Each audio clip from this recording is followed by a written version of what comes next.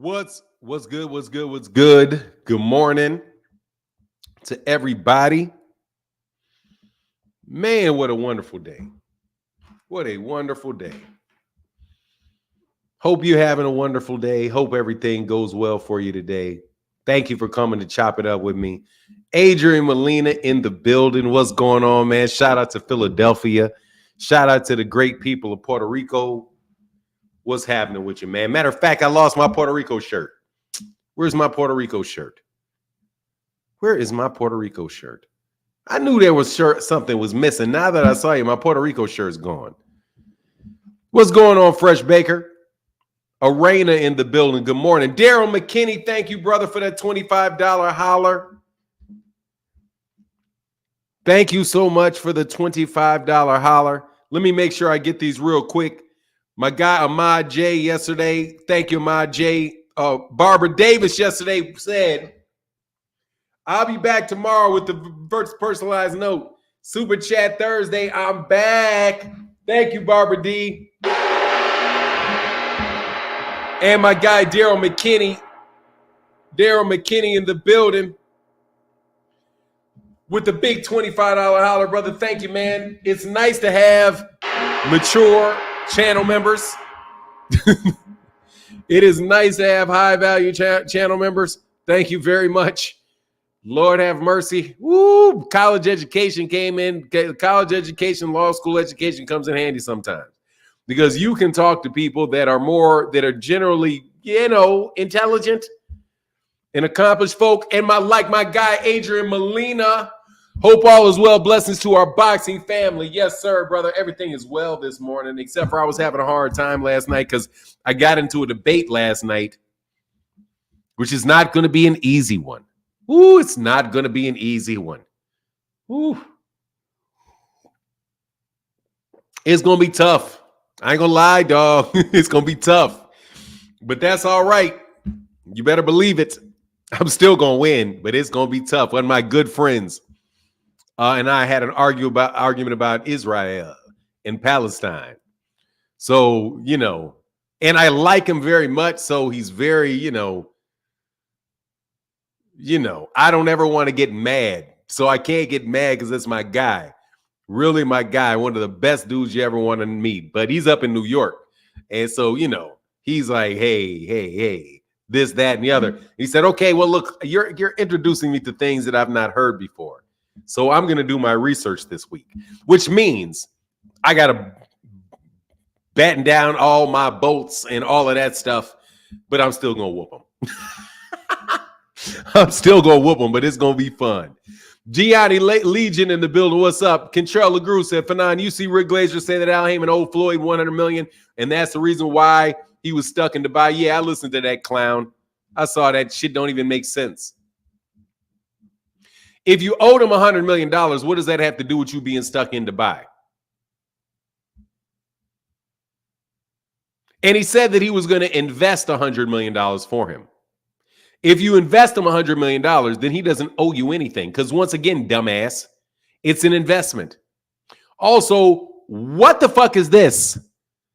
Now first of all, he's going out of business. Then first they're going out of business. Now he's stealing money from people. Will you just leave? Rick, will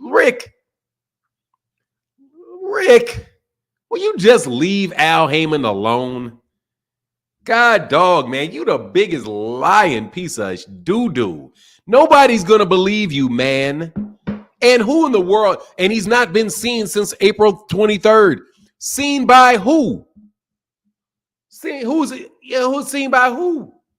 Yes, we can talk about that, man. It's the blast. It's just, man, I don't know. I know what happened. Al Heyman checked his ass. Is what the fuck happened. He's got to say, he sounds like a scorned, like he's scorned. Like Al Heyman says something is like, man, you bum. Get the fuck out of here, man. You gonna do what the fuck I say, or you gonna get the fuck out of my face, bum. Something like that. And he's been mad ever since. Like, this Negro's not gonna talk bad to me like that. Yes, this Negro is. Yes, this Negro is going to talk bad to you. I said, do this. If you can't do it, go away. I'll find somebody else to do it. What's going on, Black Parent? Because I'm sure, Al Heyman can be curt. Barbara D in the building.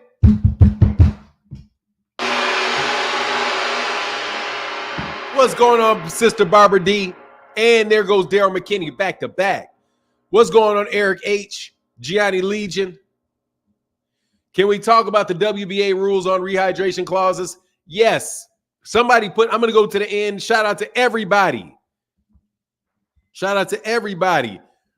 Jay Milt said, blessings, Mr. Martin, in the chat. A little 2 to get it started. Thank you, brother. We need it. And LR said, Super Chat Thursday, please. Thank you so much for your support on Super Chat Thursday. Thank you so much for your support on Super Chat Thursday. All right, so somebody got to tell me about this WBA rehydration clause. What do they say? Somebody give me a link. Because the great Phoenix the Assassin, shout out to Phoenix the Assassin, straight checked him, and Oscar said, do what Al says, and never got over it. Yeah. No, well, Oscar wouldn't say it. Al would say, look, man, go away. I'm not paying you that money. You want me to pay you a finder's fee and you want to pay them money? Go away. I just had some positive business to handle. That's great. Gotta love it, Barbara D. I'm happy that you got it handled. I'm really happy it's positive. Dat way, hey, Pow Dat Way. What's going on? My guy, Pow Dat Way, in the building with the dollar. Thank you, brother. You got to change, huh? Crawford and Madmarov. Oh, I'm looking forward to it. I'm looking forward to Crawford and Madmarov more than I'm looking forward to Tyson Fury, Alexander Usyk. I can't wait to see Terrence Crawford back in the ring. Can't wait. The NYC changed the rules. What's the NYC? Changed what rules? You guys got to give me some sources for this. And I know somebody can put a link in the section. Somebody said they put a rehydration clause. They're putting rehydration, the same day rehydration into their rules. Good for them. It's a rule. It's a new rule from the WBA saying a fighter can hydrate now. I mean, obviously they're hydrating, but hold on.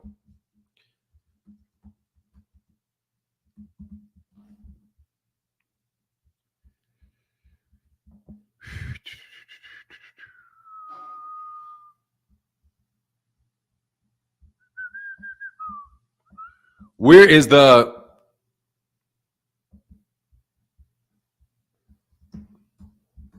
Hold on.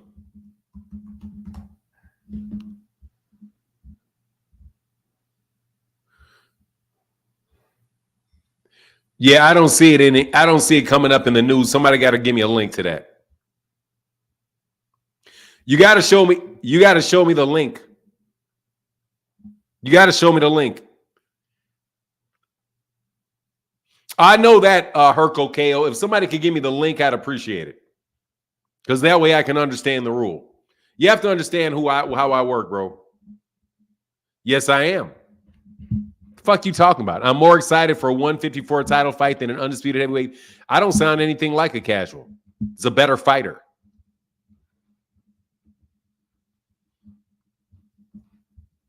Hold on a second. They're better fighters. I'm sorry, what you want me to say? I am more excited for it.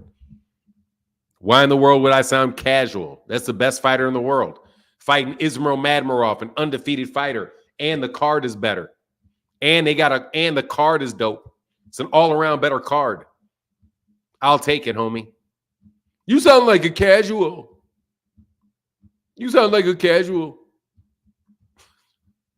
How in the hell do I sound like a casual? Like, for real. Me, of all people, casual. I'm literally here every day. Where you at? All right, here you go. Hold on a second. I'll let you get one, brother. I'll let you get a moderator on that. All right, you got a wrench. Please do not abuse that wrench. Phenomenal show. Got that membership going new. The Score and Haney fans over on Twitter already blaming Tank for the new rehydration clause and are now disinterested in the fight. They're butthurt. The butthurt boys. Ooh, they butthurt. All right. Ooh, they butthurt, bro. I love it too. I can't lie. All right. These are the rules. Where the rule? Oh, blood pressure, vision, abdomen, hand fracture, history of absolutely no history of mental illness. Oh, no. What? In order to obtain a license for or renew a license, all boxers must submit it through a medical examination. Da da da da da.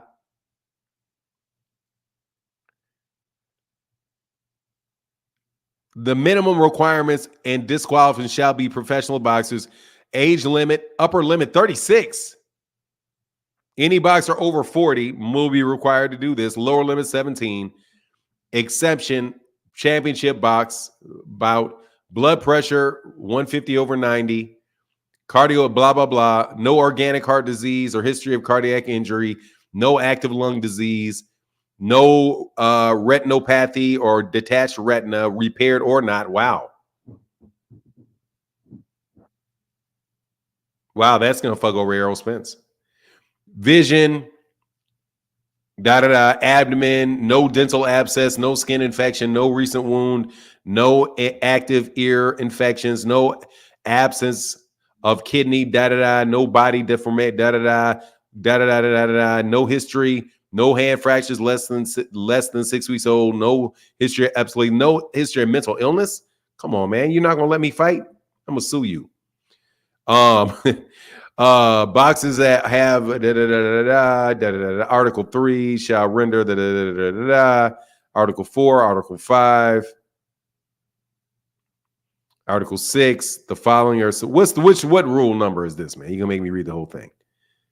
Ringside officials, knockouts, 3 physicians, drug testing, fair program. Okay, we can go back to that. Approve rehydration. Consumption of water or approved by electrolyte drink. That doesn't address it. That doesn't address it.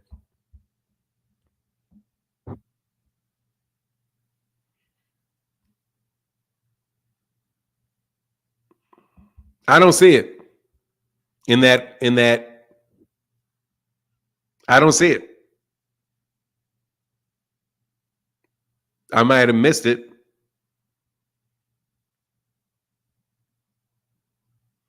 I don't see it.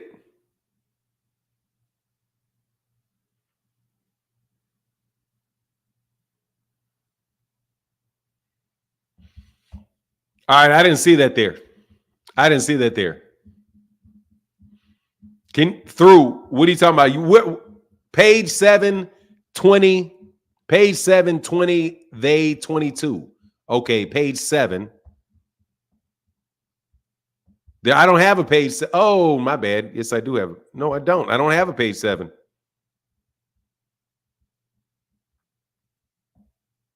It stops. I don't. It's it. It stops at page 7. What you sent me stops at page 7. So you didn't send me enough to read it.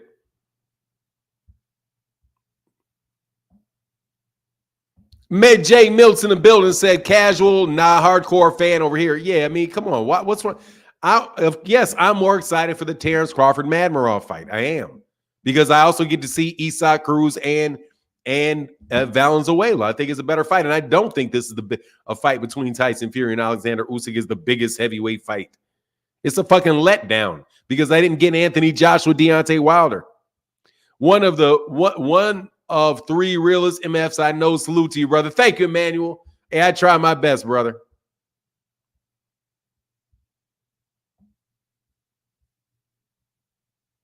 Like the Haney rule. Hey, dude, seriously, I hope they did put that in there. Thank you, Slap. So the WBA rules, I can probably find the WBA rules.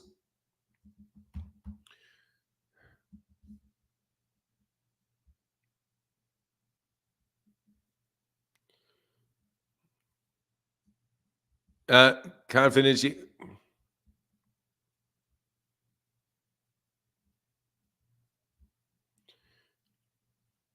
regulations.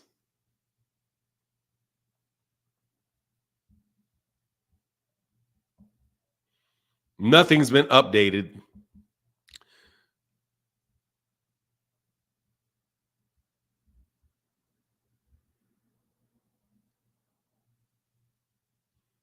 Yeah, I can't see it, man. I don't know what it is. Where do you got a link on Instagram or something for it? I don't like to talk about rules that I haven't read. But if they're saying that they're trying to put a 10-pound rehydration clause in it, I like it. I like it very much. Good for them. They need to do that. They need to do it for all the sanctioned bodies, all of it. And Devin will be happy because Devin just got done complaining about it. So good for him too. They need to do it for everybody. 2 said, every day I'm so entertained about the stuff people make up in the boxing world. Now Tanking is making all the sanctioned bodies implement a rehydration clause. Tank demand. I love that rule. That rule is great. That's a terrific rule. What's the problem with that rule? Hunter Young, the great, said, what are we discussing? The chat act like they don't see me asking, seeing what folks join Team Haney because the way they chat is treating me. Just kidding. Hey, no, man, my bad, Hunter Young. Hunter Young, what we talking about is they brought up the fact that the WBA changed a rule or added a rule for a rehydration where you have a limit to the rehydration the day after, the same day weigh-in. So I'm saying somebody needs to show me the rule so I can know it's an actual rule, and then I can really respond on it. But nobody's giving me a link to the rule, or even to where maybe it's on Tank's Twitter, because I know he responded to it.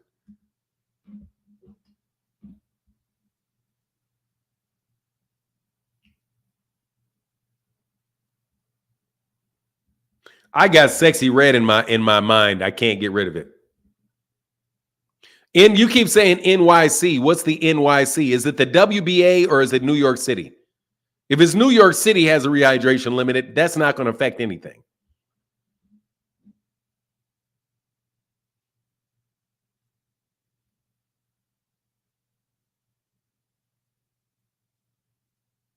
I need to see.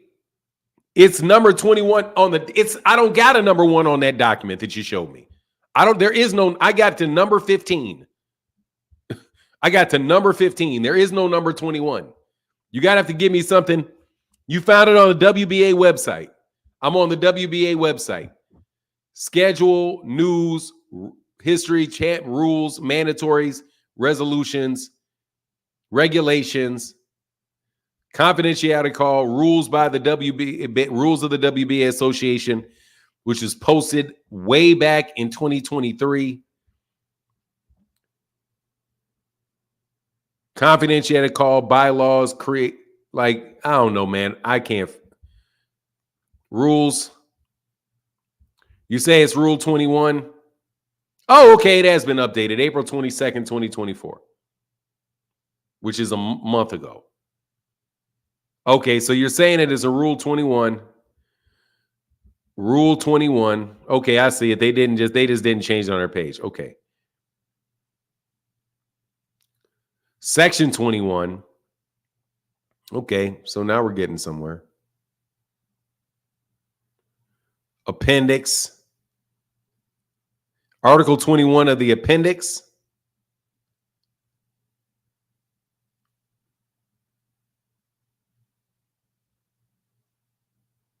Man, come the fuck on, bro.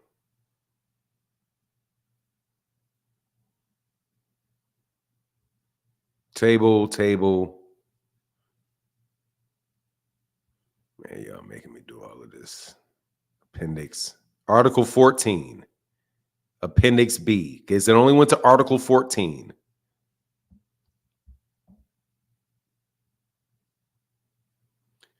Drug stimulants. Article 11, Article 12.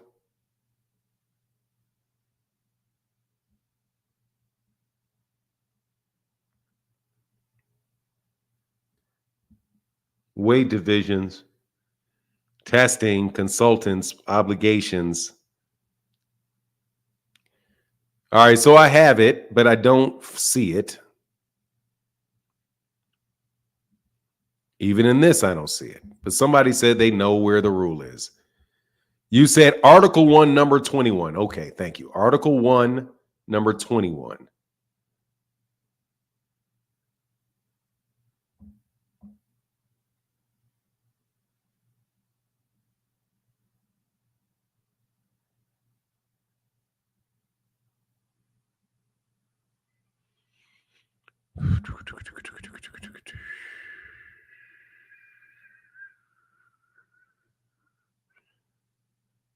Alrighty.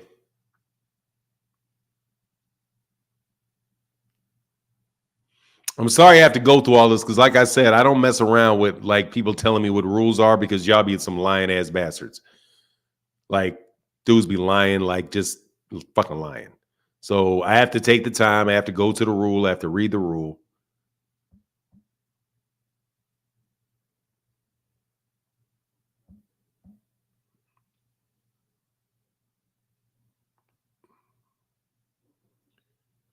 Going through it. Female boxing. We're still going. Article Appendix A, Article 1, number 21. There's only number 20. That's it. You say, are you playing with me? You said it's Article 1, number 21. Appendix A, Article 1, number 21. There is no number 21. It's number 20. It stops in number 20. You talking about no rapid dehydration if a boxer has more than 3%. Okay, so it's not in this one because this is 11 to 2023. So it's not here. They added a rule to rule 21. So it's not on this site. Can somebody just cut? It's not on that rule. It's not there. I literally, it's not there on what's on the website.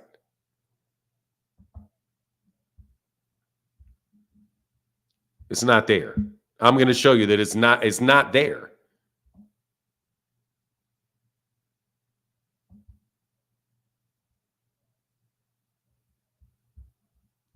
I don't know why I shouldn't have.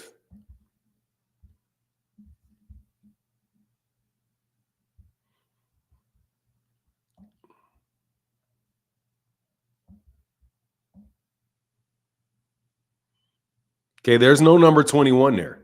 I'm going to show you right here. There's no, at least what's on this WBA website.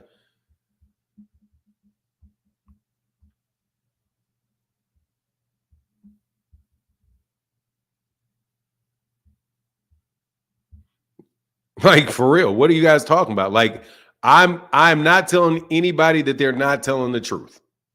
Okay? However, you tell me that that's what it is. This is Article WBA Association Medical and Safety Guidelines. That is not there. It says 20. Now, maybe it's over. Let me see this other one that you say you sent me, though.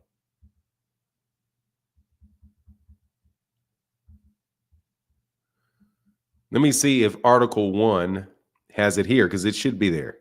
Okay, let's see if it's here. Article 1, 7. Oh, here it is. Okay, 21. There is a 20. No history of medical illness. 21.20. No rapid dehydration. If a fighter is more than 5% overweight 5 days before the fight, he will not be allowed to dehydrate himself and should not be permitted to fight. If he presents signs of dehydration and excessive loss of weight on the day of the fight, he should not be permitted to fight. Introduction regulation of weight certificate. All boxers applying for an original given electroencephalogram, chest x-ray. That's not it. Where is what you guys are talking about? You guys just making this shit up? Are y'all just making the shit up? Are y'all just making shit up? Y'all, it says nothing about here. Mikkel, let me show you. Man, y'all, what are y'all doing?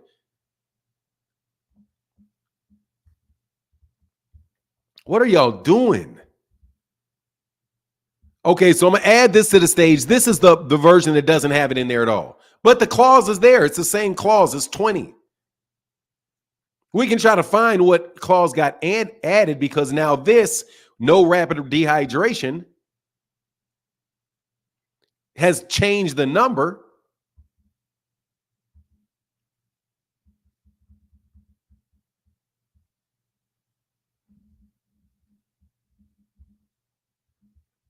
Let me remove this. Man, you guys, man, are wilding out, bro.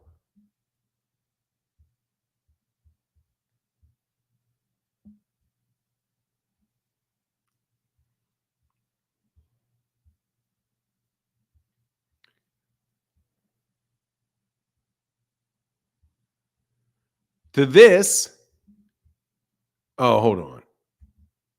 That's 20.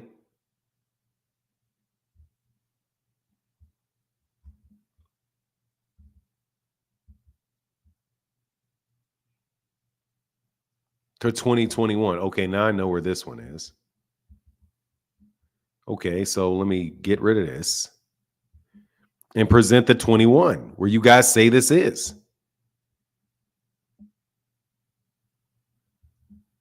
This is 21. And here you see no rapid rehab. Let me move it up. No rapid dehydration. If a boxer is more than 5% overweight 5 days before the fight, he should not be allowed to dehydrate himself and should not be permitted to fight. If he presents signs of dehydration and excessive loss of weight on the day of the fight, he should not be permitted to fight. This has nothing to do with rehydration. And to boot, this rule was already in effect. It was already there. We can figure out what rule actually got added. Age, blood pressure. Let's go up here. Let me look.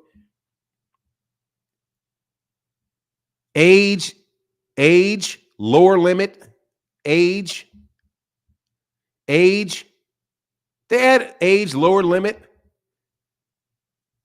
exception, blood pressure. They added an exception, blood pressure, no organic heart disease or history of cardiac arrest, no organic history. Man, you guys need to stop. Fundi vision, whatever the fuck Fundi is. Fundi vision,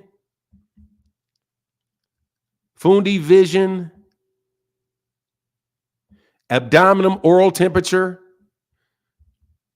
no dental abscess, no skin infection, no recent infection, no recent face wound or no recent wound on face or ear, which is less than 6 weeks old.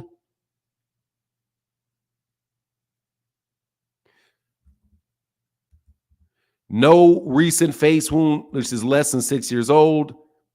12. No recent. Say they added something there. No dental abscess. No skin infection. No oral temptum. No abdomen. Why did this move up to 8? Where is the one that they added? Because they obviously added something. Vision is 7. It used to be 6. Fundi. And no active lung disease. No active lung disease. No heart disease. No organic heart disease. Cardiac injury. Blood pressure. It has to be the blood pressure changed. Blood pressure. You know what they did? All they did in between the two of this is they made they changed the lower limit to number fucking 2. They didn't change no rules. There's not even a rule change in here. All they did when they changed this from number 21 to number 22, I'm going to show it to you. The only difference between these two rules is that right here, it says number 1, age limit, 36. Number 2, lower limit, 17. Okay? Keep that in mind.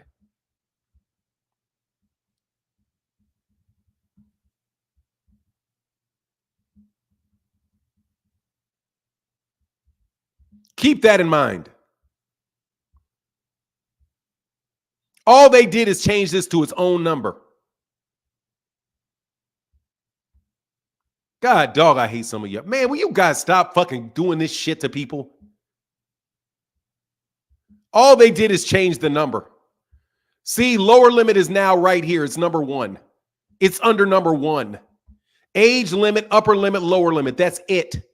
This is 1 has both upper limit, 36 years old, and lower limit, 17 years old. That's all that has. But the new one has this.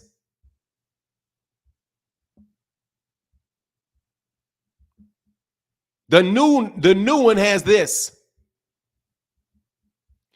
Upper limit age 36 is number 1, and then they split it into number 2, lower limit number 17. The rest of these rules are the exact same. And this right here is it doesn't say anything about rehydration. And it's the same rule that was in place.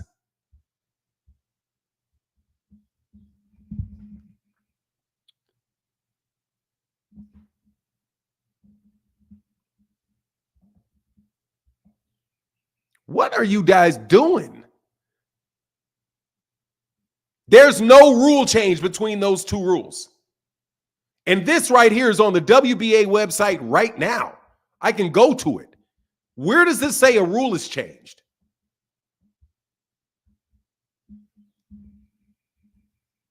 This is on the website right now. All right, so now we can put that to bed. What rule change? What rule change? There was no rule change. All they did is change a number 1 to a number 2. That's it. That's it. They split number 1 and number 2 and moved all the rules down. And that is not a deep rehydration clause. That is something that was already in place saying that you cannot be dehydrated. What's the rule again?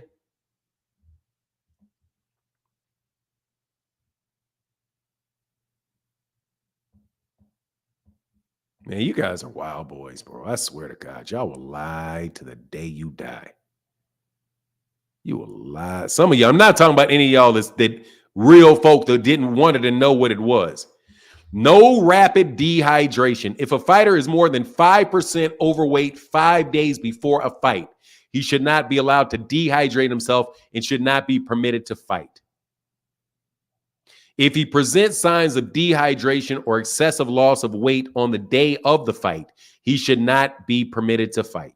That has nothing to do with rehydration clause. That is not a rehydration clause. And that's the same rule that was in place for several years. For at least since last year, April of 2023. April of 2023, that was in place.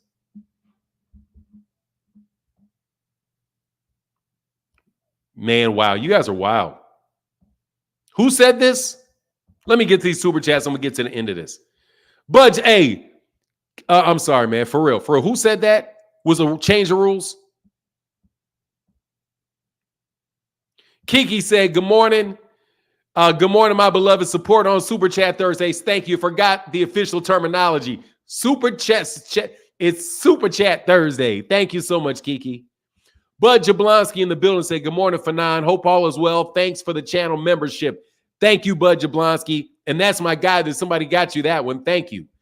And that was either Kurt Hurd or Kurt Hurd did that yesterday. And man, I think maybe Phoenix the Assassin did it. Phoenix the Assassin, I think they're referring to the rule of rapid rehydration. So a fighter can't be more than 5% overweight 5 per days before the fight. Yeah, but that rule was in place last year. That was in.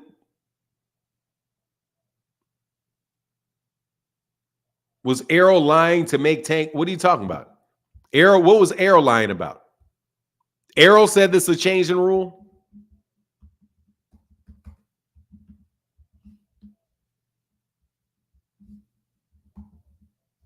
That stuff has been in since yesterday. What did Arrow say?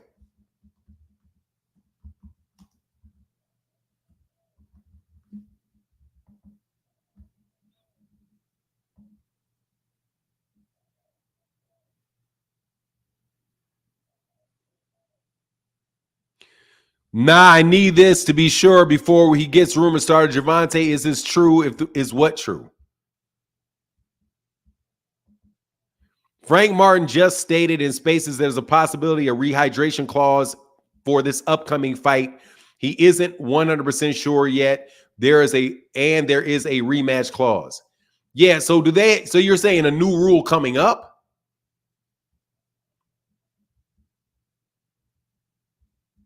I'm not saying that he's lying. I'm saying, yeah, WBA, the rule is not there. I know the rule's not written down. If there's a new rule coming up, it's not written down. So I don't know. All I can go is off that rule that's written down. So I don't know if he's lying or not. He said a new WBA rule. Is that rule is not written down, so I don't know. Can you guys show me the rule? Can you show me the rule?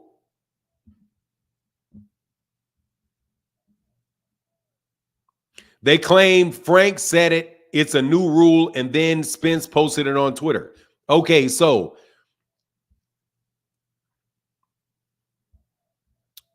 Frank Martin just stated on Spaces there is possibly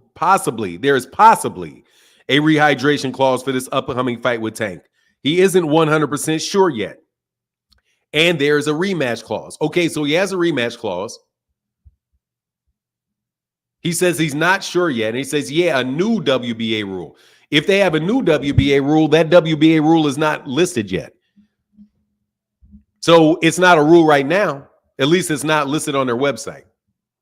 So there's nothing I can say. I just read what you guys gave me, and it's not there. That's talking about 5%. 5%. I got it. I just saw it. I went to the status. He said, JB said, Tank said he don't even know what's going on, so I don't know if it's true. And he's like, dude, how could I make that change? But while it's not a written down, the rule is not on their website yet. I don't know what they're trying to do. You actually have to pass the rule, and dude, the rule has to be in effect. The rule has to be in effect already. The rule has to be in effect already for a fight that's already signed. It's under the WBA rules, but they'd have to implement it in the next week. But if they did do it, I like the rule. I'm sorry if I called all y'all liars, but serious, man, I get tired of people telling me rules. You go check the rules, and the rules don't say anything like it. Like, it's not in there. So they didn't change no rules. I mean, the rules not changed in the rule book. So they added a 1. All they did is they split number 1 and number 2.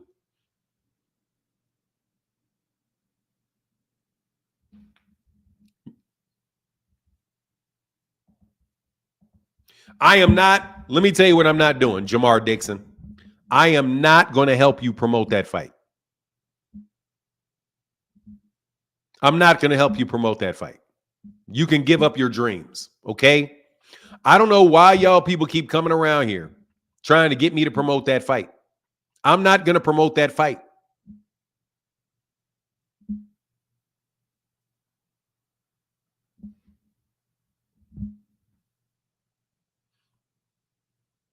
Hey, what's Barbara D said? Hey, Martin, I see the channel's growing. I mean, it's doing well. We're doing well with your help. Man, please stop. You guys have been trying to get me to do that all week. I will talk about that fight when it's over. I will talk about that fight when that fight is over. Hunter Young in the building said people are giving Tank omnipotent power to change the WBA rule that just so they can hate on him. I see people saying Tank made them change the rules. Yeah. Look, thank you for confirming, Martin. Yeah, hey, Andre Noble, thank you. Yeah, no worries, Andre Noble. Well, let's go through something that is very interesting. I blame Devin Haney. I blame the face of boxing. This is why they changed the rule. Let me show you why.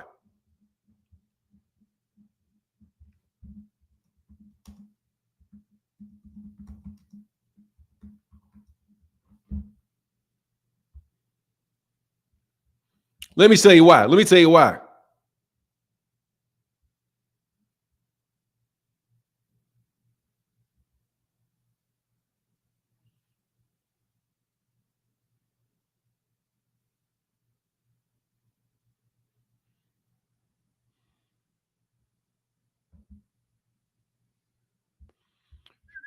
I can't find it. I don't want to find it because Devin said that it was unfair that they didn't have a same day weigh-in, and Ryan was allowed to come into the ring no matter how much he wanted to weigh. So you know how that works. King Devin said he wants a rehydration clause. He wants that. He wants it in the rules that you cannot get out of a same day weigh-in. See, and the WBA said, let's do what Devin wanted. Let me find this. Since y'all just want to go making theories of blaming people for rules that should be in existence anyway,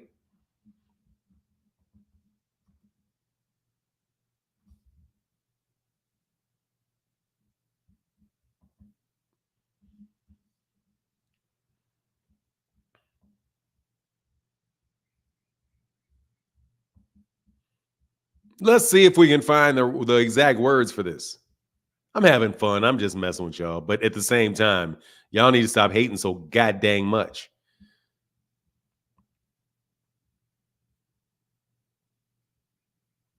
Where did it go? Man, I can't believe Canelo has to fight him mandatory. So he's not ducking anymore. Y'all don't like that, dog. Y'all don't like that. The WBC should have ordered that. WBC didn't order it. WBC looking ganky. WBC looking like they getting. Man, come on, man. Where is this article, homie?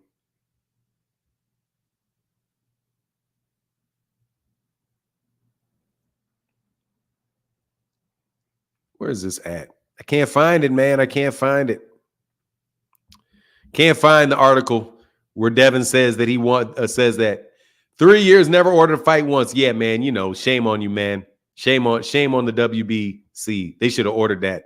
Stone Alone in the building. What up, Stone Alone? Said for Super Chat Thursdays. Thank you, brother. Definitely should have ordered that, man. Definitely should have ordered that. Definitely should have ordered that, man. Definitely should have ordered that. Hey, my guy, what's going on? Black Parent says Super Chat Thursday. Thank you, brother. Appreciate you for the big support. He said, GTD all day. Yeah, man. Come on, y'all can't be, man. If you got to have the rehydration clause in there, you got to have the rehydration clause in there. Ain't nothing wrong with that. You know what I mean? Ain't nothing wrong with that. Calvin in the building said for the Truest Boxing Channel. Thank you, Martin. Thank you, Omega Red. Thank you, brother. Thank you for the $10 holler. Thank you for keeping the channel going. No joke. Thank you to the prosperous supporters of this channel. And Key said reading is fundamental. Yes. But I just needed to know who said it and where the rule was. So I can't vouch for that rule changing. But if they say it's a new rule, general manager in the building. Thank you, brother. Appreciate you. Now let me put a link in this chat for all y'all so y'all can duck me. Devin needs to get it back in blood. Yeah, he does. But for real, that's a good rule. What's the problem with that rule? What's the problem with that rule? I like that rule. They should have it in the WBO, the WBA. They should have it in all four sanctioning bodies. All four major sanctioning bodies should have that rule. And they should all have 10 pounds. Because that right there will solve a lot of problems. It's going to push fighters up. It's going to push fighters up. 10-pound rehydration. Okay, I guess I got to fight at 147. Oh, man, I guess. And then for the people that don't want to fight at 147, because they're like, man, I don't want to fight them big dudes, but I can't make it, dude. The ones that don't want to do it are going to get out of that weight class too. Terrence Crawford may never have stayed around 147 if he ever had to do that. Notice that Terrence Crawford, the first belt Terrence Crawford ever gives up is that IBF. He drops that IBF fast. He gets rid of that IBF immediately. And man, that shit like hot potato with that. The great Terrence Crawford. The great Terrence Crawford. The great Deontay Wilder. Hey, when's Deontay Wilder fighting again? When do I get to see him fight When do I get to see Deontay Wilder versus Zhang, the best heavyweight fight in the world? The best? No, it just means he's going to have to fight for the WBC or the WBO. The WBC or he just has to fight for the WBC or the WBO. One or the other. WBC or the WBO. One of the two. One of the two. But I support Dev. I support Devin. I want Devin to get that win back. Yeah, I think Zhang may get Wilder too, but at the same time, I'm rooting very heavy for Deontay Wilder.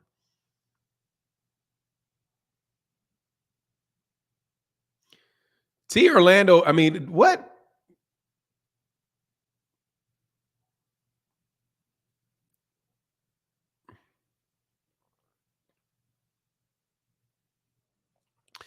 I don't see Wilder getting stopped. Man, what the first I got him over Zhang. Screw what you talking about. Zhang is slow as shit. Zhang is washed too. Zhang is slow as fucking molasses. Zhang is slow as molasses. He's definitely going to get hit with some shit. Okay?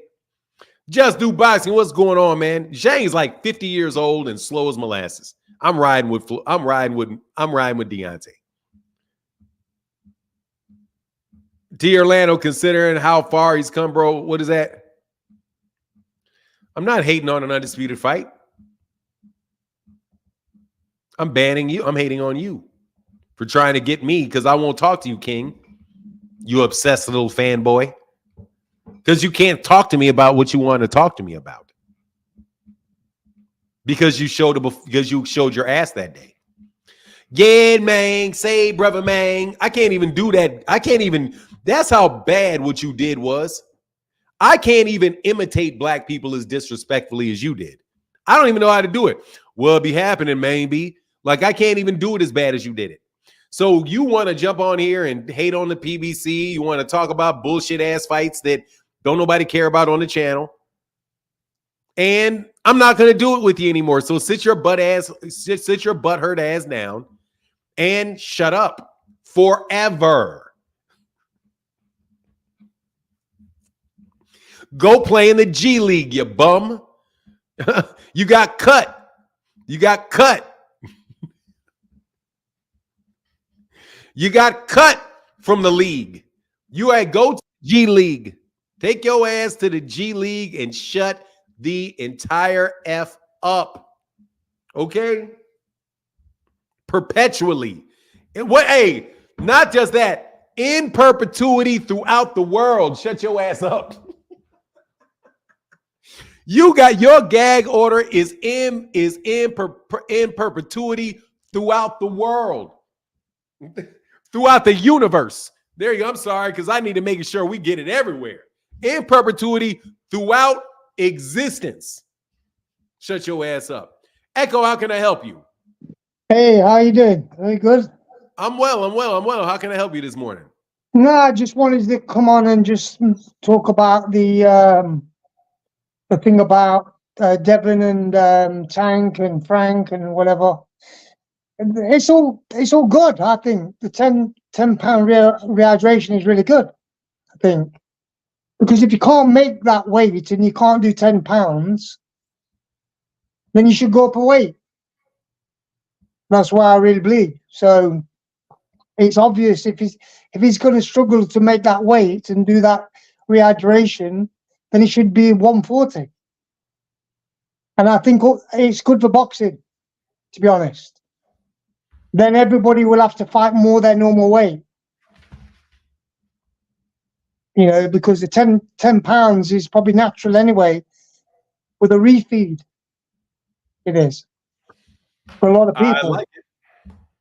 So I think it's great. And I think anybody complains about Tank doing this really should. Tank could not have possibly done it. No, I'm on about, yeah, I know it's the WBA, okay. I know that, but I'm just saying. But somebody will complain that Tank, it's because Tank wants it or whatever, because somebody's going to try and spin it.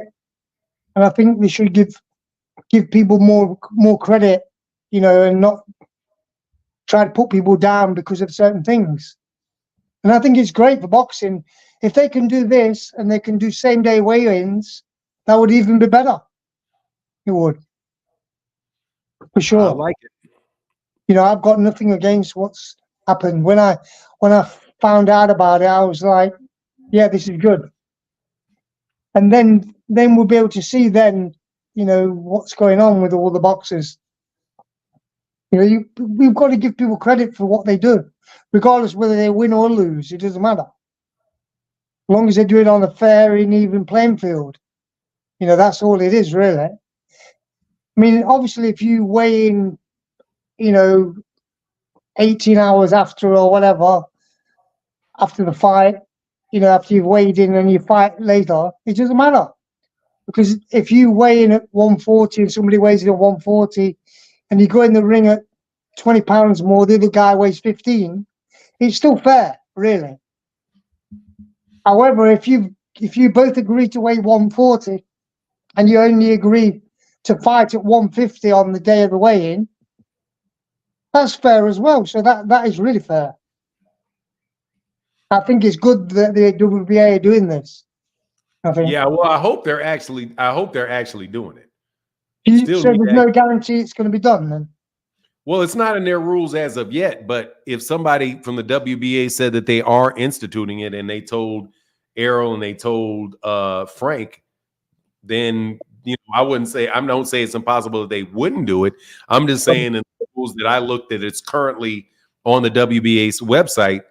There is no rule stating that. So until they actually get it done, then what can we say? Unless of course they say then they inform everybody, but they inform it without putting it on the website, which is possible. That's all I'm saying is I can't confirm it. But if they do it, that sounds like great news to me. It is. Yeah, I don't have a problem with that at all because that means you're fighting in your weight class. Yeah, a lot of people will have to go up in weight because they won't be able to do fat camps anymore, or they'll have to stay in shape more all year round. And that would be their responsibility to do that, because not everybody stays in shape all year round. 10 pound within their weight class. And that's what really they should be doing. Really, that's one of the reasons why Bernard Hopkins was able to do what he did, because he stayed in shape all year. And same as Mayweather and a lot of other boxers. And unless you're going to torture yourself to lose like 3 stone, which is really just a fat camp, really. So yes, I think it's all good. But I just want with best fights. That's all I want. And I'm all for the even playing field, because that's what it should be. Makes sense to me. But as it is for people don't give each other credit, or don't give the boxers credit for what they do, regardless whether they win or lose. And I think it's sad that people are downplaying Devin because he lost. I mean, obviously he lost because of the fact he was overconfident about the weight, and his team didn't really think it through properly. But this is a learning experience more than anything for them, to go back to the drawing board and sort out this tactics and everything else. And if they're having trouble making 140, then I mean, when you weigh naked on that day, I mean, it was a naked weigh from what I heard. That's not always good. It's not. I mean, Marvin Agnew did that when he won the world title. When he fought Alan Minter, he weighed in naked. But he was always a middleweight. And it was hard for him to make middleweight, but he was dedicated all his career. But when you see somebody after the fight weighing 180, or probably, ballooning up, I could see Devin, he looked like he's waterlogged. He did. Bloated completely. That is not a good look for a fighter to be able to be in that situation. Yes, sir. Hey, I got to get to these super chats. Thank you. Thank you, Echo. Appreciate you, man. You're welcome. How's your workouts going? Anyway, you still working out? Hell yeah, I'm working out every day. I'm working out. Well, I took off yesterday, but I'm working out 6 days a week. And yeah, so I added weightlifting, and I ride the bike for. Oh, that's good. That's Yeah, good. right. Well, stationary bike. I rate that for like till my heart rate's like 120. I'll do that for about an hour till I burn like 450 calories. And then Wow. I will, and then I'll lift on the legs, and then the other day I'll lift upper body.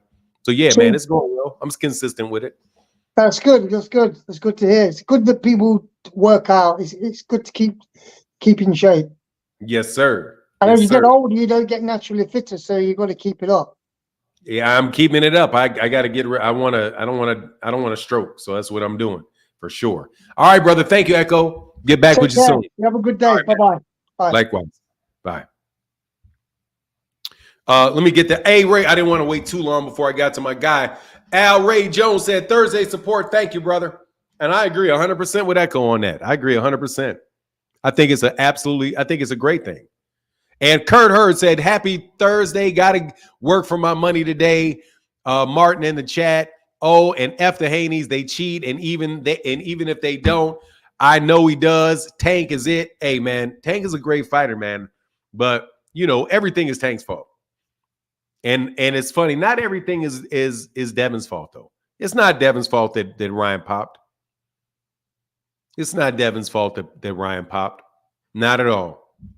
And yeah, people, I like what he said, man. People are really running down Devin. Yeah, they're running Devin down.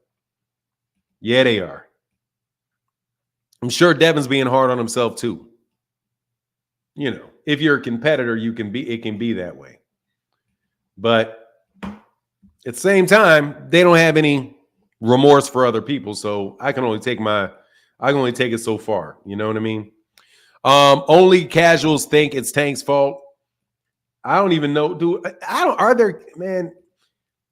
This dichotomy between hardcore boxing fans and casual fans, I wonder if it's real. Because there are people that really do pay attention to boxing every day that say some very ridiculous things. And I think that qualifies you as he doesn't have any stones. He got his ass whooped, bro. That shit don't work. That stone has no power to it whatsoever. It has no power behind it. It has no energy behind it. No, it's a false dichotomy. Yeah, I think it is a false dichotomy. Because some of y'all are really hardcore boxing fans. You're just dumb. Y'all are truly hardcore boxing fans, but you're dumb. So, that's more the problem than the fact how often and how much you pay attention to boxing. How you can blame Gervonta Davis for something that is a rule with the WBA is beyond me. Especially seeing as dang well he didn't go out of his way to do it. Man, I forgot I needed to do something for my mother. Wow. Oh, that's real. The others just be lying. Yeah, I mean, they just dumb. I mean, I just read what Arrow said about that, and he said, yeah, new WBA rule. But that doesn't mean that Arrow said it was a bad thing or blamed Gervonta for it. It's the rule Gervonta's got to deal with. That's a rule Gervonta has to deal with. Or he gets stripped if he rehydrates too much. If he gets to 136, 145 pounds. So that restricts him as well as anybody else.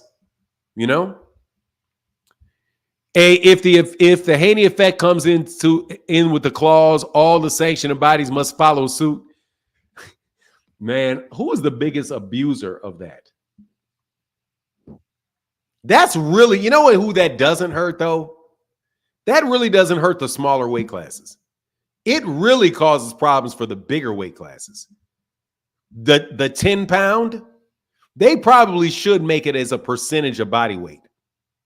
They really should make it as a percentage of body weight and not a situation where they talk about the actual pounds, because gaining 10 pounds for somebody that fights at 118 is no big deal. Because that means they're at 118, they can come in at 128. But you got somebody that's at 175 and he can only come in at 185. It makes more sense to do it as a percentage of body weight.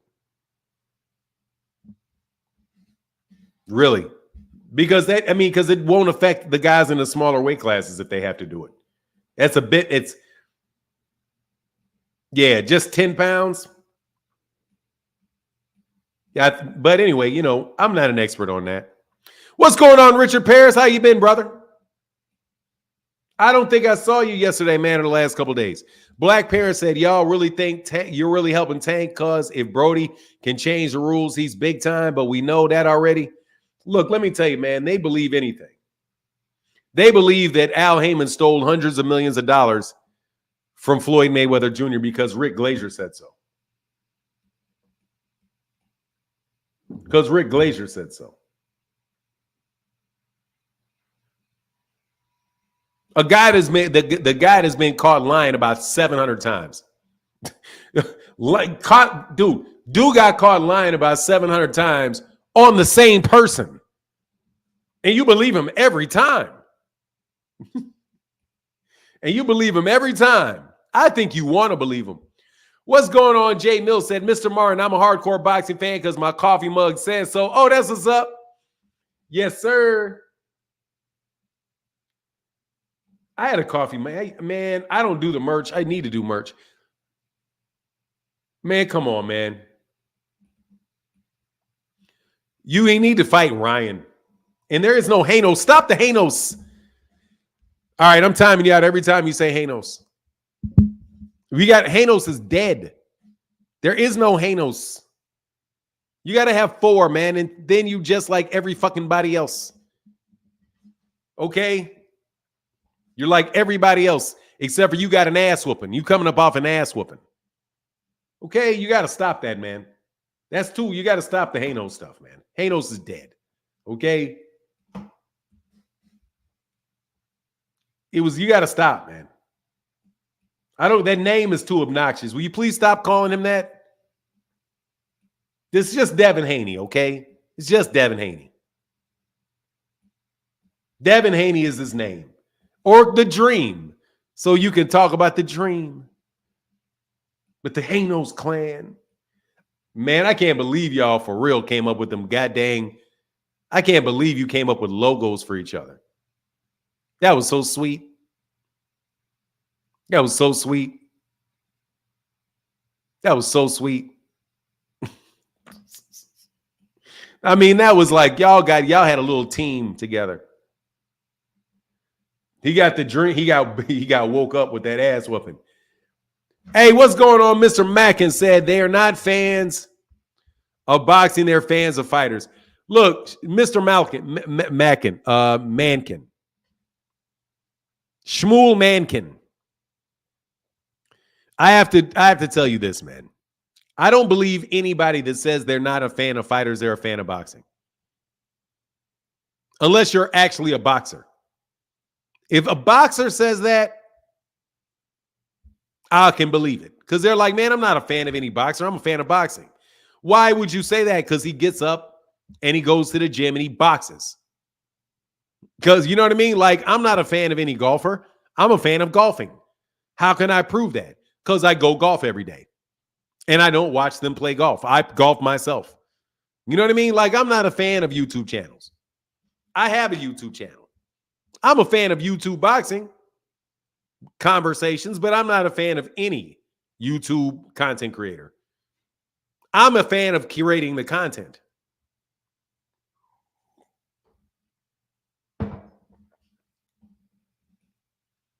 So I never buy that, man. I just think that's a guilt trip that people try to put on people when they don't like what they have to say. Oh, you're not a real fan.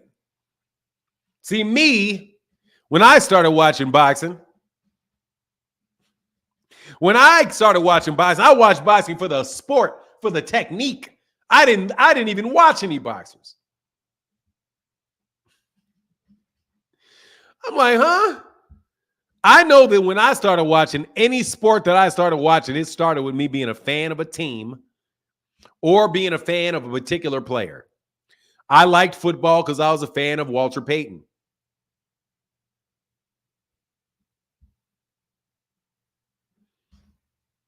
I watched basketball early. I was a fan of Artis Gilmore. The A-Train. Top 5 boxers right now. Terrence Crawford, Gervonta Davis. Terrence Crawford, Gervonta Davis.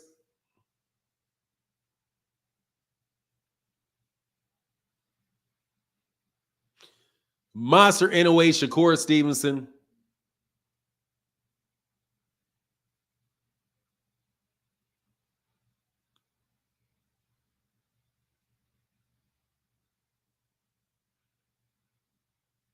Arthur Beterbiev. Nah, he got caught juicing. I can't put Canelo because he got caught juicing. Nah. Man, I don't know why y'all need to stop hating on Shakur so goddamn much. I mean, y'all just hate on Shakur. Just you got infiltrated. You got infiltrated by the Devins, the Devonites. They infiltrated you. They infiltrated you. Bivol is not better than Shakur. Hell no. Bivol can't bust a grape in a fruit fight. He got caught juicing, so I keep him out of my list. I like him. If you want to know my favorite fighters, the fighters that I really like to watch, top 5 fighters that I really like, Terrence Crawford, Errol Spence, Gervonta Davis, Canelo Alvarez, and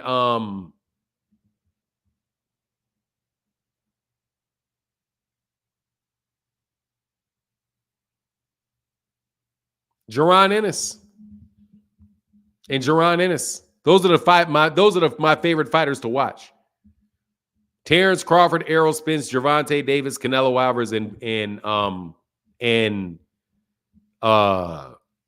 Jaron Ennis. Those are my favorite 5 to watch. Yeah, I do. What do you mean? What? Click the link. Or forever leave. Okay, here's the link. I mean, Wilder to me is kind of like Guillermo Rigondeaux right now. I don't get caught up. I don't.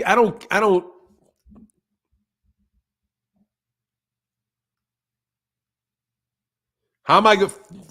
Dude, it's tight. I gave you my top 5. I put Shakur in the top 5 as the best fighters. I'll put Shakur in the top 10. What the fuck? Man, dude. You heard my list, didn't you? You heard my list, right? Of my favorite 5 people to watch. I just gave you my favorite 5 people to watch. What do you want me to? Fuck no, because I didn't put them in the list. Why you ask stupid questions? Fuck no, Dranos. You that hate Devin? No. I enjoyed watching Devin get his ass whooped by Ryan Garcia, though. But not just because he got whooped, just to see you have to sit there and watch it. That was one of my favorite moments. Stop asking me dumb questions. No hate. If I didn't put him in there, is he in there? No, I do like, I mean, he's right there. I'll never miss Shakur Stevenson fights. I like Shakur Stevenson a lot. I do. I like Shakur Stevenson a lot. There are certain fighters, though. There are certain fighters that I really like that I know are older. Deontay's almost 40. He's one of my favorite fighters, one of my favorite people. Yeah, Devin's on PEDs. Okay. Devin's on PEDs.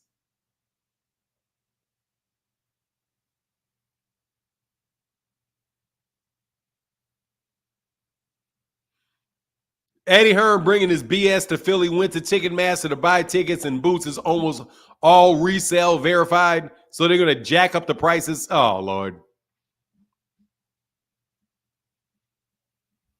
Look, I can like who I like. And if I give you an answer,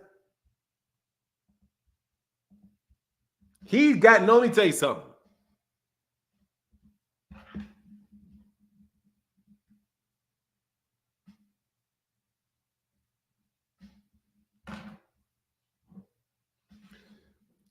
Devin got his ass whooped. Sit on that L.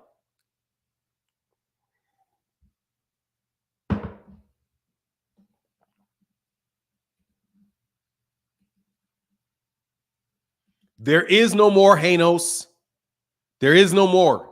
He got his ass whooped. Sit on that L. The thrill is gone. He's got to beat Jaron Ennis to get it back.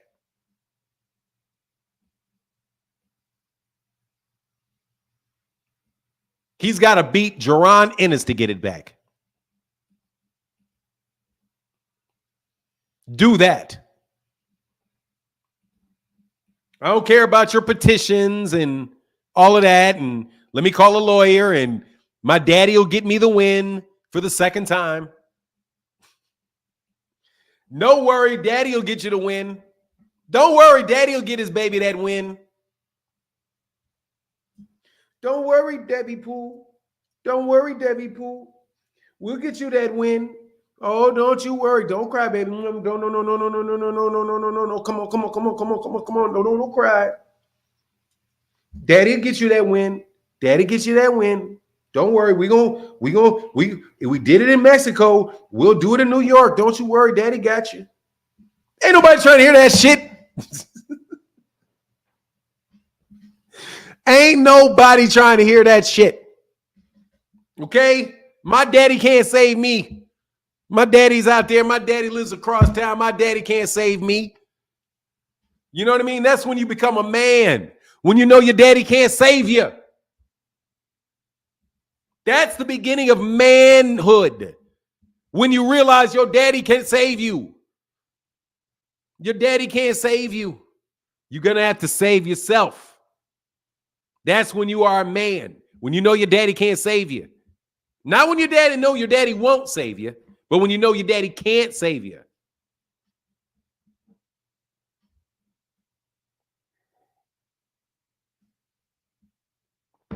Sit your daddy over there. Daddy, I'm sorry, I got to let you go. You got to sit over here. You got to be in the front row. You got to be in the front row. I'm telling my son all the time, son, I can't save you. Your ass is running around, smoking and drinking, driving that goddamn car around. I can't jump in front of you and that police officer. And the faster you realize that, the faster you know. The faster you know. I can't unspill your drink of this good Topo Chico. Hold on 1 second. Make sure I didn't chip this bottle.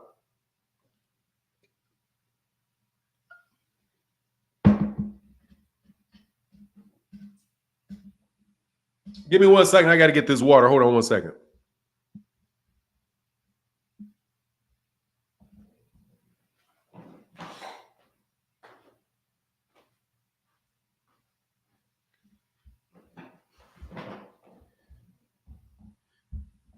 All righty.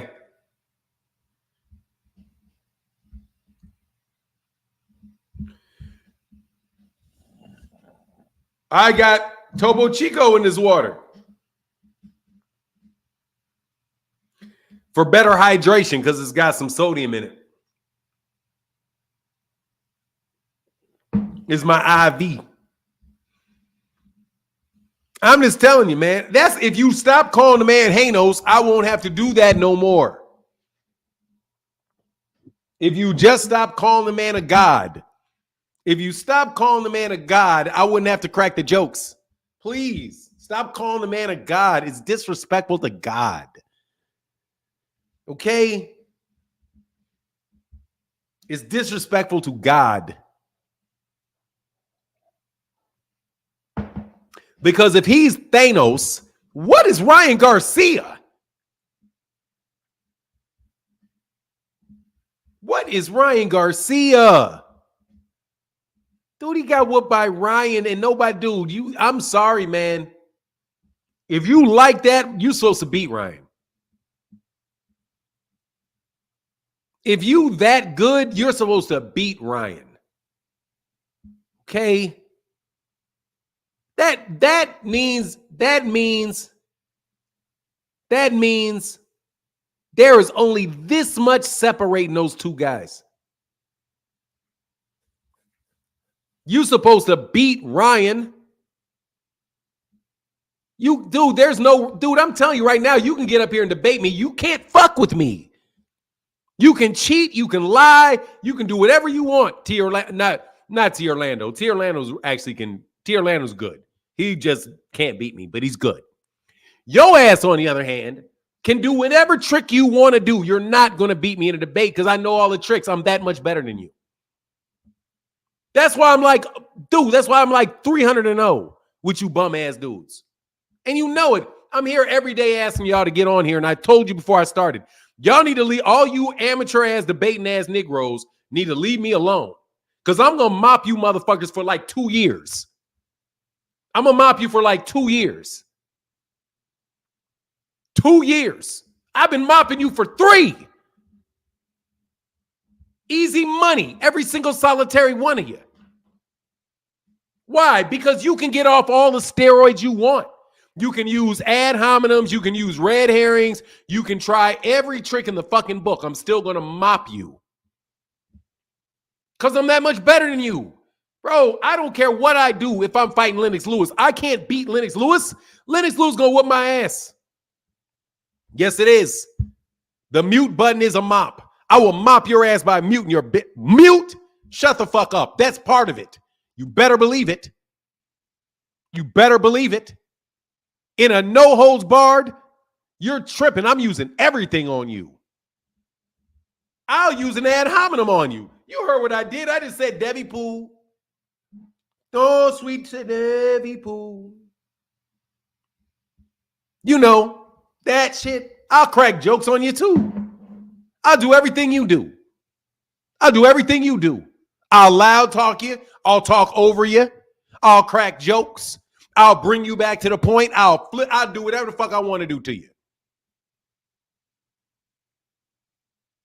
Who's Scotsman? I don't know who Scotsman is.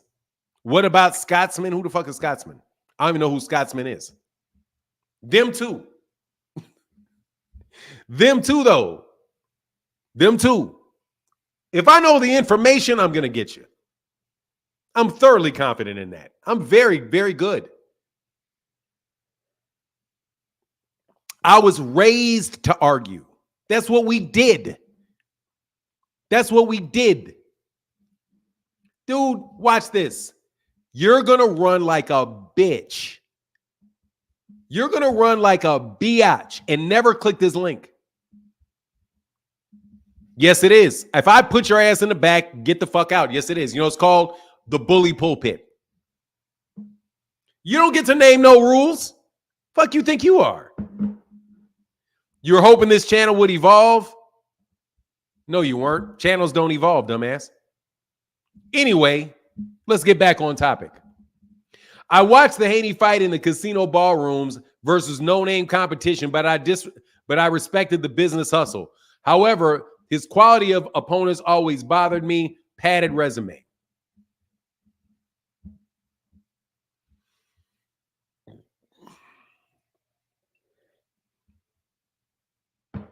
Anyway, back to the original topic, which is why Devin got his ass whooped by a C-level fighter.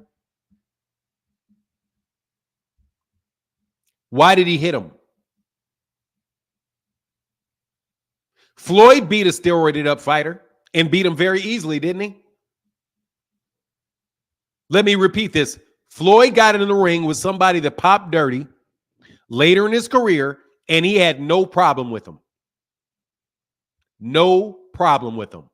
And his name was Canelo Alvarez. He had no problem with Canelo. Oh, you want me to fight a bigger Canelo Alvarez? No worries. No problem whatsoever with him. Shane Mosley had popped dirty in his career. Guess who didn't have any problem with him? Floyd. Oh, yeah, he did. I'm sorry.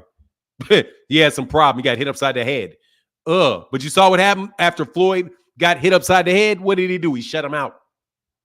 He said, ouch, that shit hurt in the mug. Wobbled his ass too. What did Floyd do? Floyd said, okay, that'll be enough of that. He got wobbled again. And then he said, okay, no, for real. That's enough of all of that. And cut all that shit out.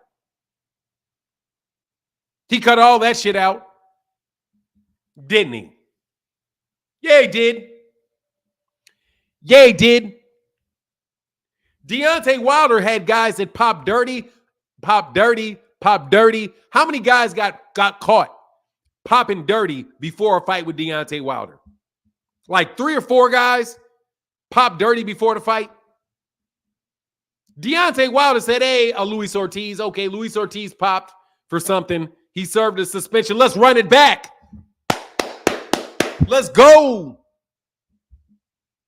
He said, okay, I know you pop dirty, but I don't care. I'm going to whoop your ass anyway. And what did he do?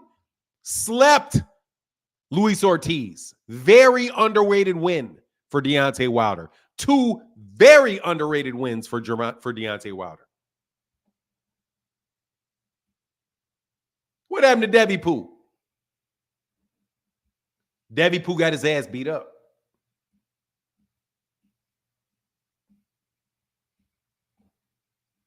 So stop calling that man Hanos around me. Even if a guy dopes, there's a lot of guys that win fights against guys that dope. Lots of guys win the fights. Devin didn't win the fight.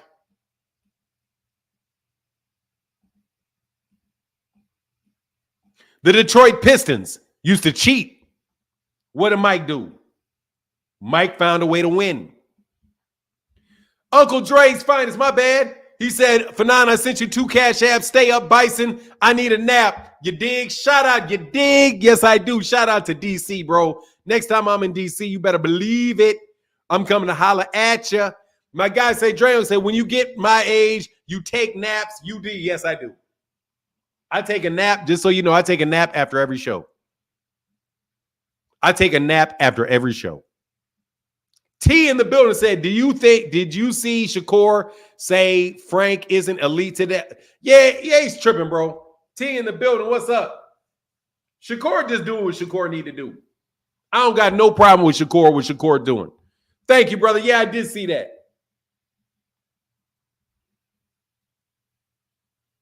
You guys are just haters. Actually, no, I'm not hating, and you can click this link. Gonna put you on timeout. Shush. Click this link. I was hoping that this channel would evolve. What are you calling me? Are you calling me an ape or something? I'm not. I am petty. I'm trying to get better, though. I gotta admit, I am trying to get better. But I meant when I went through all that, dude, you can click this link, frequent flyer. You can click this link, frequent flyer. You can click this link, frequent flyer. You can click this link. I'll try a whole new experiment on your ass. I'll do it in a whole different way. I'll just experiment. I'll take it I'll just figure it out as I go. Just like, what am I going to do this time? Because that's when I'm talking to you, frequent flyer, most times that's what I'm thinking. What am I going to let him walk into something? And I'm going to walk him into something? What's going to happen? Dre's fine to say, you dig? Yes, sir. I'm calling out Claymore Rain right now. I'm calling out Ray Davis and Claymore Rain. I want them to get some shine. Come on, man. I want y'all to get some shine, man. Maurice Adams said, okay, Fanon, over here in Australia, it's near 11 p.m. Time to get some shut-eye. Hey, man, get that shut-eye. That's important. I got some shut-eye yesterday. It was really tough, though. But you keep clowning these Haney fanboys, stand-up player. Hey, man, shout out over there in Australia, man. That's bullying. I don't know, evolve into. I don't know what they want me to evolve into. I'm still amazed that y'all think that evolution takes place in the course of a year. You got to understand that the heavyweight, these guys these old school dudes couldn't keep up with these young dudes because, human beings have evolved. What? Human beings have not evolved in the last 50 years. If anything, we got weaker. If anything, we got weaker. Because you don't use it. We ain't walking all over the damn place, running places. You guys are sitting on your goddamn chair most times. Memory slipping, all of that. That's what they say. Human beings have evolved in the last 50 years. If you do not stop. One of the dumbest sports arguments there is. Yeah, it's like there's no doubt that you're going to get there. You can regress if you don't use skills. You don't need them anymore. Human beings used to be able to eat raw meat. Used to be able to kill something and just eat it. Stomach would be just fine. Can't do that anymore because we cook food. Humans have never evolved who can build a pyramid. Atrophy is real. Yeah, exactly. Yes. Atrophy is real, real, real.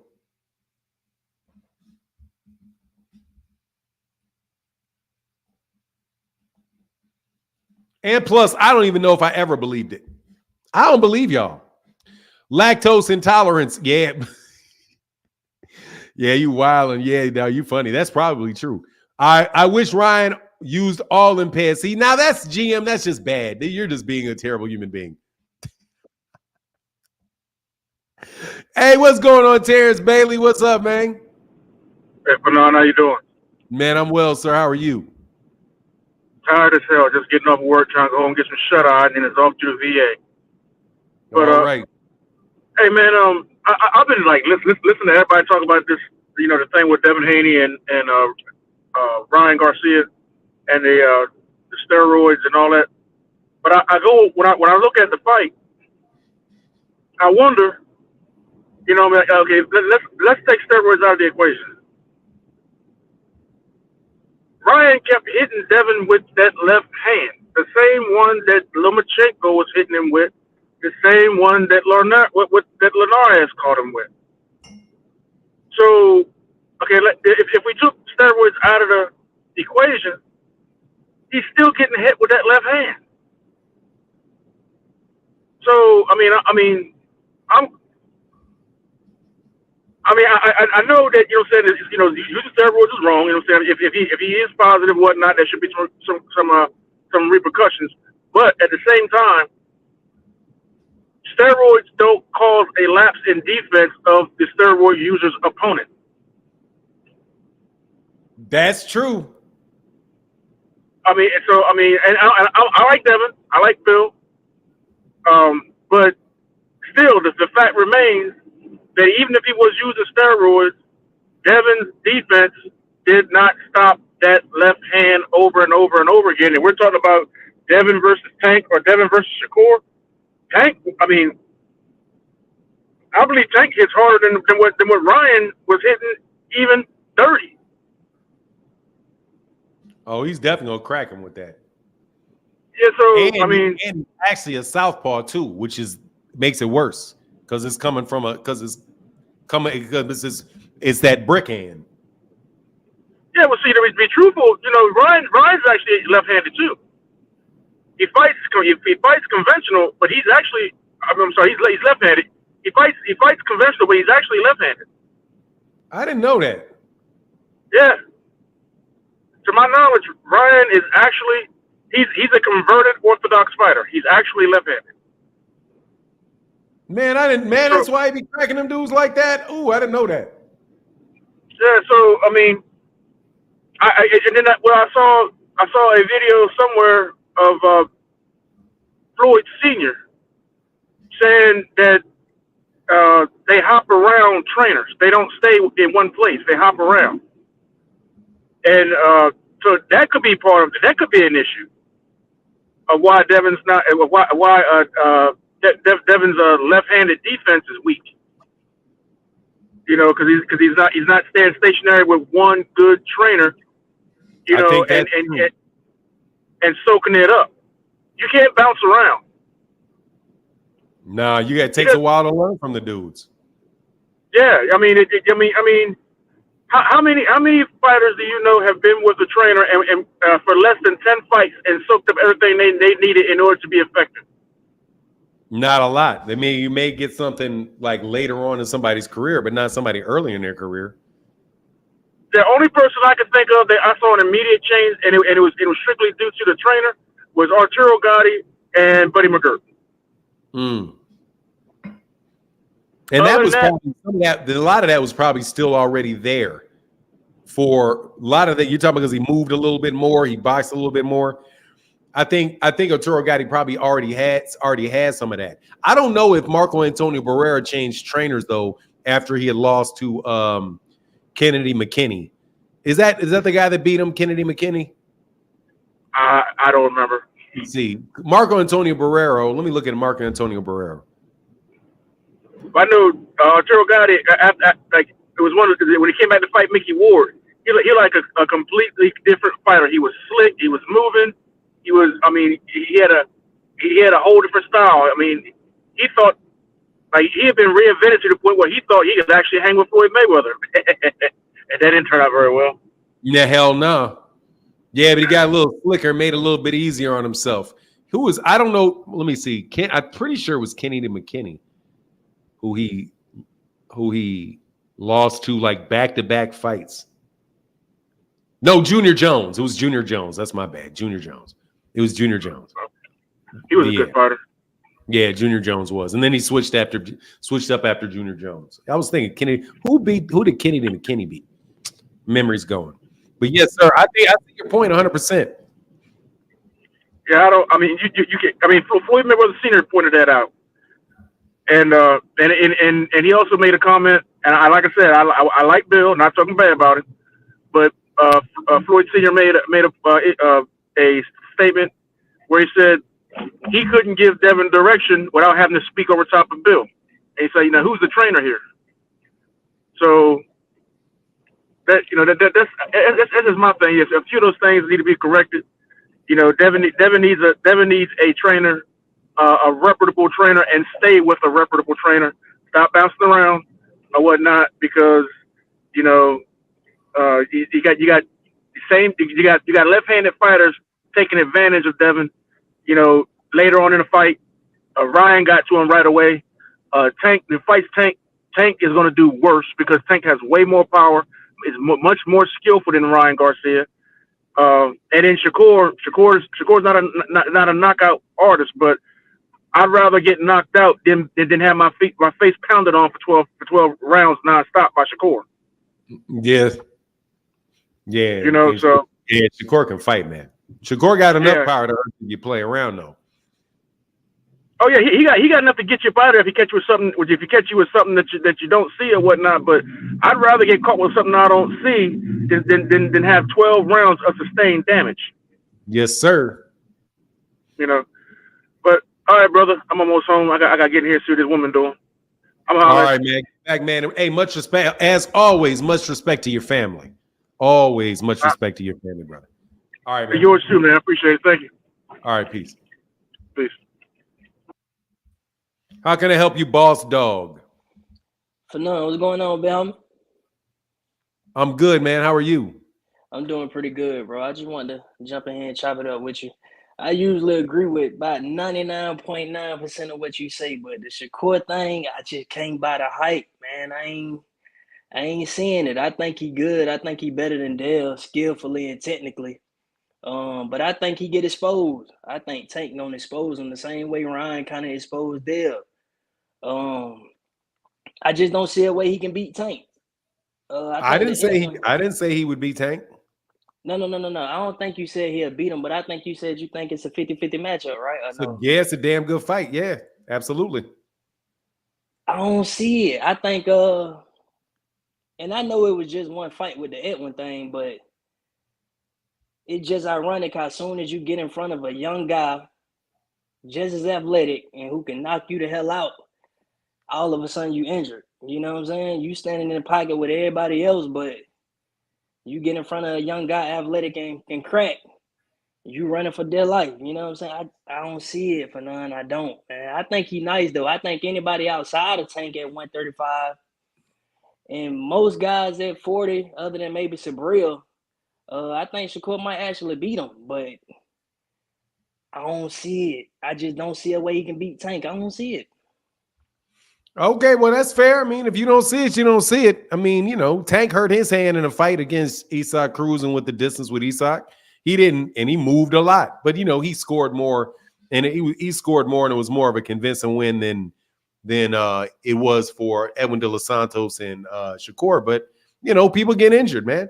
If he comes back in his next fight and it happens again, okay. And I know that maybe people said the same thing against had happened with Nakathila where he moved more. But hey, man, if them dudes didn't touch him, so you're gonna have to land on that kid, man, and that's not gonna be easy landing on him. So Yeah. and maybe it will be easy for Gervonta. I don't know. All I'm saying is, man, I think those are the two best lightweights.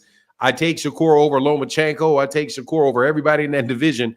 The only dude that I think can beat Shakur is Gervonta, and I think same way for both of them. That's what I think about them. But if you don't see it, I can't put it in your mind. And I respect your opinion for sure. No, for sure, big homie. I'm gonna just say this before I leave. Now he nice as hell. If I just gotta see him get in front of another young fighter, athletic and who can crack, and if he beat him convincingly, then I might be able to come back to the table reasonably and say, okay, I'm ready for that Tank fight. But until then, man, I think it's gonna be a slaughter. But I ain't gonna take too much of your time, big homie. No, you're not taking too much of my time, man. I respect your opinion, boss dog. We ain't gotta agree on everything, but you expressed it honestly. You ain't alone in your opinion. It's a lot of people that think like you think, and I can respect it 100%. All right, I'm gonna fall back. I'm gonna jump up with you next time, though, big homie. All right, for sure, man. Get back, man. All right, bro. David, what up, man? Hold on a second. Hey, Phoenix the Assassin said Devin got washed by Ryan and them loafers for them loafers on his feet. Oh, that's crazy. Them shoes is crazy. What's going on, David? Oh, hold up, man. Oh. Yo, espérate que estoy hablando. The last dude, bro, I agree with him, bro. Know what I'm saying? Cause I be watching Shakur, bro, and I see him, and I feel like he fought dudes that even Edwin, like in that fight, a lot of people say Shakur was running, and I kind of agree, but at the same time, I feel like Edwin should have pressed more. You know what I'm saying? I feel like Shakur the type of fighter where he got good timing. I'll give it to him, bro. When if you better not mess, cause he go, bah! You know what I'm saying? But other than that, bro, I feel like Shakur, bro, if you put the right amount of pressure, make him flinch, bro, I'm shadow boxing right now like Shakur in front of me. Like, I'm saying, like, if you put him the type of pressure and you hit him to the body, hit him to the head, switch up, get him to the corner, you know what I'm saying? You do all that, I think you'll get Shakur. And Shakur got a low-ass face. You know what I'm saying? That low-ass face, you touch that shit, you know he going to sleep. Feel me? Yeah, man, I see Tank Davis. I think Edu de los Santos, if he get a better game plan and shit, I think he'll beat Shakur. You know what I'm feeling? You feel me? Yeah, man. But that's all I gotta say, bro. Yes, sir. All right, brother, get back, David. He amped. He had to. He's throwing them hands. I can feel it, dog. He got that adrenaline pumping like a mug, David. That's what's up, man. That's funny. Yeah, man. What's going on, Fight Game, man? You say, yeah, man. I respect people's opinion, man. Y'all don't have to think the same way I think. You ain't a terrible person. But dude, let me tell you something, man. I would like to put all this shit to sleep that man is Puerto Rican. Okay? I would like y'all to listen about one thing, y'all. This ain't got nothing to do with what we talking about. Every time Shakur Stevenson is pressed, that man calls himself black. Every time. So y'all need to stop trying to throw that man out of the black society, dog, off some old cornball shit. I just want every time he's pressed, he talks about, man, they don't want to promote black fighters, is what he said. And right there, I was like, uh-huh. So I'm rocking with Shakur. Shakur, you know what I'm saying? You feel me? Yeah, he did it to himself. Who did it to whoself? Man, Shakur is doing just fine, man. I don't know why y'all acting like that man can't fight, man. You know what I mean? I don't know why y'all acting like, I don't know why y'all. I know he's always said he's black. I'm just telling you, they be trying to slip it. You know they be trying to throw them yellow Negroes out the race. You know y'all do. If Tank wasn't so blatantly ghetto, ain't no way y'all wouldn't be trying to click. You wouldn't be trying to kick his ass out too. Man, let me tell you. Frequent Flyer said no for 9. When he's pressed, he gets fleet-footed. You should have told Devin to do that. You should have told Devin to do that shit. Because when Devin gets pressed, he gets beat the fuck up. Better to get fleet than get fucked up. Dog, you can't say nothing. You can't say nothing. Shakur Stevenson got pressed. He got up out of there. Devin got pressed, and he damn near got out of there. Man, ain't nobody trying to hear that. Lomachenko didn't pop dirty when Lomo beat his ass up either. What about Lomachenko when Lomachenko beat him up? Was Lomachenko juicing when Lomachenko was beating his ass up, giving him a goddamn blowout? You know what I'm saying? Looked like somebody hit his head with a hot comb. Looked like somebody was hitting his shit with a hot comb. Pressed his shit back. Come on, man. Ain't nobody trying to hear that, dog. You need me to show you the pictures.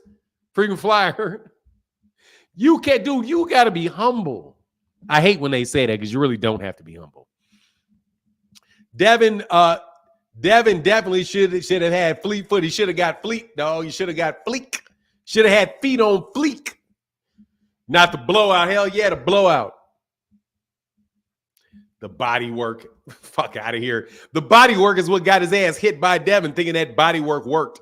Shit didn't do nothing. Devin can't punch. When's Devin's man strength coming? That's when the fuck I want to know. Is it enough? Is it been long enough that we can admit he ain't gonna get no goddamn man strength? Is that at least put to rest? Well, we just waiting on the man strength. He's 30 years old now. Is the man strength there yet? He's been a pro for 7 years. Is the man strength there yet? He walking into the ring at 170 pounds. Is the man strength there yet? When we go, did he get his man strength yet? Ryan Garcia just didn't even care, bro.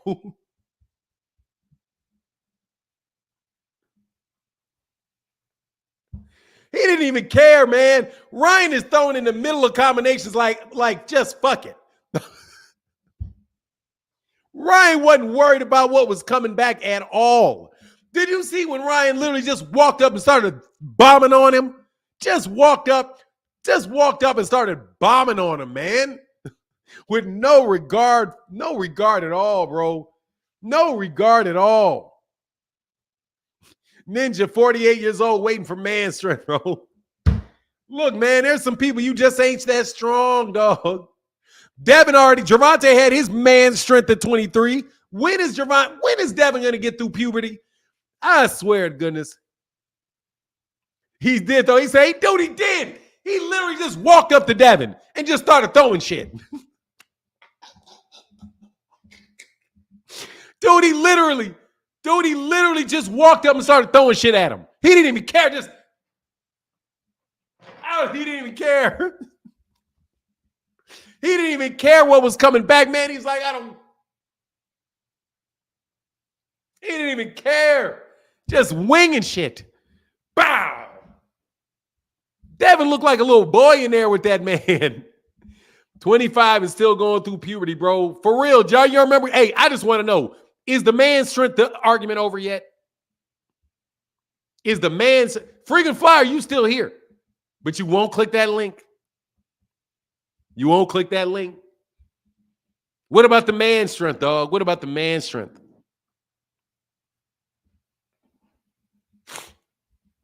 Come on, man. What is this nuts dropping thing? I don't even get that, dude. What does that mean, dude? Shit been dropped since I was a baby.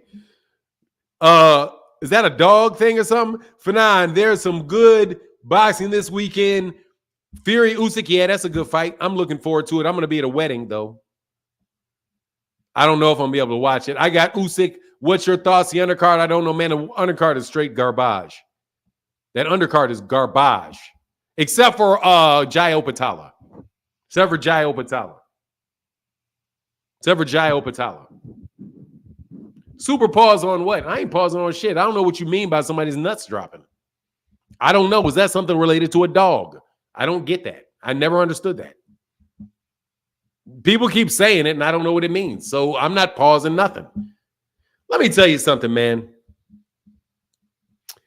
I like women.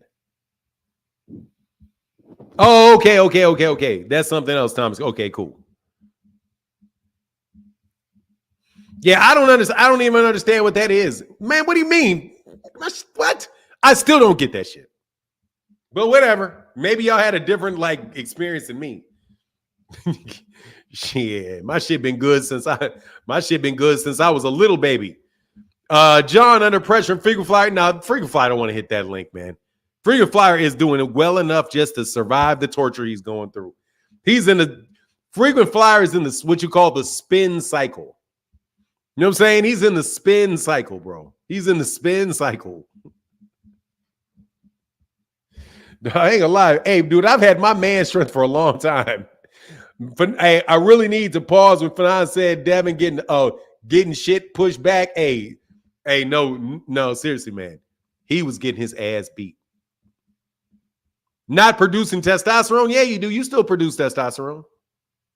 Just not in the qualities that you do later on. Yes, you still produce testosterone. You know, your voice drops. You know, your voice drops. For sure. I definitely know what puberty. Men for puberty is when you turn into like a superhero all the damn sudden. Like no joke, puberty is when you hit, you don't even realize it, but all of a sudden you just doing crazy shit. Man, I remember all of a sudden I was running. I'm like, man, I'm blowing by these dudes. What happened to them? Then I realized, oh, this is what puberty is. That's why all y'all women need to leave dudes alone when they go through puberty. That shit is like, that's that juice. That's that juice. For real, I was strong in always. I've always been strong. Always. Phoenix the Assassin, what's going on, man? Man, Devin ain't about to get no man strength. Don't give him no hope. Shit. Over there like he got baby diapers for gloves, but that shit be soft.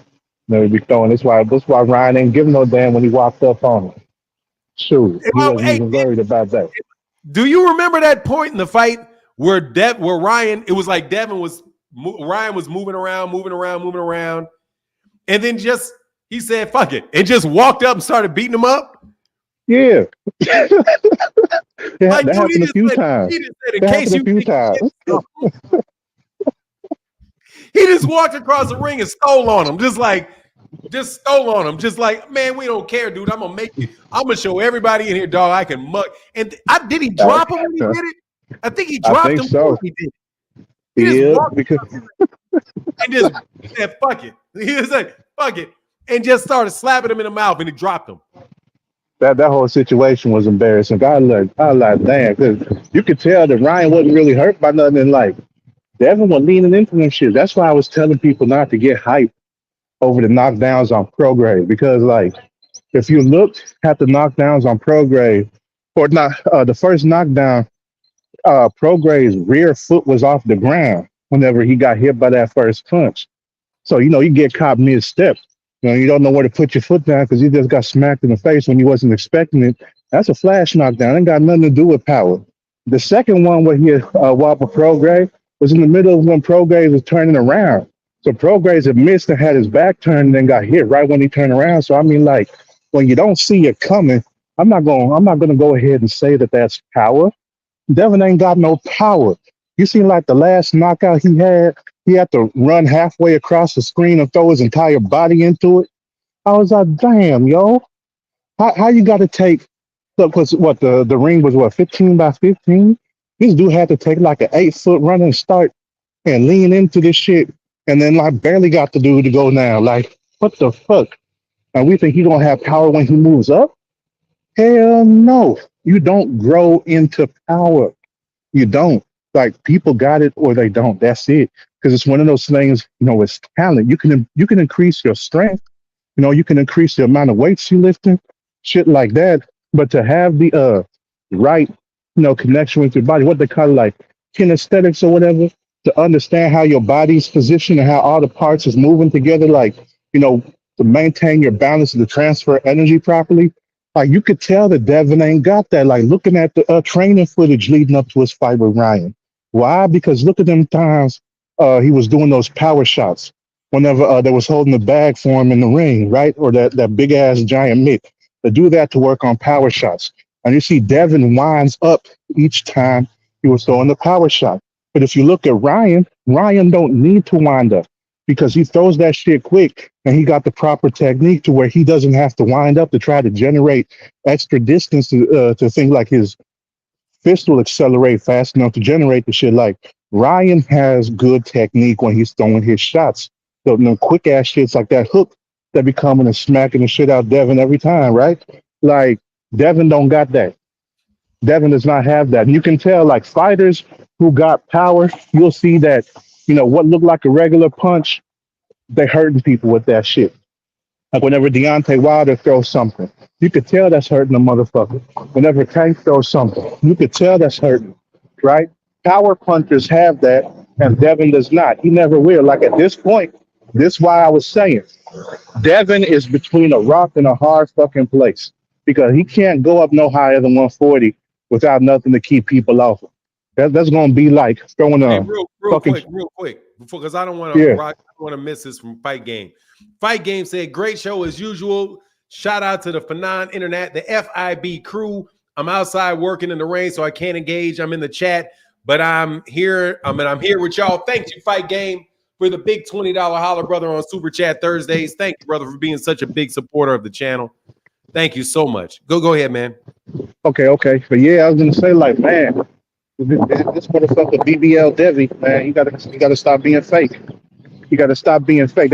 That's what BBL is. It means fake ass. So fake ass Dev need to stop trying to be street. Need to stop trying to act like he the boogeyman. Need to stop trying to act like people is ducking him, like he's the face of boxing or whatever the fuck, and go back to just being him. Like since he started doing all this bullshit, since the Gamboa fight, that's been his downfall. That's been his downfall because he's not staying humble.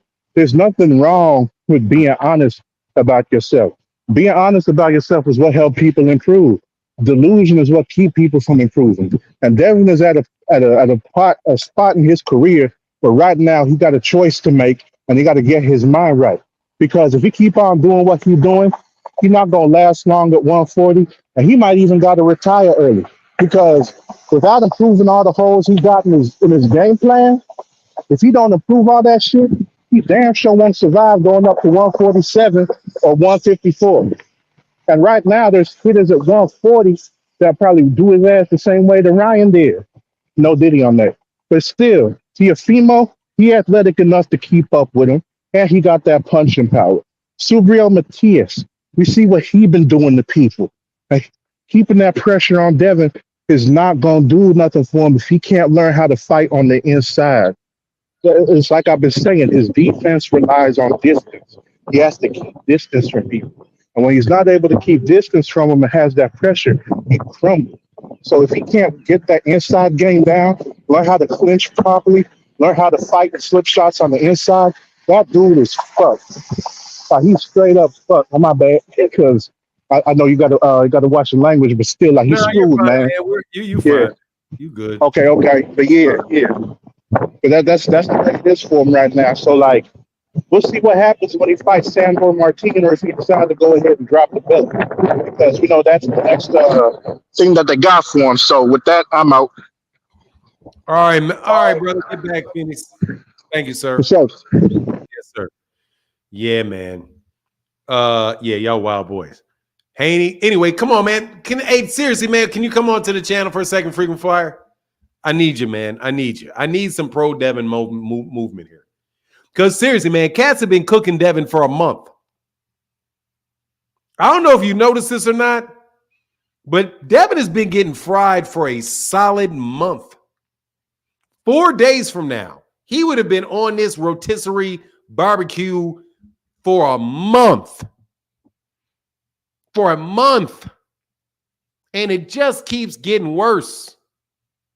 What did you guys do to Devin with all the things that you said? Fanon, can we see some of them highlights? One time for the one time. What highlights you talking about, bro? What time would you actually, man? He's been getting cooked a lot longer than a month. He's been getting cooked a lot longer than a month. I forgot.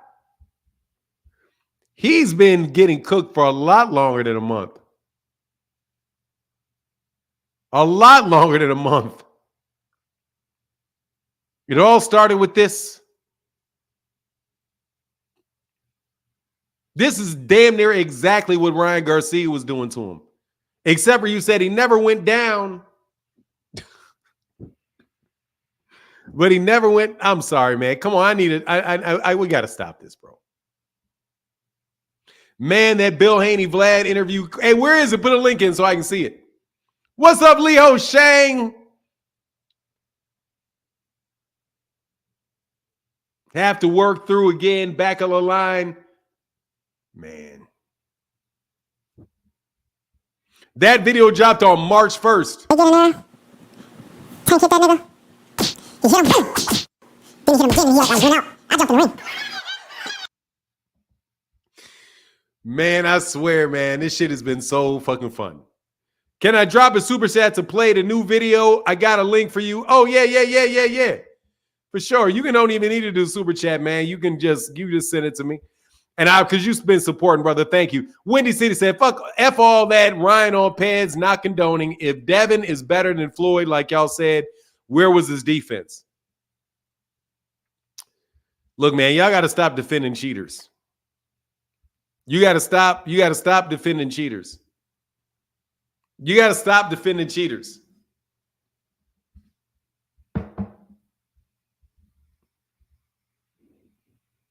Who's this? Oh, I already did that. All right, hold on. You have to stop defending cheaters. I'm going to tell you right now, I'm laughing at that shit forever.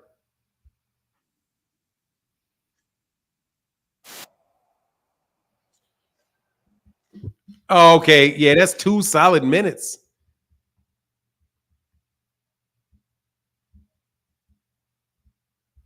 I got to kill some things I got up. So we don't know about that rule being real or not. So let me move this. We do this. We do this. Hold on one second. JD, how can I help you? Yo, what's going on, OG? Real quick. Hey, salute to you. Salute to the panel. I like what you're doing today. I like the conversation today. I just had to talk to you real quick because, what is your take on this situation with Gervonta and Frank having a 10-pound rehydration clause? I don't think there is a rehydration clause. You think it's made up, right? This is very no. That's not what they're saying. They didn't say a 10-pound rehydration clause. Okay. So explain it to me because everybody is saying what they said is there could be a new rule by the WBA that WBA is instituted a new rule, which is not written down yet because I checked the rules. So I don't know whether it's true or not. But Frank Martin said there may be a rehydration clause. That's what Frank said, but Frank's not a lawyer. So he really means what he really meant was there may be a new rule for rehydration, and Gervonta has a rematch. Errol said, yeah, it's a new WBA rule. It may be a new WBA rule. So a WBA rule that's not a clause in your contract. That's a new rule. Okay. I was just looking for some clarification because you got all these people jumping off the damn wall. Oh, Tank only fights people over rehydration clauses. Like, shut up, bro. Nobody even has a clear answer. I looked on the WBA website too, and I couldn't find anything. Like, it's not on there. The only thing that there is on there is saying you got to weigh within 5 pounds. Mm-hmm. Within 5 days, you got to be within 5%. You can't be more than 5% away from your weigh-in weight. I mean, that's not a bad thing. You got motherfuckers that's going up to 140, getting beat up, blaming it on weight, and they 25 pounds heavy. It still can't move their chin off. Yeah, but that's not even related to that. That's not related to that. It's just that's saying like if you're going to be weighing at, say you weigh the weigh-in is at 140, right? Right. Well, 5% of that is 7 pounds. So you can't 5 days before the weigh-in, you can't weigh more than 147 pounds if you're going to weigh in 5 days from now. So you got to be at 147. That's that weigh in that they have before the actual weigh in, like a week out, 5 days out. You can't be weighing more than that. But anyway, if it's a rule that the WBA has, that's on the WBA. That's not on Gervonta. Gervonta can't make them change rules. And it would be a rule that would apply to everybody that fought for the WBA belt, provided they didn't have a unification fight with another sanctioning body. Right. All these tank haters need to pay attention to what Fanon just said, man. Get out your feelings. We don't even know what the fuck it is. And one doesn't correlate to the other, man. Like, I've been arguing with you. I can't even enjoy my birthday today because you motherfuckers. Happy birthday, man. Hey, appreciate you, man. I'm 30 years old. I can't believe I made it here. Lost a Hey, lot it's good. along the way, but man, I'm gonna keep going. But yeah, man, y'all stop arguing with me, man, because y'all don't even be right. Y'all, two things don't correlate with one another according to what Fanon said, and I trust what he say because he ain't never. Dude, I'll show it to you here. You don't gotta trust me. I'll tell these people in a second. Fuck all that trusting people shit. These motherfuckers are crazy. Let me show you. Dude, I'm telling you, I ain't asking nobody to trust me. What I'm gonna do is give you the information that I have, and I will show you. It is right here.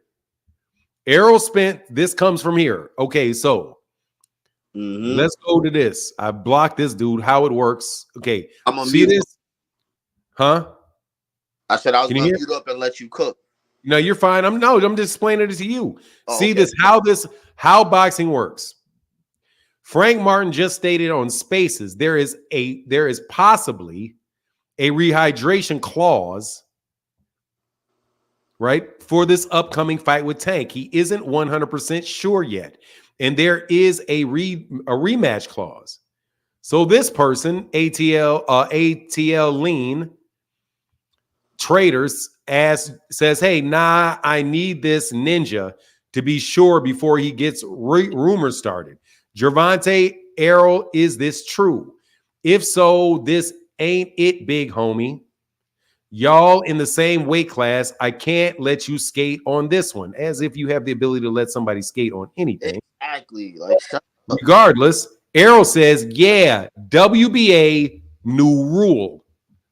See, if you say a WBA new rule, that is not the same thing as a rehydration clause. So, yeah, new WBA rule. That's not Errol.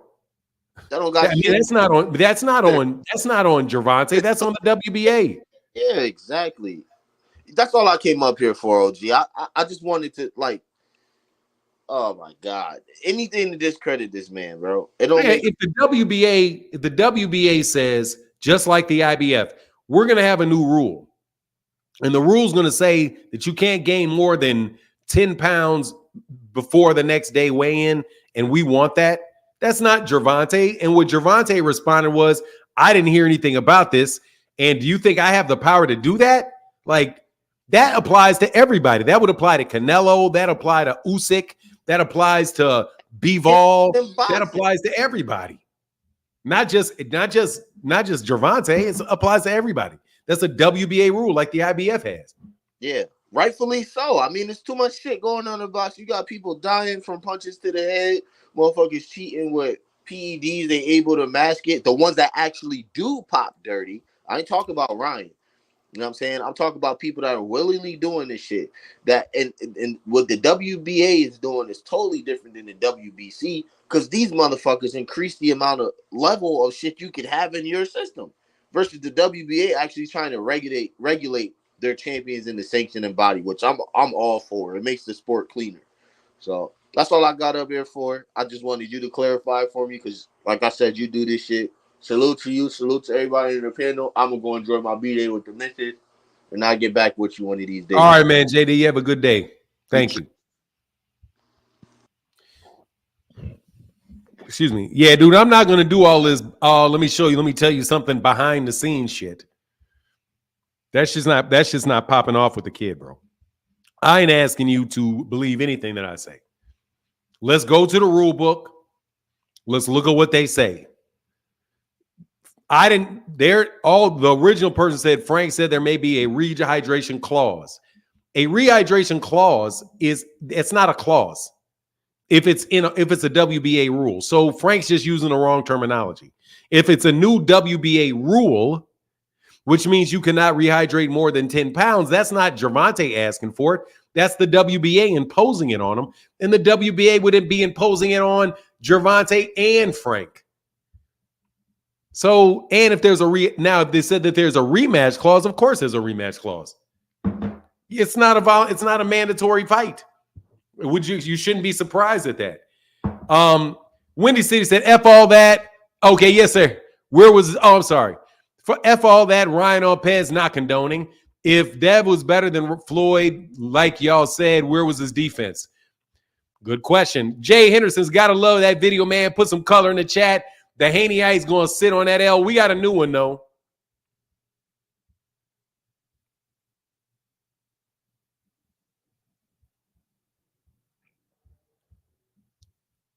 Ready.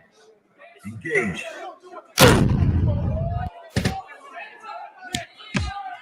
Reaction video.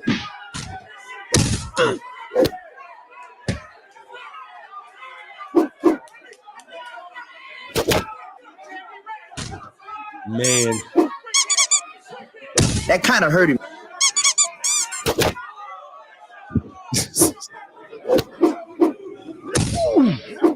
I get what you're doing. You're doing it for the win.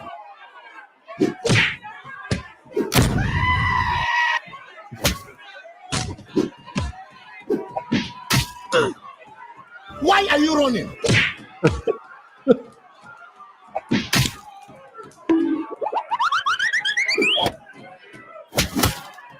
Don't fucking run away from me!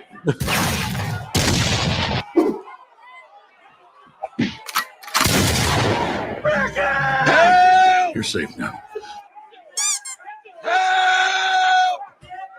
Help me! Help!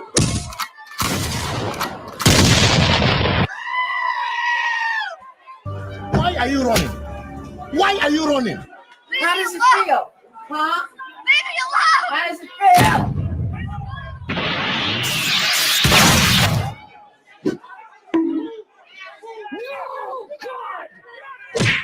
Man.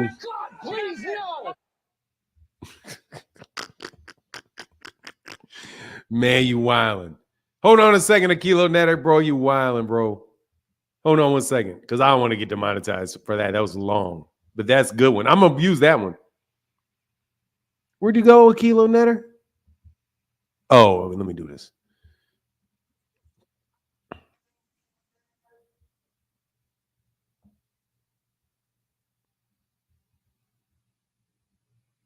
Can you put that in again? I don't see it. What happened to it? Man, I can't get to that, Akilo. You got to put that back in there.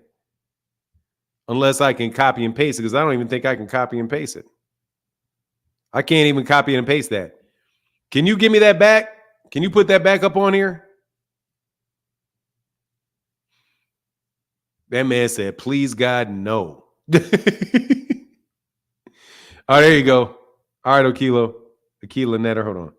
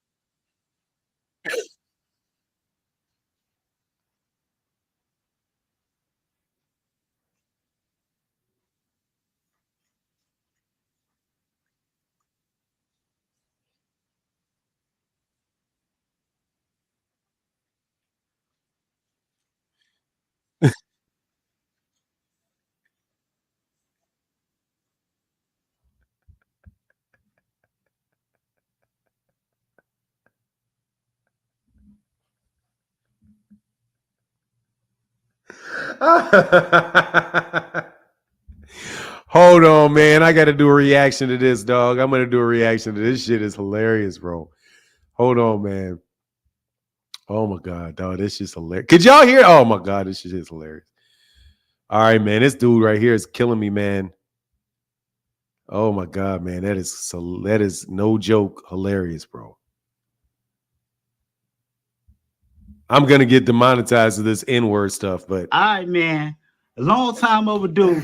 Special guest right here. Yes. Bill Haney. Yes, sir. In the flesh, ain't it? Yeah, first time on the Blast Show. Yeah. It probably won't be the last. Yeah, hopefully not. Hey, maybe. Maybe. We'll see how this goes. Yeah, man. So let's get right to it, man. Come on, Blast. So where you from?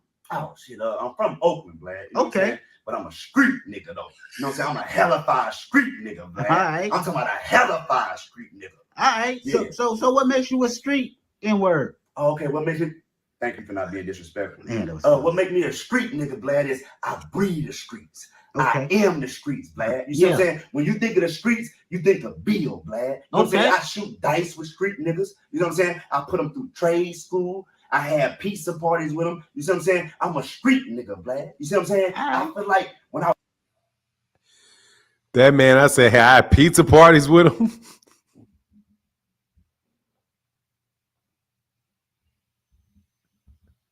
That man said I had pizza parties with him. I wake up in the morning, Blad, the whole world is already around me because I'm a stop sign, because I'm the streets. Okay. I see everything. Everybody stop when I come. Yeah. You know what I'm saying? I'm the streets, Blad. So with all that moving and grooving, Mhm. I saw where it said you got shot 5 times. Right. You care to elaborate? Right. Yeah, we can elaborate. You know what I'm saying? You know what I'm saying? 'Cause I had already, you know what I'm saying, handle my business on that. You know what I'm saying? What happened? So, you know what I'm saying? Short story, long story short. You see what I'm saying? Okay. It was some street nigga shit, Blad. You Yeah. know what I'm saying? I was a hellified street nigga. You see what I'm saying?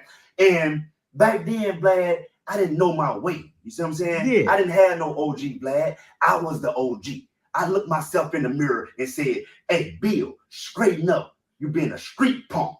You know what I'm saying? You need to be a street nigga. You see what I'm saying? And so, short story long, you see what I'm saying? I had, you know what I'm saying, got a little call from a scud, you know what I'm saying, over there in the project. Projects was hot, you know what I'm saying, a lot of, you know what I'm saying, little neighborhood crackheads, everything was over there, right?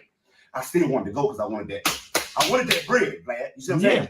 So anyway, I live like 30 minutes away. When I make it there though, Blad, you see what I'm saying? As soon as I hop about the car, the police start running up on me. Right behind you? Yeah, the dirty motherfucker set me up. You know what I'm saying? Man. And I ain't gonna lie to you, Blad. I didn't want to bring that much, but I had another serve after that. You know what I'm saying? How much you bring? I said, damn, let me get to it. All right, Blad. my fault. Motherfucker, this the Haney show. You right. This ain't the Blad show. It is the Blast Show. But right now it's the Haney show though. Let me finish my story. All right, Bill. Damn, you be cutting everybody off. All right. But anyway, look. So when I went over there. When I went over there, you know what I'm saying, the police jumped out on me. You see what I'm saying? Okay. And I didn't want to bring that much, Blad. You know what I'm saying? But I did, bro. Okay. Yeah. And you said what I brought? Yeah. It was a lot, Blad. Like what was the amount? Blad. I ain't gonna lie to you, man. I brought a whole AP, Blad. A heroin? A whole what? Heroin? Hell no! Fuck you talking about, Blad? You acting like the police now? What? Oh, nigga, they Reggie. Reggie? Hell yeah. You bought a fifth of Reggie? No, an AP. An AP of Reggie? Yeah, because back then, you know what I'm saying, like an AP is like 5 pounds now. Oh, okay, You know what I'm okay. saying? We Yeah. talking about back in the 80s, nigga. All right, What you okay. talking about now? All right. Now I bring heroin and dope and shit, like, but now I'm talking about Reggie, nigga. Okay. And hold on, you gotta understand something. It was bubble gum. Well, that was around back then? In a ditch, yeah. Okay. Hold on, man. So- I gotta so- stop. I gotta stop, bro. I gotta stop, bro. I got.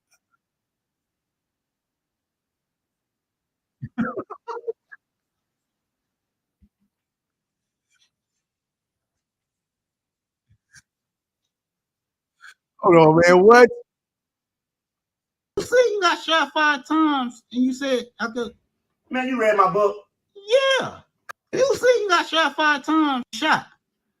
Getting shot? Yeah. That's what you asked me? Yeah. You said you got shot. Hell no, I ain't getting shot. Who said that shit? You said you got shot 5 times, and you said I could. Man, you read my book?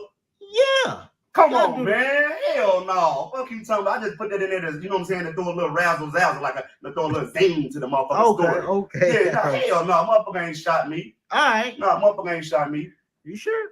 They did. Listen, motherfucker shot me all in my ass. I didn't want to say it because damn motherfucker shot me all in my ass. And Sorry, shit, you know what I'm saying? man. But no, it ain't had nothing to do with that serve though. You know what I'm saying? I had ended up trying to, I fell off and ended up trying to steal somebody's TV. They Yeah. shot you Yeah, right. no, it wasn't a regular, like it wasn't a fat ass flow model TV. It was back in the 90s. You know, in the 90s, that's the first time the flat screens came out. Yeah. I had fell off like a bad habit. I had caught him up who had just had it. Yeah. I hopped through his shit and grabbed the TV and on my way out, instead of running through the motherfucking door blade, I went back through the window, dumb as hell. Yeah. And my ass was all exposed and he shot it up and shit. Damn. Had my ass in the air. So you had to be on that swing. Yep, like I was getting a BBW from Mexico. Man, how long you was on there? Oh shit, well you already know I'm a hellified street nigga, man. We heal up quick. I was on there short like 8 months. 8 months? Yep, like 8 months, almost 9. I got up and said, shit, I fuck that. I don't care, ass open or not. I don't care. I'm going. You know what I'm saying? To see my Hey, pause. Okay. Look, Speaking man, of your sorry, son, man, y'all making me laugh. what do you think about your son? Who, Devin? Yeah. Hold on. Man. This is on Jeremiah Phillips' channel. Big channel, obviously. Got 700. Jeremiah Phillips' channel. 38. This is from 1 day ago. This is his channel. I'm reacting to it. I'm not trying to steal what he doing, bro. I ain't gonna show y'all. Go watch the rest over there on his channel. I ain't gonna snatch this whole thing from him. That shit is hilarious. Somebody keeps saying I ain't laughed one. Man, if you don't get your ass up out my face, bro, talking about you didn't laugh once, that shit was hilarious. I know him from Facebook. Oh, that's what's up, man. Great stuff. I'm not gonna show the rest of his stuff, man. Y'all wanted me to react to that. I reacted to it. Man, that's hilarious, man. No joke. You got to see his other Bill Haney stuff. Hey, man, that shit is hilarious, man. That's some good work right there. That dude is funny, man. That man, I'm a for real live street nigga. Because I'm a stop sign. That man said, when I go outside, every traffic stops. I'm a stop sign. I'm on these streets. Oh, man, if you didn't laugh, you love Bill, Devin more than yourself. Man, come on, man. That stuff was funny, man. Man, but anyway, I didn't actually see the Bill Haney interview, man. Man, that shit is hilarious. I'm a hellified street knuckle.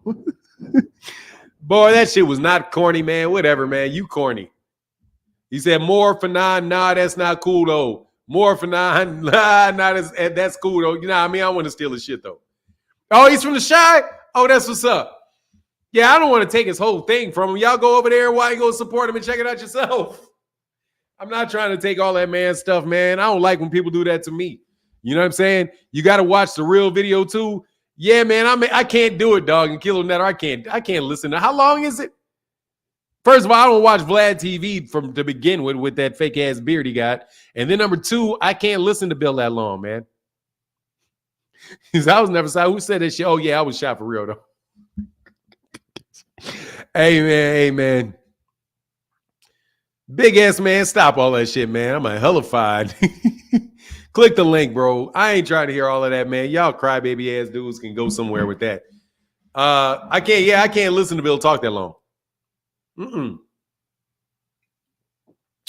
don't have that type of attention span.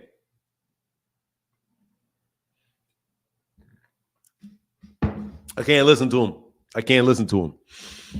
Vlad's a police. I mean, you know, too much Bill unhealthy yet. I mean, seriously, like I can't do it, bro. Because it's like, I don't want to focus on it. Anyway, man, that's hilarious to me. Man, that was hilarious. Just 3 minutes to get the feel of the interview. Yeah, I got it, brother. Oh, okay. Yeah, but for real. Phoenix Assassin, I made the link unlisted so only a few could see it. Oh, okay. All right, man. I heard you, caller. You're cool. I like how you talk. What is that? Yeah, I don't know. I'm an Earth Negro. I don't know. What is that shit? What is the Earth Negro? I don't even get the Earth thing. That shit was funny as hell. It is, man. It is funny. The Floyd and him parody. Okay, I'll check it out. Actually, let me go ahead and subscribe to this dude's channel. He gets to subscribe out of me on this. And all to boot. Yeah, man, that's funny, man. He's talented. He's good.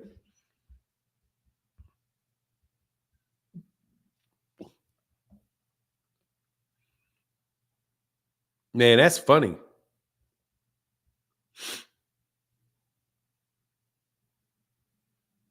Yeah, I'd have to go through all of these to go find that. These dudes be wilding, man. It's just funny. Not real funny, like, man, that skit type of comedy, man.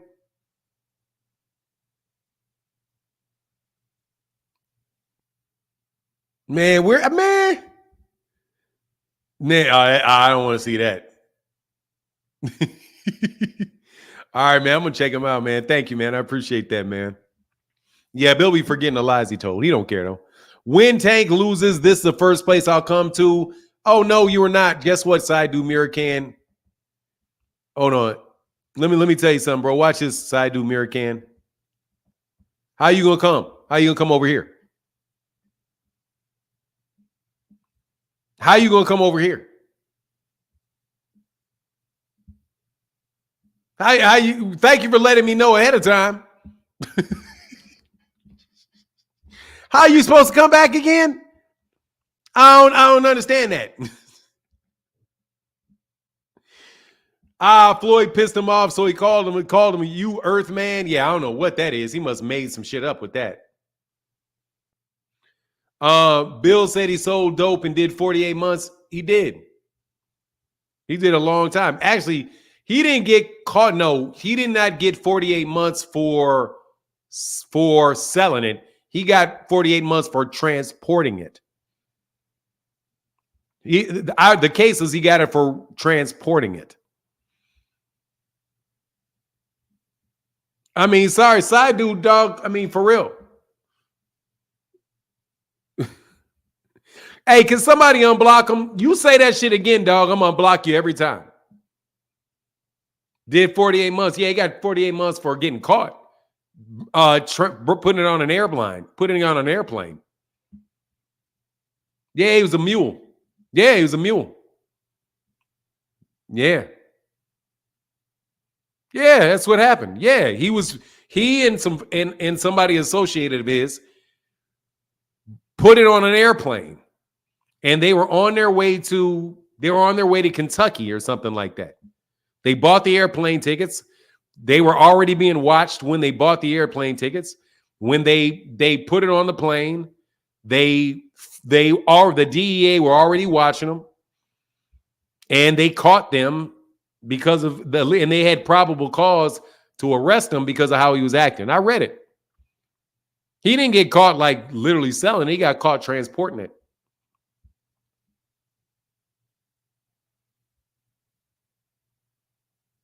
I didn't call him a mule. They called him a mule. I don't know if that's a mule or not. If you mean the guy that transports it is a mule. Yeah, the guy that transports it. But I mean, dude, that doesn't mean he's a mule. He may have bought it and tried to transport it and was trying to sell it. He may have been party to the whole thing. I don't know. They dry snitched on themselves. He didn't dry snitch on the other dude. They dry snitched on themselves because of how they were acting. Because they bought the tickets together and they weren't standing next to each other, but they were acting like they didn't know each other. So they used that to justify the probable cause of arresting both of them. Because they're like, you're acting suspicious. We know you bought the tickets together. We know you know each other. Why are you guys acting like you don't know each other, standing 15 feet apart and throwing signals at each other? I mean, if you read the interesting thing, if you read it, I mean, it is what it is.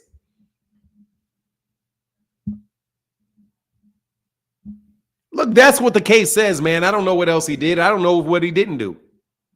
That's what it said. Because somebody was calling him a snitch. And I was like, what the fuck is this snitch shit?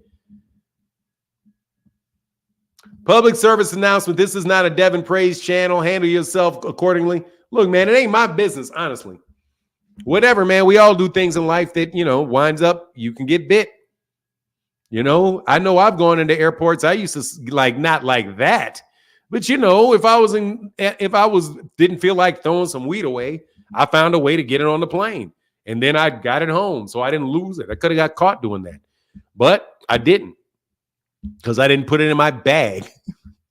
Because it wasn't in a bag. Anyway, that's how they say Bill is slow. That's why they say Bill is slow. Man, they were going to catch him regardless, man. They just use it as a justification. They just use anything to justify their probable cause. What's going on, Thomas Hill? What's going on with your brother? But anyway, let's get off of Bill and his personal business. He's out there doing big things now. According to Bill, until Floyd gets a hell of a fight, street peeps give him respect. Check it. What is that? Check it outside, Fanon. Man, I'm not doing any of that. I'm not putting nothing on nothing. No, thank you. But I've made dumb mistakes in my life, but it was never to like sell anything or, man, as a matter of fact, I dated a girl to try to get me to sell something. I'm like, you're out of your mind and you're out of my life. Fuck up out of here. You're not catching me up to make you money. The fuck I look like doing what? Anyway, so I can't support Frank Martin and Crawford. What are you talking about? You can't support Frank Martin and Crawford. You're not trying to support him.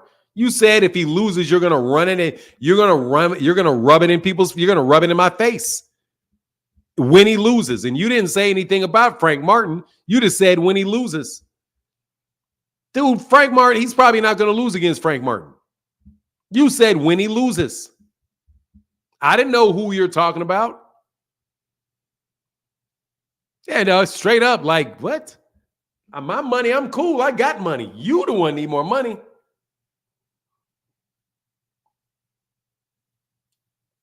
Now, I was taken back. I ain't gonna lie. I was like, more money. My money is cool. Like, I was in college. I had money. I had enough money. My rent was paid. I had money for food, gas, whatever I needed. I had money. I was cool. I don't need more money. You know what I mean? What you think I want a Rolls Royce and you think I want a Rolls Royce in college or something? Martin beats Davis. If you say so, I'm favoring Gervonta, but I know he's a real fighter. I know he's a real fighter. I know that's a real risk. I'm not tripping. I know that's a real risk that he can win that fight. Phoenix the Assassin, I made the link unlisted, so only. Okay, that's what's up. Yeah, I did get that. Thank you so much for your support, man. Yes, I remember you told us, yeah, man. And I was friends with her sister, and they just thought that and the funny thing is, I left her, and then I started dating my wife. I'm like, you're tripping. Like, this, first of all, was an upgrade period, just generally speaking, an upgrade. But I was like, but not really, there's different people. I won't say an upgrade. That's unfair. However, bye. You're ripping. Martin takes rounds off and gets lazy sometimes. Look, Gervonta Davis is a proven commodity, and Frank Martin is a commodity that needs to prove himself. Okay? And we'll see if Frank Martin does a Devin Haney and gets beat up in his first really big step-up fight.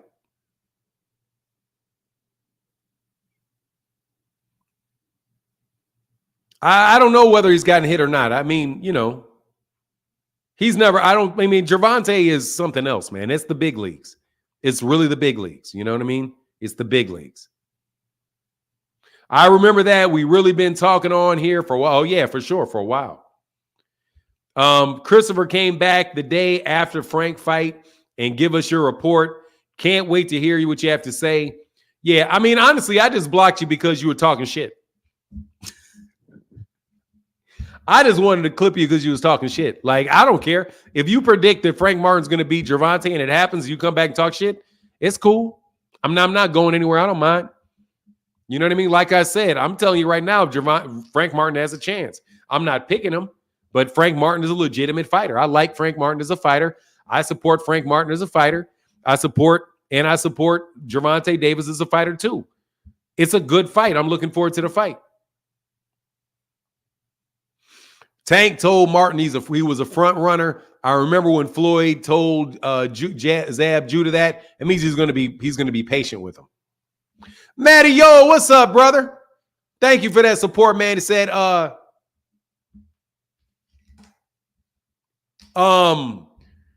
just you didn't say anything. You just supported, brother. Thank you so much, man. Let me get that gong from Matty, yo. Thank you, bro.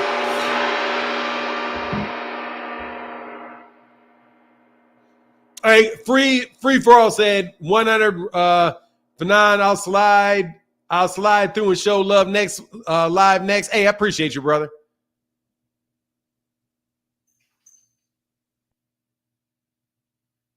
If Frank goes the distance and the fight is like 9-3, Frank's stock will rise. Yeah. If he goes the distance, it'll rise. it's going to be a tactical fight. It's going to be a tactical fight. The risk for Gervonta is that he just doesn't respect him. I think that's the risk for him, is that he doesn't respect him. And no, everybody's got a chance. Everybody's got a chance.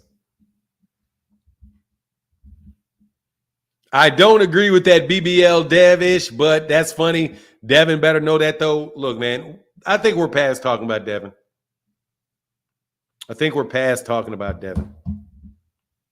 And if y'all don't hit the link, I'm done talking to y'all. Just joking.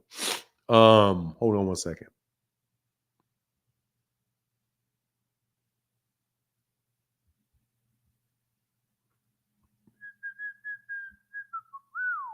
Wow. Hold on one second. I'm sorry.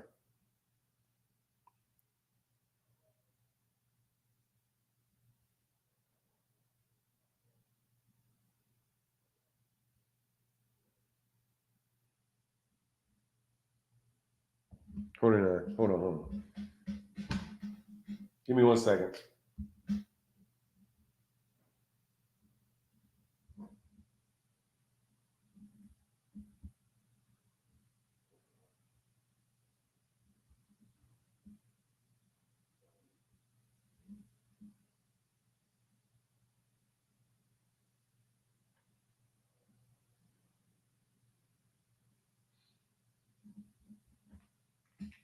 Hold on 1 second. Sorry.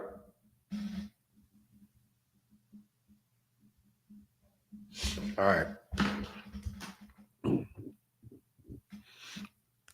Keep doing it. Hey, thank you, brother. Frank would give Devin hell and could easily move back to 140 so to keep the same energy when he fights your boy in the future. Yeah, I mean, he probably will be going to 140 after this fight. You probably will be going to 140 after the fight. Frank looked kind of big for 135, to tell you the truth. Daniel's son, you'll never. Who is it? Who is that? Daniel's son, you can never beat Mr. Miyagi. Look, I don't understand why y'all keep underestimating Frank Martin. Frank Martin is a for real fighter. Zenith, man, that's huge, brother. Thank you, sir. Why Devin fans expect people to say nothing about Devin's loss when they talk shit about everyone when they were winning? Didn't he laugh at Gary losing to Magsayo when he was injured? Why mad at Tank fans? Ryan beat him up. Oh, he did. He did. They did laugh at that. And by the way, Gary got robbed. Gary got robbed. He was injured and he got robbed.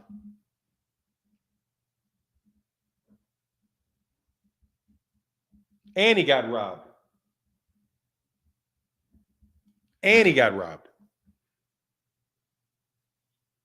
You don't think he has anything for Fury? I do. Fury can lose this fight.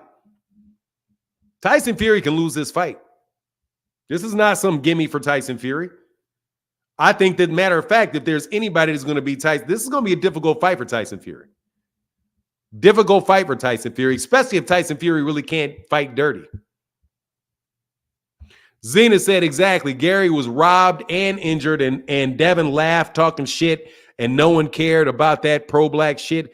Man, you guys ruined pro-black for me. You pimps. I ain't gonna lie, man. Y'all ruined that shit for me, man. Now I gotta decide whether, like, you got dudes that are completely, that I used to think would be like sellouts. You guys really moved me away from just blindly supporting black people. Like, there was a time in my life when I would be like, yeah, like, it would be hard pressed for me not to be like, oh, I don't know. You know, like, I would give you guys the benefit of the doubt. I used to give black people the benefit of the doubt all the time. The benefit of the doubt. Now, if I don't doubt it, I'm not going to give you no benefit. But ever since I started dealing with you fake ass pro-black boxing channels, I started being like, you know what? I just going to look at this for what it is. And I'm going to see and make sure that I don't mistreat anybody. That and Neely Fuller Jr. No, OJ, I listened to the whole thing with OJ. I was in evidence class at the time. I knew all the evidence for OJ. My thing is, I think they framed a guilty man with OJ. Like the thing with OJ, I was like, nah, these dudes planted some evidence on OJ. I think they planted evidence on OJ. But he very well may have been guilty, but I think they planted evidence on him. And definitely Mark Furman definitely perjured himself. So that's your ass.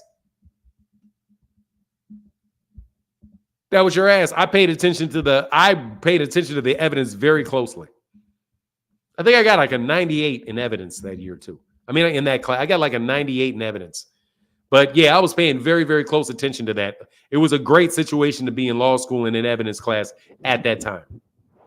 So yeah, OJ, no. But I'm talking about things like when you all try to call somebody a coon for not supporting Devin Haney. I'm sorry. I don't believe you, dude. You guys do not act, Bill Haney and those guys, they do not act pro-black. They act pro themselves. So you're not guilt tripping me into, you're just trying to guilt trip people. No, you tear down too many black people for me to believe you. I didn't say I think he was innocent, George Juarez. I don't think that the state of California met their burden of proof because they perjured themselves, because their witnesses perjured themselves on the stand, and that witness more than likely tampered with evidence. So the combination of those two things, I can't convict him. I'm not saying that I think he didn't do it or that I even know that he didn't do it. Mark Ream, I can't see you. Your device is not connected. So please understand, I'm saying something totally different. I knew he wasn't pro-black because of the way he talked to Floyd and Bernard. I'm going to tell you why I know he's not pro-black. Because he said, fuck every black person that came anywhere near his son. He's pro-Devin, and that's it. Those YouTube channels are pro themselves. That's it. They're pro themselves. They are pro-black to the extent that black means themselves. And they can use it as a way to guilt trip you into supporting them. Other than that, man, I ain't trying to hear that nonsense, man. And once you start calling me a coon, oh, you get the fuck out of my face. How are you going to call me that? I have never cooned not a day in my life.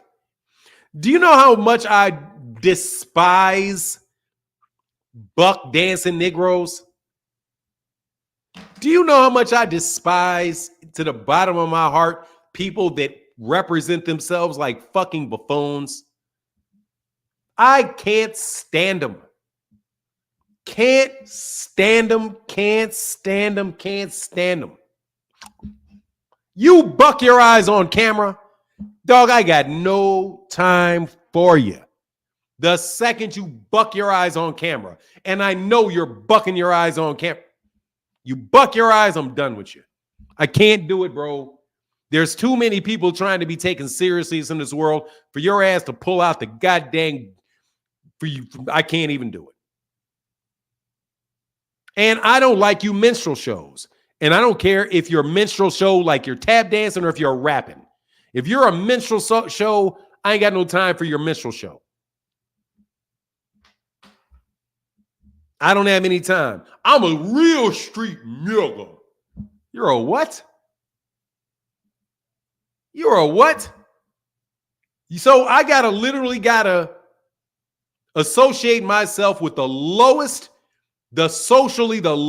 aspect of our community. And by that, I mean criminals who harm our people. That's what I mean. People that are parasitic on the community. If I am not them, if I'm not a drug dealer, if I'm not selling people's daughters, if I'm not human trafficking people's daughters, stealing from people, then I'm not really in the culture.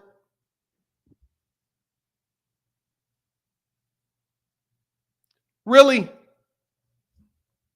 That's the worst. That's the worst. If you have somebody that comes across as like becomes a vice president of the United States, she ain't really black. She ain't really black. She a sellout. Well, she's getting paid a lot more money to sell out than your ass is. Going to work for voluntarily going to work for the prisons. You know what I mean? So, nah, dog, I don't like any of that. I don't like any of that. They ain't black. Yeah, exactly. We're not black. We're not black because of what exactly is this?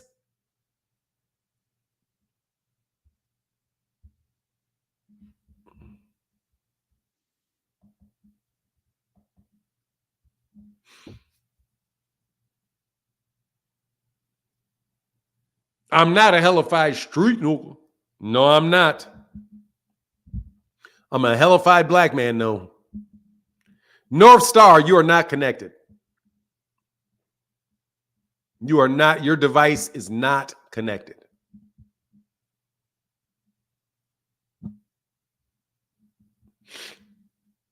Your device is not connected.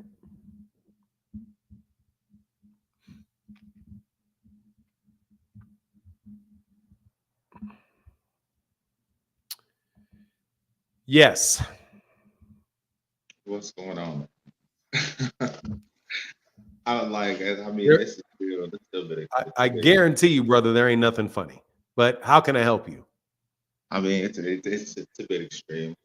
I see y'all still got the Devin train going on, but I do wonder though, like, had the shoe been on the other foot, Dude, like, can you talk? Let me ask you something, man. First of all, I know exactly who you are.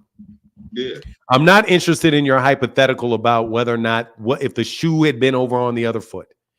If the shoe was on the other foot, whose foot are you talking about? I'm talking if Devin were to won that fight and been tested positive for PEDs, I would say the same thing. would there would still be the bashing of Devin? Is that what you're saying? No, that's not what I'm saying. I didn't bash Devin. If Devin had gotten his ass whooped, even if Ryan had gotten his ass whooped, you got to compare like things. If you say if Devin had been on PEDs, I would be doing the same thing that I'm saying. I'm not bashing Ryan Garcia for popping dirty. I'm waiting to see the B sample. And I'm waiting to see what they do and whether it's contamination or not. I would be doing the same thing for Devin. Absolutely, because I did the same thing for Alyssa Bumgardner. Same thing. Alyssa Bumgardner popped dirty after she fought Christiana Larnadu. I can't pronounce her name correctly. And I said, hey, she said she didn't do it. She's going to fight it. She turned in a bunch of paperwork and things. And I said, hey, a bunch of people acted like it was ridiculous. And I retweeted everything that Alyssa Bumgardner said. I retweeted it. And I also said, hey, I'll wait to see what happens. And what happened with Alyssa Bumgardner? She wound up getting off. So I said, okay, Ryan tested positive. I'm going to do the same thing for Ryan that I did to Alyssa Bumgardner. And if it happened to Devin, I'll do the same thing for Devin. So when the shoe was on another foot, I did the same thing. But the foot was Alyssa Bumgardner's foot, and I did the same thing for her. Fair enough. Fair enough. I just find it seems a bit extreme. I don't know. Maybe What's extreme? I don't know. He has a B sample that gets tested in May. On I suppose in about a week. So we just wait. What's extreme about waiting? If I hadn't waited for Devin Haney when Ryan Garcia first screened positive for nandrolone, if I hadn't waited until they tested that again for their IRMS test, and I just would have said, oh, Ryan popped for nandrolone and he's guilty of having nandrolone in the system and he should be suspended for that, I would have been wrong and I would have had to backtrack. Don't you think that I did right by not doing that to Ryan Garcia when he had Nangelone, when they said that he had Nangelone in the system? Yeah. Or do you think that I should have fried him for that? No, you did right. You did right. I mean, So I'm doing the same thing now. So I'm doing the same thing now. So what's so extreme? I guess the whole dislike for this Devin Haney and Bill Haney. I don't know I if do not dislike Devin Haney. I do not dislike Devin Haney. I like Devin Haney. Well, maybe it gets mixed up with the Bill. You don't like Bill Haney or something? No, I'm going to tell you what I don't like. I don't like Devin Haney fans. I've been very straightforward. I know I've told you this before. I don't like Devin Haney fans. I don't. Devin Haney fans lie too much. They lie too much. What? Lie about what? They lied about Lomachenko, Devin Haney being Lomachenko's mandatory. They lied about Gervonta Davis. Gervonta Davis telling the WBA that if they mandated a fight between Gervonta Davis and Devin Haney, that Gervonta would drop the belt. They lied about that. They lied about Gervonta Davis being the WBC mandatory for Devin Haney. Lied about that. Lied about Devin Haney being the mandatory for Vasily Lomachenko. Lied about that. Would you like me to continue to go on about how many lies Devin Haney fans have told? It's over and over and over again. Is that not common in boxing though? Guys saying that, oh, so and so doesn't want to fight me, this and that. Like, isn't that common in boxing? So you're saying you don't like the fans for doing something that? No, see, I don't like the fans for doing what you just did. I didn't say anything about not liking the fact that Devin saying this guy doesn't want to fight him. I said flat out lies. I'm your mandatory. That is a lie. That's not true. Devin Haney was not Lomachenko's mandatory. That was a lie. He didn't say Lomachenko doesn't want to fight me, because that's not the same statement. Lomachenko doesn't want to fight me is not the same thing as saying that I am Lomachenko's mandatory. One may be true. The other one is patently false. Okay? If all Devin Haney said was, these guys don't want to fight me, that very well may be true that they don't want to fight you. But you're saying that they ducked you because of this reason. And it's not true. He said that he was available. He didn't have to fight the rematch with George Kambosos. That was not true. And later on, we find out of Devin Haney and Bill Haney's mouth it wasn't true, because they had already agreed on the rematch. The only fight that was not agreed to on that 3-fight deal was actually the 4th fight with Shakur. But later on, when Ryan said, after Devin beat Lomachenko, then Bill said, yeah, we had 3 fights on that deal, 2 with Kambosos, 1 with Lomachenko, but then we asked for a 4th with Shakur, but Bob Arum said no to us. Okay, it was also not true that Bill Haney was asked by Subriel Matias' team for $4 million to fight Devin Haney. That's also not true because Bill gave the wrong name. So again, every time I bring these things up, Devin Haney fans act like they don't understand. You, sir, understand. So don't act like you don't understand. You know what I mean. And you know there's a difference between saying something that is absolutely not true, like I was Lomachenko's mandatory, and Lomachenko didn't want to fight me. Because Lomachenko said he wasn't interested in fighting Devin Haney because he was going for undisputed, and Devin Haney was a fucking nobody with no belts. That's not unrealistic. That's not unreasonable for Lomachenko to say, why would I fight you? I've got the WBA championship. The WBA tells me that I can fight, that I'm a franchise champion, and I'm going to fight Teofimo Lopez for that IBF belt. Why would he fight somebody that's not his mandatory?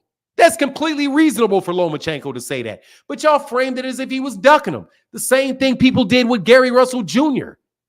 and that slave contract they gave him. Slave contract, a ridiculous ass. It wasn't even an offer for anything, really. It was where an do you think offer. they got that contract from? It's crazy that you had a copy of the contract that you were able to get and pull up. You know, like just in the sport or in the business of boxing, with them being so independent, was probably made it easier to have access to that. But I'm sure, like, if you've seen other contracts, like they molded their contracts based on the business and what they've had to deal with. No, All right. absolutely, positively All not. right. Absolutely, positively not. That is a piece of shit. It's So a boxing piece is of just good shit. business. It's just good Sir, business. sir, it was a piece of shit that did not obligate Devin to do anything except for try to arrange a fight. But yet it obligated Gary Russell Jr. to not have a fight with anybody until Devin was able to figure out whether or not he could get one. It literally was an offer for Gary that held Gary Russell Jr.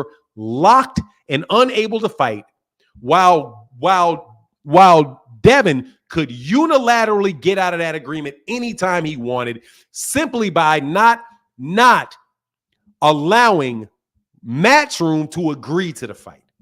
It was complete garbage. And no way in the world is that what normal bout agreements are. No. It's a little strange because it's not a little almost seems strange. Like it's like, not a it little. almost seems like that's kind of what happened with Terrence Crawford and Errol Spence for this rematch. Like, it made him What? wait all this time to No, it was not. It was nothing like that. I'm just saying that's what it seems like. A little bit. No, it doesn't seem anything like that. The way you just broke it down. It doesn't. No, it doesn't seem anything like that. It seems nothing like that. Why does There was a fight. They signed a contract in which Errol Spence Jr. had to fight Terrence Crawford, and Terrence Crawford had to fight Errol Spence Jr. Right. There was a date for the fight. There was a date for the fight. There was a location for the fight, and there was an agreement as to how much money they were going to get paid. And there was a rematch clause in it with specific terms for the rematch clause. That's all I'm saying. That is nothing like that. There's nothing, sir. There was nothing like that. We don't know in that deal with Gary Russell Jr. Nothing. But Terrence Crawford had to wait quite some time to get another fight because of that rematch clause. It's over a year. I'm sorry. So he had to do what? He's waiting. How much money did Terrence Crawford get paid for that fight? Yes. We're talking about did he know? Excuse me. About did he? Let me help you out. Let me help you out, because I'm telling you, this is why people don't like Devin fans. Number one, when Terrence Crawford agreed to fight Errol Spence, in their agreement, and we know this is the case because it happened, they agreed to a fight to actually fight each other. In the agreement with Devin and Gary, Devin did not agree to fight Gary in that contract. He didn't even agree to fight him. So Errol, example one, Errol agreed to fight Terrence. Terrence agreed to fight Errol. In example B, Gary Russell Jr. agreed to fight Devin Haney. Devin Haney agreed to try to organize a fight. And if they could organize it, then he would fight him. So, two different things right there. Gary didn't agree. Devin didn't agree to anything. Nothing. Because all of his interests were contingent upon, all of his promises were contingent upon. Gary's was just an agreement contingent upon nothing. It was actually bound Gary. Dude, you don't understand what you're talking about. So I'm not even going to act like you understand this. So no, I'm just saying, we don't have the other contracts. I don't know. Yes, we do, because it was performed. Exactly. It was performed. So we know what it was. There was a fight, July 20th, sir. There was a fight. Same way Terrence Crawford didn't take their deal when they offered it to him. Sir, when they fought July 29th. But before that, he didn't take the deal. Before, they never agreed to, they didn't agree to anything. That doesn't mean nothing was offered because they didn't agree. Terrence just said, no, I'm going to fight somebody else. But when they actually fought, they knew where the fight was going to be because they announced it. It was going to be in Las Vegas. We knew the date. It was going to be July 29th because they announced it. Okay? We knew who was going to promote it because it was announced. Did he negotiate? That's part of negotiations. You get sent, their terms. You send them back what you want to do and don't want to do. That's when we talk to Terrence Crawford and Spence. Sir, there was this. The contract was signed by William Haney. It was signed. There was no negotiation. It was signed. It was an executed agreement that they sent him. Would you like to see the signature? No. There you go. So you're going to acknowledge that there was a signature. If there's a signature on it. I was here when you went through it. So if there, let me, North Star, you don't know what you're talking about. Let's establish that you don't know what you're talking about. You don't have to sign it. Sir, if you sign it, they're asking, and it is in a PDF. It was not sent in a Word document that could be marked up and there was version control. It was a PDF with a signed, with a signature already on it. That is not a negotiation. That is an executable agreement that they put on there. And it was legally binding, which is what they said they were not going to do. But it was only legally binding on Gary Russell Jr. It was not legally binding on Devin. That is what we call, that's what we call in the business a contract of adhesion. And so what happens if you don't sign that contract? It's nothing, right? You act like you're not allowed to write up your own contract with some of those same terms in your own terms and send it back to them with your signature. Sir, I am not talking about what they could have done, would have done, should have done. I'm telling you, that contract was a piece of shit. It was a piece. No, sorry, it was a piece of shit. No, you don't do that with everybody.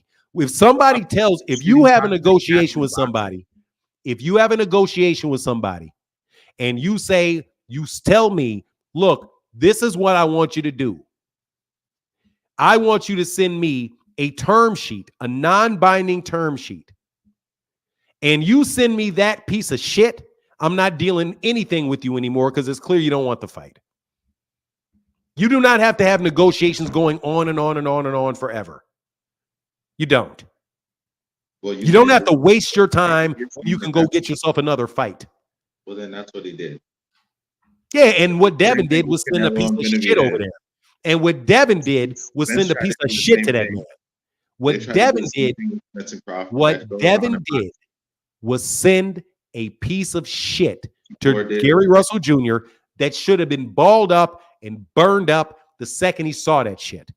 Fuck out of my face. That is called, you're basically asking me for everything in exchange for nothing and trying to figure out if I'm stupid enough to give it to you. It's an insult to the intelligence of the person that got it. And you better believe most times that people negotiate with somebody, if you try that shit, they will absolutely cut you off and leave and stop wasting their time with you.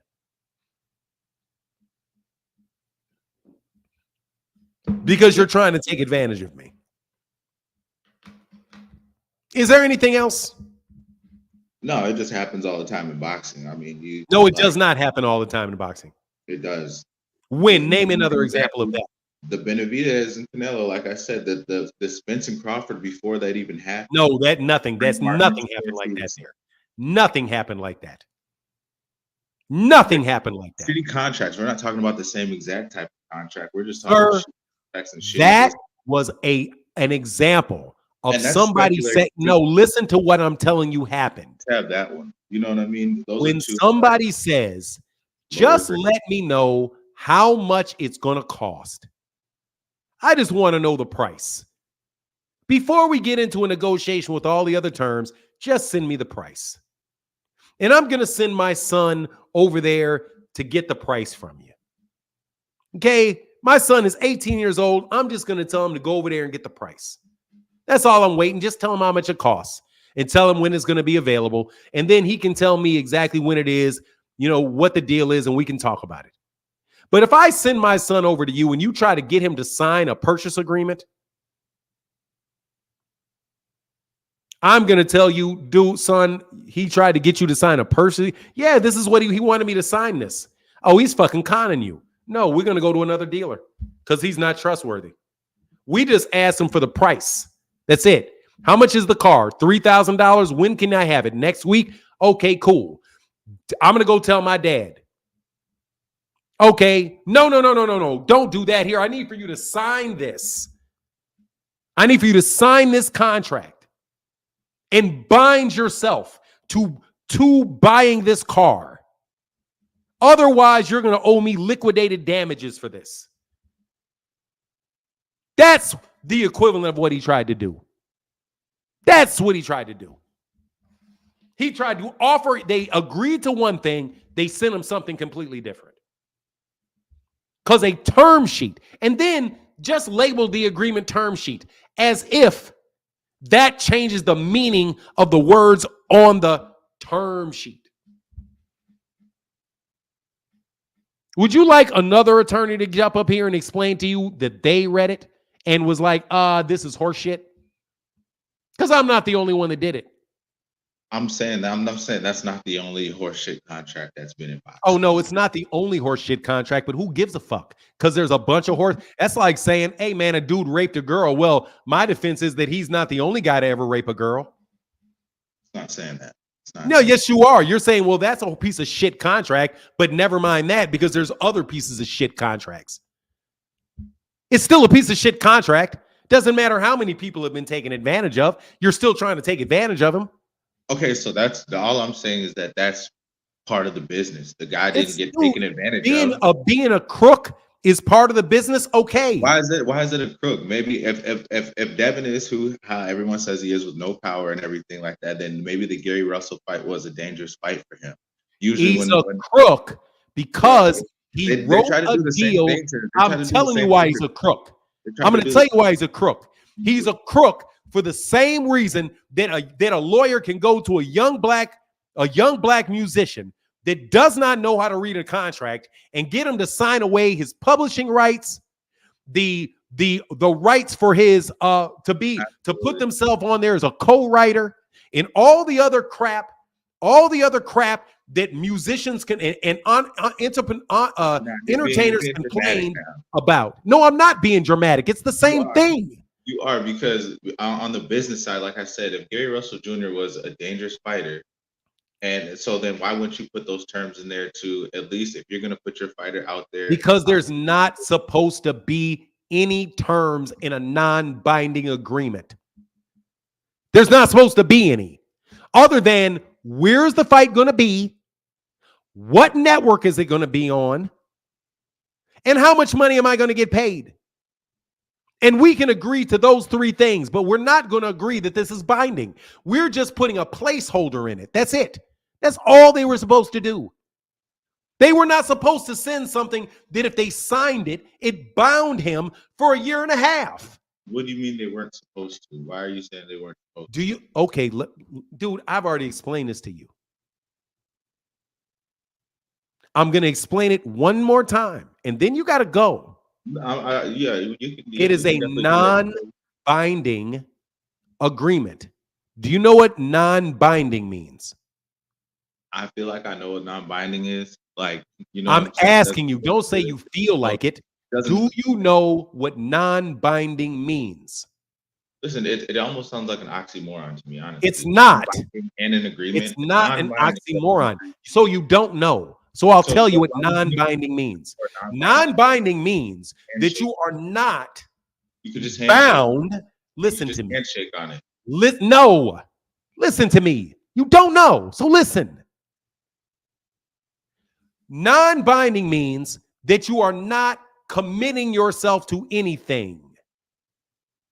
Not binding. I am not. It is not. You cannot hold me to this. If I say to somebody, hey, you ask a girl out on a date and say, hey, will you go out on a date with me on Friday night? And she says, I would love to, but I'm not sure. That's not binding. So it sounds like the A side was the one that would have been not No, binding. you are trying to skip So Haney shit. and You them don't would have been not understand. Shut binding. up. Bro, you don't talk. Stop talking. You don't know. Make that make sense. That's I what made you're it talking make about. perfect sense if It you was a sit shitty down and contract fucking because listen. they wouldn't be binded to anything. Sir, non-binding means you're not responsible for it. You did not agree to it. You cannot hold me to this. Meaning if I Devin say Haney I'll and fight Devin. you, if I tell you I will fight you on Friday, $450 in Las Vegas, we agree to those terms, but it's non-binding. What does non-binding mean? It means that you cannot therefore sue me if it doesn't happen, because you know that it's not binding. You cannot hold So me to it. you're trying to make the narrative as if that they're holding him to the agreement and they're not being held to the agreement. Exactly, because that's what happened. Exactly, because he's the A side though. That's what it No, it sounds has like. nothing to do with an A side, stupid. What are you talking about? He's There the bigger is fighter. no, There was a bigger you are a fucking dummy. advantage. Dude, for how old are you? How old are you? Are you serious right now? I'm very serious. How old are you? Are you serious right now? I am dead serious. How old are you? Make it make sense, bro. Like we I just talked about. am They sent asking him a you how non-binding old contract, you are. right? A So I'm non-binding asking how agreement. old you are, so What does I it know what matter? level of intelligence and what level of maturity I'm dealing with. How old are you, son? You're dealing with a pretty solid level of intelligence. and How maturity. old are you? What's the age range? 30 plus. Okay, so you're a grown-ass man. A side has nothing to do with whether or not somebody is actually committed to the contract. Both sides have to agree whether one person has more leverage or the other person has more leverage. Okay? If you give me an agreement where I'm responsible for everything and you're responsible for nothing, So that is called a contract of adhesion. He's not responsible for anything. So he's not binded to that agreement, right? Who? Who you're talking about? Devin is not. Devin was not bound by that contract. No, he wasn't. Thank you. Only Gary was. Okay. So that's what I'm saying. I'm hearing you loud and clear. They sent him the non-binding agreement, meaning they don't have to. It was non-binding on them. It was binding on Gary. Right. Like this is what I'm talking about. Like in the business of boxing, like if they see Gary as a dangerous fighter, we kind of talked about this with the PBC thing. Like there's investments, there's all these things that He wasn't investing anything. He didn't invest anything. He wasn't investing. If he was investing, he would have been bound to invest. He wasn't bound to invest anything. It's protecting his fighter and protecting the brand. Dog, he's trying to rip off Gary Russell Jr. That's it. He's trying to rip off Gary Russell Jr. That's it. He was trying to put Gary Russell Jr. in a situation. He tried to put Gary Russell Jr. in a situation where Gary Russell Jr. had to fight Devin if Devin could find the fight. But Devin didn't ever have to find a fight. Devin was not bound by anything. Do those contracts come in any other scenarios in boxing? Like if you have to find a replacement fighter, that sounds like kind of like a non-binary agreement. Like binary, non-binary. You know what I'm talking about. If I said you mean non-binding. Non-binding, excuse me. Basically saying that you will fight if we have to have a replacement, but we're not obligated to fight you. No, that's called a contingency agreement. Okay. No, that's contingency. That's a contingency. Because I'm just saying, are those contracts though? Do you know contracts? Are they not? Do you know contracts? Bro, I'm not a boxing promoter, nor am I a boxer. Do you know contracts? Do you know contracts? You're Yes. Yes, very well. Do you? I have enough common sense to have. No, it's not common sense, bro. It's not common sense. Contracts are not common sense. Contracts are not common sense. They're contracts. So that's they gave him a contract, but they had an agreement. Like they were on the agreement side. They didn't have to be obligated to it, and he did. Dude, you're just talking. You're just talking. What are you talking about? You're just fucking bumping your lips. Didn't you say Bill Haney had his signature on it? Yes, he did. So then that makes it a contract. No, it doesn't. Lord have mercy. If Bill Russell or Gary Russell Jr. would have signed it, dude, you do not know what you're talking about, man. Gary like for real, you might as well be fucking talking about heart surgery, dude. You don't know what you're talking about, dog. Common sense is not going to tell you how a heart works. You don't know what you're talking about. When you sign something, that makes it a contract, and that no, makes it does not. That makes it law binding, right? You can be no, sued it does for not. signing a No, contract. it does. No, it does not. All right. No, it doesn't. You got it. Of course I got it because I know what I'm talking about and you don't. Okay. You got it, bro. You got it. Let me explain to you very clearly so everybody knows. You got it. I mean, dude, you don't know what you're talking about. That's why people don't like Devin Haney fans. You get up here and talk about some shit you have absolutely fucking no understanding of. Say what you're gonna say. I'm going to say, no, I'm going to show you. I'm going to show you because I'm going to do it for just anybody that actually listened to this silliness long enough. I'm going to show you. Go ahead. I hope it's not the Gary Russell contract. I don't give a fuck what you hope it is. Term sheet. Devin, just because you label this term sheet does not mean that it is one. Devin Haney and Gary Russell shall engage in a boxing contest. The details set forth below on a date and site designated by Devin Haney Promotions not later than May 1st, 2021. The maximum weight for Haney and Russell shall be 135. The belt shall be scheduled for 12 rounds under the WBC, This term sheet and commitments made, here you go. This is why I'm saying it is binding on Gary and not binding on Devin.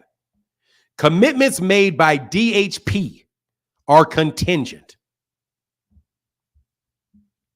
Does it say anything about Gary Russell Jr.? Commitments made by Gary Russell Jr. are contingent? No, only DHP.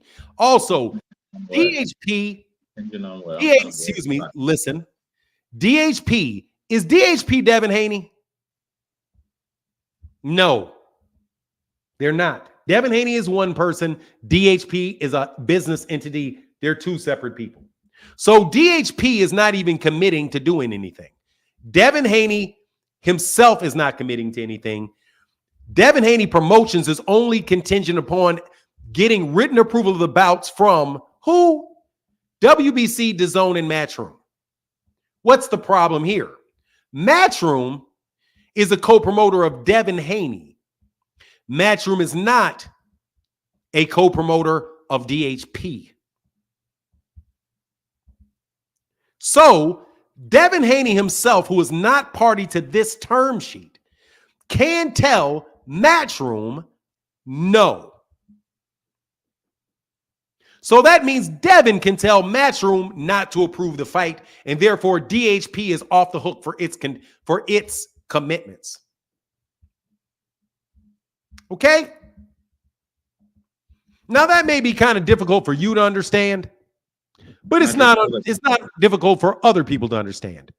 Devin Haney himself did not commit himself to do anything. Hold on, but you just speculated that he could tell the promoter that he doesn't want. I didn't speculate. That's not speculation. So what does it have to do with him telling the promoter just because he has the side of the promoter? Like it sounds like he's the A side. They have more connections to me. Dude, stop the A side stuff. The A side has nothing to do with it. Stop using that phrase. It's irrelevant. Why couldn't he send him a contract? Sir, we're looking at that contract. So pull it back. Under that offer, Devin Haney is not a party to that. He is not committing himself to anything. Devin Haney has a co-promotional deal with Matchroom and Devin Haney Promotions. They are both his promoter. In a promotional agreement with a fighter, the fighter has to approve the fight. You can't force a fighter to take a fight if the fighter refuses to take it. You can't. So Devin himself could tell DHP that he doesn't want the fight, and Devin himself can tell Matchroom that he doesn't want the fight. And both parties have to get agreement from Devin. Since Devin is not on this contract, Devin can himself say, I don't approve this fight. Therefore, DHP is off the hook completely. As long as Devin Haney himself just tells Matchroom no. And that's not speculation. That's a fact. But that's not what happened. You're saying Gary Russell didn't sign the contract. Gary Russell didn't want to move I am forward. talking about he turned down the offer because the offer was in bad faith. It was a bad faith offer because he wasn't supposed to make it executable. It was not supposed to be binding. It was just supposed to be non-binding, so we know what we're agreeing to, when the fight's going to be, what network it's going to be on, how much am I going to get paid, when is it going to be. Yeah, goodbye. I'll do that every day for free. I'll do that shit every day for free.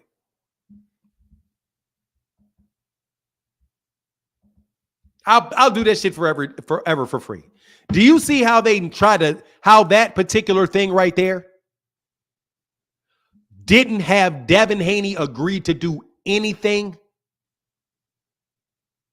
and gave him an out, complete out? You know who would do that? Somebody that is used to dealing with contracts and want their customer to be able to get out of this agreement anyway, anyhow, anytime, but the other person to be on the hook.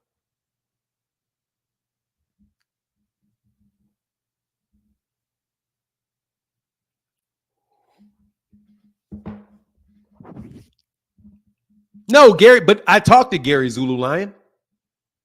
Gary didn't understand that. I didn't talk to Gary. I talked to Batman. When Batman gave me that, Batman said there's no date on this. They said their issue was that there's no fight date on it. They don't have DAZN's name on this. DAZN's not committed to this at all. I had to explain to them, not only is Matchroom not on this, Devin is not on this. Devin is not on this.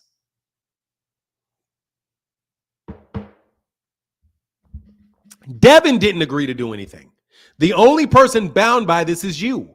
And they bound you to $1.5 million if they can get it. They're going to get everything else. All of the other revenue for the fight is Devin's. You get none of it. You get none of it.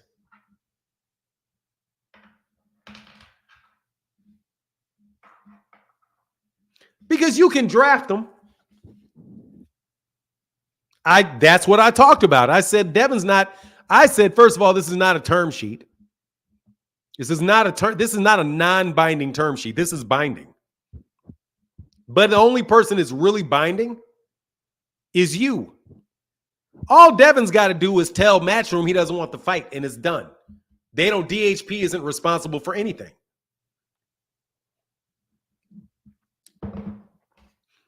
And DHP is just an umbrella company to protect Devin Haney from liability anyway. So it's basically it's just a shield over Devin that prevents Devin from being responsible for anything. You got to understand corporations and how that works. That's why you hire a lawyer and a tax accountant.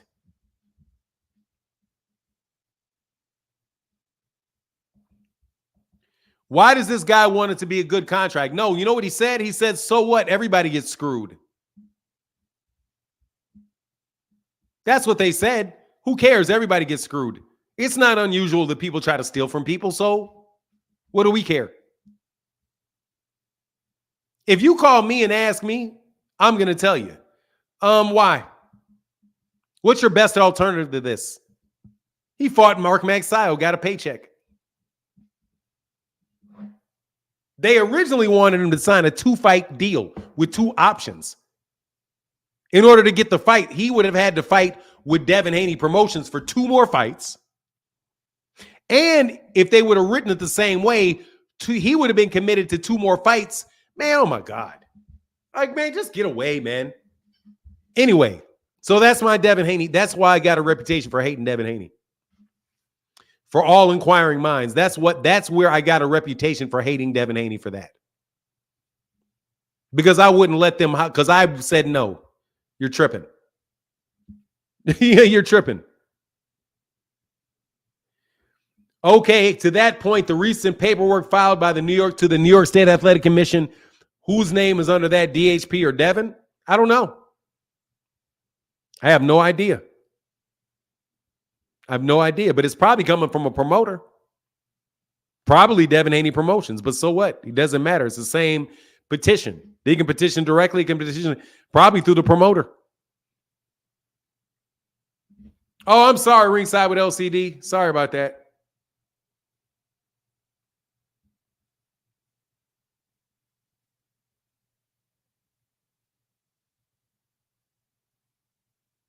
Ringside with LCD said, Buddy, just take the L for non-showed contracts and term sheets on multiple times. I mean, dude, it was just a fucking terrible situation, dude. And, dude, you got people out here trying to convince young black men to sign stuff like that. And just saying, just sign the contract. Just sign. I mean, let me tell you something, dude. As a professional responsibility, look, man, I owe it to Howard University. I owe it to every business that I've ever done, the education that I have, the experience that I have in my life to never, ever co-sign something like that. I will never co-sign anything like that. That's like being a medical doctor and having somebody say, yeah, hey, I need for you to drink this acid.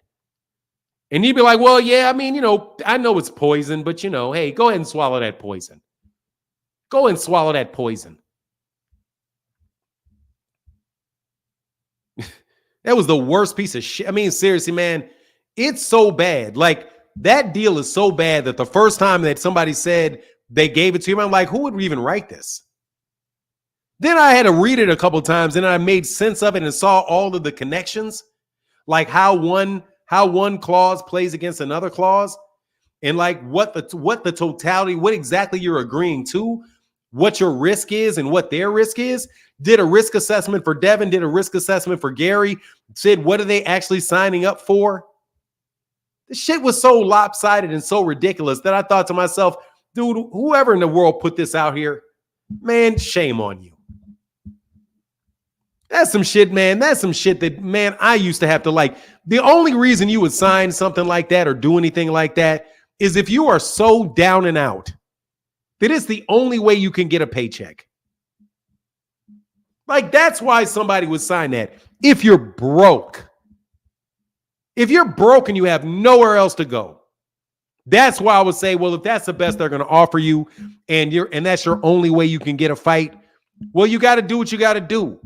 Because I've been in that situation. Man, I've been in a situation knowing full well when I'm signing, knowing full well, but they ain't offering me shit. But it's the only thing that I can get because of a situation I'm in. So I got to pay and I got kids. I got a wife. That's when the A side comes in. Like, hey, man, this dude is so much the A side in this negotiation. A side. He's got all the leverage that I got no choice but to take it. He ain't offering me shit because he knows full well I ain't got no choice but to say it. It doesn't keep me from thinking he's a piece of shit for doing it. And I got no choice. And you better believe the next fucking opportunity I got to get out of here, I'm getting the fuck up out of here, because you're never going to give me the benefit of any bargain unlike other people that you deal with. I bet you money Bill Haney ain't copping no pleas like that with Eddie Hearn. I'm sure he's all Mr. Yes, sir. No, sir. Yes, yes, all of that shit. But when it came to Gary, you're trying to pimp this dude down the river as hard as you can.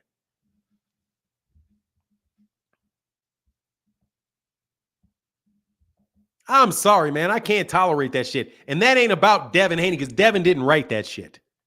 Ain't no way in the world Devin Haney himself wrote that. Ringside with LCD said North Star's argument makes no sense because it's based on fact. Any reasonable person not pushing a narrative can understand this. This is why nobody likes Haney fans. Toss anything to the wall to see if it sticks. I mean, seriously, man, shame on you as black people for trying to do that to another black man.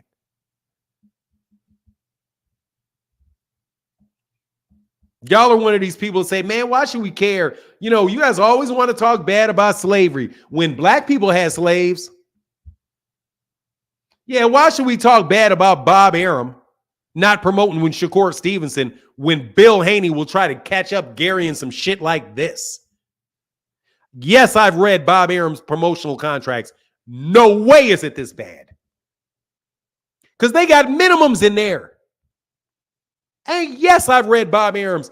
Yes, I've read Bob Arum's promotional agreement. Yes, I have. Yes, I've read an Al Heyman's Al Heyman's advisory agreement. Yes, I have. And they're nothing like that. Nothing like that. Nothing like that. Nowhere near as exploitative as that. But everybody does it. People have no clue about contracts, man. They know, man, it is crazy, bro. Anyway, Gaddix the Great said, why did he come back to argue the same point over the same Puff Daddy 1992 bad boy contract that was trash with Puff? It's trash with Bill. Honestly, man, I doubt that Puffy Combs is that bad. I doubt very much Puffy Combs' contract's that bad. Because did he get any money? Did they pay him anything? In that agreement, they're not even offering to pay Gary anything for over a year of his time. It's over a year of his time. A year of his time. For no promise of money at all. At least Puffy paid some money. Ringside LCD said, Fanon, he don't want to listen. He keep pushing the narrative, or he really dumb, disingenuous. For sure he is. Both. For the hang up, this guy's giving me a headache. My bad, man. My bad. Yeah, I went a little long with him, but you know me. Thank you so much, brother, for that support. And why does this guy want this to be a good contract? Because he wants to say that people are hating on Devin.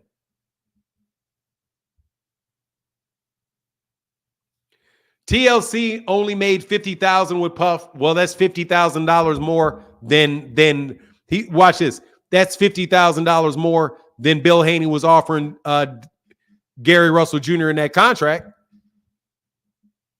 because he wasn't offering him nothing.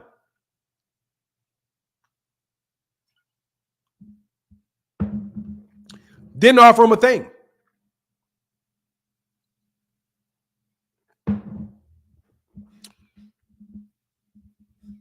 Dude, I told Gary to call a lawyer. That's the first thing that I told Gary. I'll tell you all. Hire your own lawyer. If you've got $3,000, if you got $2,000 in your pocket, you can call T. Orlando Pearson and have T. Orlando Pearson read that contract for you and edit it and make suggestions and go through every word of it with you. If you got $2,000. It is significantly less. It's significantly less expensive than your watch. It's less expensive than your watch. No, I'm not even talking about a retainer. I'm just talking about a consultation. And it's not going to cost you $2,000 because what is that, 5 hours? That's 5 hours. You'll know that shit backwards and forwards in 5 hours. That was baby. Nah, that wasn't even Babyface. That was old girl. That was old girl. Babyface wife. Pebbles or some shit. That was Pebbles. That was Pebbles. But see, dude, if you don't have any other option, that's all you got. I mean, dude, look, man, that's the thing with capitalism. If you don't have any other option, you got to take what you can take. If you have no other option, you got to take what you take. Okay, you got to take what you take. We all know that. If that's why they have to have a minimum wage, that's why you have regulations that'll tell you like workplace standards and all of those things, because people know, look, man, if you are going to choose this agreement over sleeping on the street. That's why women will sleep with men for contracts. Be like, man, what's my other option? You going to sleep with this dude for $1 million contract, or you going to sleep with this dude for $300? Well, give me the contract. Dude, what do you want? What do you need, man? No, I had to take a call. I wasn't running, but it was just crazy. They muted me. Bro, I don't want, seriously, you got to move off talking about contracts because you don't understand.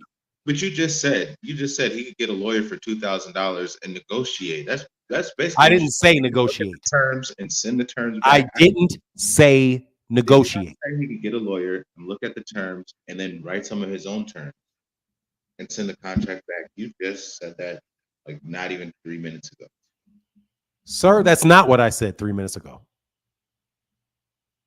What I said was, any person, to understand an agreement, can call a lawyer and get a lawyer's opinion and explain to you what's on there. I didn't say anything about Gary Russell could then have this guy draft an agreement and send him a new one, even though he could. But my suggestion was, why waste your time? Why waste your time? He's not negotiating in good faith. You're wasting your time. Tell him no and go on about your business. I didn't say that big S as it relates to Gary Russell Jr. I said that as it relates to people. If you get an agreement, you can have somebody you can go talk to a lawyer about it. And the lawyer can mark it up, explain it to you, and tell you their opinion on it. If their opinion is tell the guy no, it's up to you to decide. Now, you want to tell me that Gary could have sent these deals back. So what if he could have? It's still a waste of time. How is it a waste of time to negotiate? Like if they're sending you a contract and they don't think you're smart enough and think you're going to sign a shit contract, why wouldn't you negotiate? If you want the fight, why shouldn't Gary negotiate it? Why wouldn't he? Why was it a waste of time for Gary? Yes. Because Bill Haney, when they sent that contract, did not have an agreement by DAZN. They didn't have an agreement with Matchroom, and reading that contract tells you that they didn't have any money to put up. So why would you negotiate for somebody to go negotiate for you? Why? That doesn't make any sense. It's a waste of time. Because Bill Haney didn't have any money. Bill Haney said, you will agree that a fight will take place, and I'll agree that I will go try to find some money for the fight. So that right there tells me that Bill doesn't have any money for the fight. So if Bill doesn't have any money for the fight, why would you waste your time trying to sign a deal with Bill? You would be better to go call Matchroom and see if you can strike a promotional deal with Matchroom, who has the money. It's a waste of time because Bill didn't have the money. Any more questions?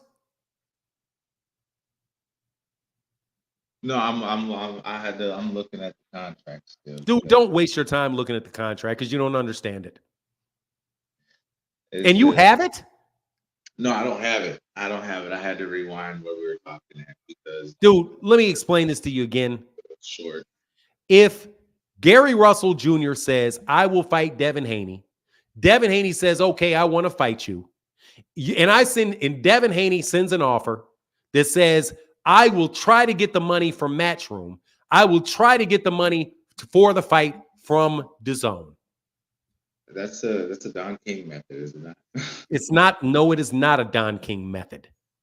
Don King put the money up. Don King got the two fighters to sign the contract first. Don King said Don King got both fighters to sign a bout agreement in which he said he would pay the money. It was not contingent. It was not contingent on him finding the money. It was him saying, I've got both these guys' names on the contract. Now, since they both agreed and I said I would pay it, now I'm going to go to the highest bidder. He's still the one putting up the money. He just found a funding source after that. That's not the same thing. In this situation, they're clearly saying that the funding source for this fight is going to be Matchroom and DAZN. And if they agree to this fight, then you'll fight under DHP. That's a contingent. It's contingent. His responsibility, Devin Haney, first of all, Devin doesn't have any at all, but DHP is only responsible if they can find the money from those guys. However, since you brought up Ali, if I was talking about Ali, I might say, hey, hold on, Ali. Why would you need Bob Arum? Why would you need Don King to talk to this guy? Why wouldn't you go talk to him? Hey, hold on, Ali. They said they got $10 million for this fight. Why don't you just get in a plane, go talk to Sese Mobutu. Go talk to Sese Mobutu and say, hey, I want to fight in Zaire. Will you give me $12 million for this? And then I'll go talk to George. He could have done that too and cut that man out. He could have done it. And I mean, you're saying he could have done it, but even yes, because you know who he had. We've seen Terrence he did it. Guess that. what he did? Ali did that. Ali did that. You know how Ali did that? Ali did it because Herbert Muhammad started Top Rank with Bob Arum. The Nation of Islam cut out the mob. They said, what the fuck we need y'all for? We're going to get this Jewish dude who knows contracts to write the contracts. We'll put the money up. We'll make the money ourselves. That's how Top Rank came into being, by cutting out the mob.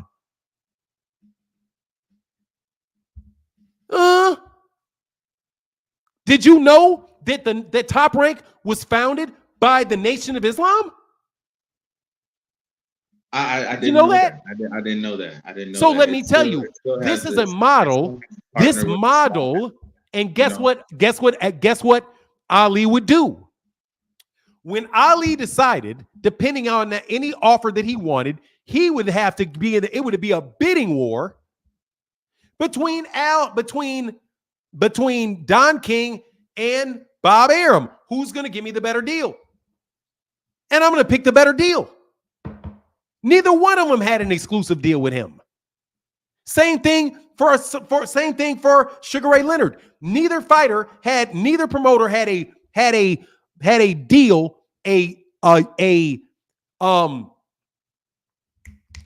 exclusive promotional deal with Bob Arum or Don King.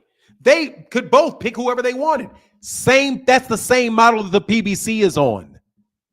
Floyd Mayweather can fight with whatever network that he wants. That's why he has his own promotional company. So he can go to whoever promoter he wants, and he can cut out and he can get his own promotional fee. And dude, this right here, what we're talking about, is called business organization, which is a different subject than contracts. of which you are obviously not prepared to talk about either one with me. No, you said the Nation of Islam, like they started it. They helped start Top Rank, but they had to go get the one guy to do the contracts. Like that's Sir, they did start it. They did start it. They had to get the Jewish guy to do the contracts. They hired a lawyer. Yeah. That's another mob. That's all that is. That's not another mob. It's man, what the fuck are you talking about? So it's not a mob. Bob Arum was I think he used to be a federal prosecutor. They worked with Bob Arum. Bob Arum was the face because it was going to be hard to be selling Elijah. Listen to me, son. Listen to me, son. Listen to me, son. Did you not? You're not going to be able to sell in the 1960s Elijah Muhammad as the chief promoter for major boxing events because he's in the Nation of Islam. Malcolm X, Farrakhan, Elijah Muhammad, considered black supremacists. They're not going to be able to do the business directly with the major venues. So they got Bob Arum. They worked with Bob Arum, who could do that part of it to legitimize it in the face of the people whose money you needed. But Ali himself and the people, the business buyers around Ali themselves, made sure that they could work with Top Rank if they wanted. Don King got jumped up in there, and Don King got some fights with them. That's how it works, man. Putting it in perspective, Bill Haney positioned himself to be able to negotiate with the Zone, Matchroom, Top Rank, Devin Haney Promotions, and Gary Russell didn't have that position or that leverage or those connections. Yes, Gary Russell does have that position. So then why couldn't he look at that and say those terms are shitty? Here's one that I have that's signed, and I said because the government, and I'm going to tell you again, because he's wasting his time. It's a waste of time. Bill Haney isn't putting any money up. You're not putting any money up. So what am I wasting my time for you? You're not putting any money up. What the fuck am I fucking with you for? You're not putting any money up. It's the middleman aspect to it. Like, what do you mean? So fuck a middleman. He can go directly to the Zone. He can go directly to the Gary Russell. If he wanted to get a fight with Devin Haney, signing a deal with Devin Haney Promotions is dumb. What he would have to do if he really wanted it, the smart thing is do what Jaron Ennis did. Sign with Matchroom. And then Matchroom can say, okay, I got Jaron signed. I've got Jaron signed. I've got Devin signed. Let's make a fight. And who's going to put up the money? Me. Who's me? Eddie Hearn. Because Eddie Hearn has the money to put up the fight. That's why you sign with him. You don't go to a middleman that doesn't have any money and commit yourself to a middleman with no money that isn't even guaranteeing that he's going to do anything for you. It's a bad move. That's what happened with Jaron Ennis. That's why they moved BF. What do you call that shit? BLK Prime. That's why they moved BLK Prime out of the way in that conversation they had with Jaron fighting Terrence. What do we need BLK Prime for? BLK Prime does not have Terrence Crawford signed to him. We've got the money for the fight. We got the money for the fight. What do we need them for? If we want the fight, we'll just make the fight themselves. And how is the fight now being talked about? The fight is now being talked. Listen to me, son. The fight is now being talked about. One fight. What? Didn't Terrence Crawford fight under BLK Promotions for one fight? They paid him for one fight, and okay, they did not have They did not have a promotional agreement with him moving forward. And guess what else? They had David Avenetian did not sign a multi-fight deal with BLK Prime either. They signed it once they had Terrence Crawford signed to a bout agreement, TBA. And Terrence Crawford didn't do anything with BLK Prime until BLK Prime put the money up first. Give me the money. So if you're talking about there was something in that agreement where Gary Russell Jr. said, I'm good, where Bill Haney said, I'm going to pay you $1.5 million no matter what, and here is $700,000 of it down, then we'd be having a different conversation.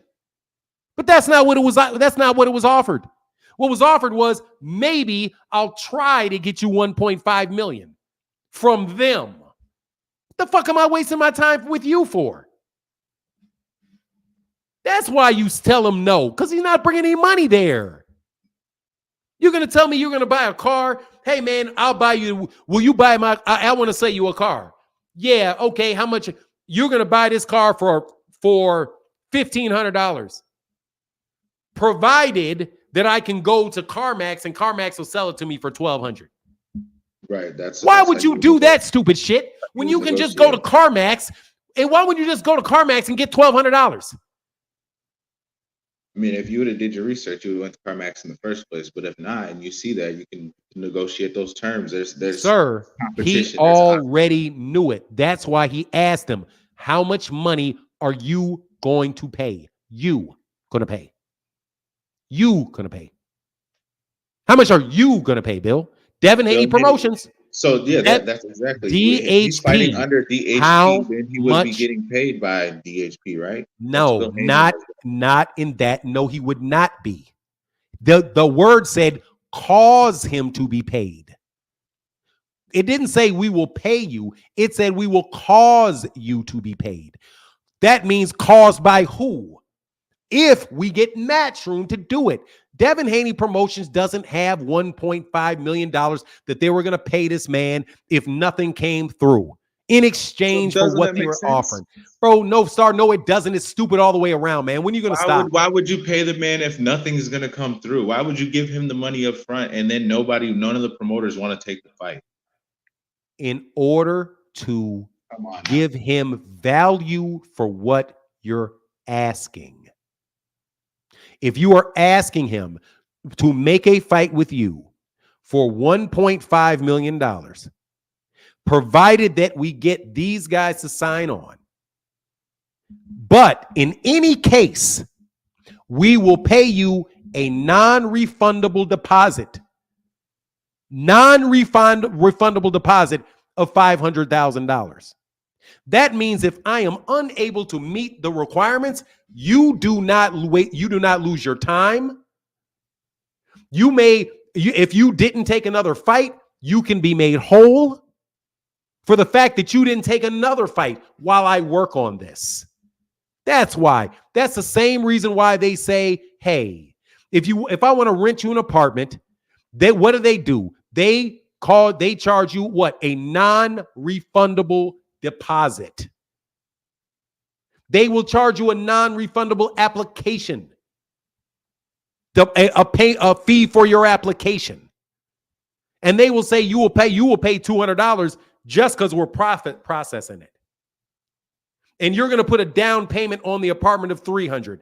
But we will give you this back at the end of the lease. Why? So you don't fucking lead me down a primrose path and make me waste all this time and I don't get anything out of it. That's why I asked how old you are.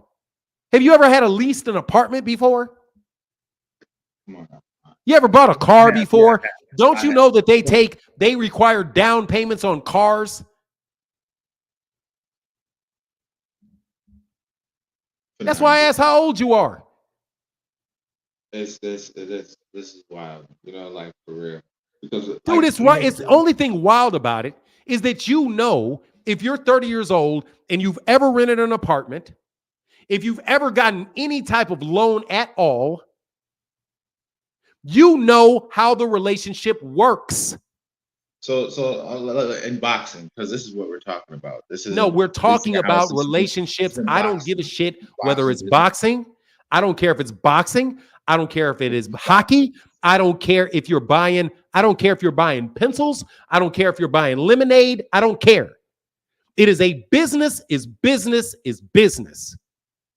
Business is business, no matter what the subject matter of it is. It's business. Business. So look, when is Gary Russell fought? When is his last fight? Is he? Who cares? Who cares? Exactly. It has nothing to do with this agreement. It has nothing.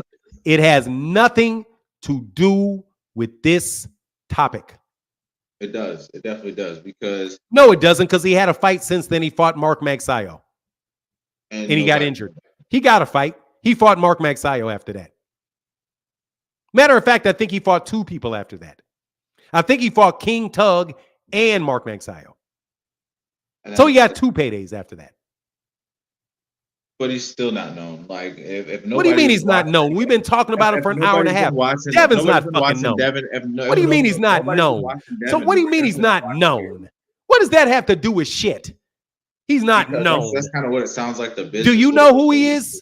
For him to be under Devin. Do you know who he is? Just like how a lot of these guys are like. Dog, I gotta throw you out, dude. I gotta let you go because you sound like a fucking buffoon, and now you're just trying to change topics on me. Gary Russell Jr. is very well known. He was well known before Devin was well known. Gary Russell Jr. is very well known in boxing. Everybody knows who he is. No, all the hardcore boxing fans know who Gary Russell Jr. We know his dad. We know that he's boxing because of his dad. What? He's not making. You know he's boxing because of his dad.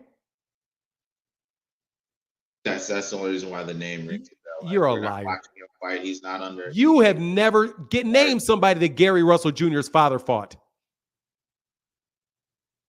Zeb Judah. You're just gonna lie, huh? Yeah, I'm a Haney fan. You're just gonna fucking lie, right? See, I'm telling you, that's why they don't like you, because you just sit up here and lie. You're just gonna sit up here and just lie. That just goes to further the point. Like, even Gary Russell was a decent fighter, but he wasn't that. Dude, Gary Russell Jr. was a great fighter. He defended his title 5 times at 126. That shit, and he ain't never got beat the fuck out of like Devin just got beat up. But you ain't never seen. You ain't never seen. Matter of fact, Gary Russell Jr. put up a better fight against Lomachenko than Devin did. No, mama. And you ain't never, yes, exactly. The same guy that sent Devin Haney, the same guy that sent Devin Haney's head spinning back like this. He didn't have an opportunity to win the fight. He didn't even go 12 rounds. What did you say? He didn't go 12 rounds. Who didn't go 12 rounds? Loma and Gary. Yes, it did go 12 rounds. You just make shit up. Yes, it did go 12 rounds. What do you mean it didn't go 12 rounds? That shit went 12 rounds.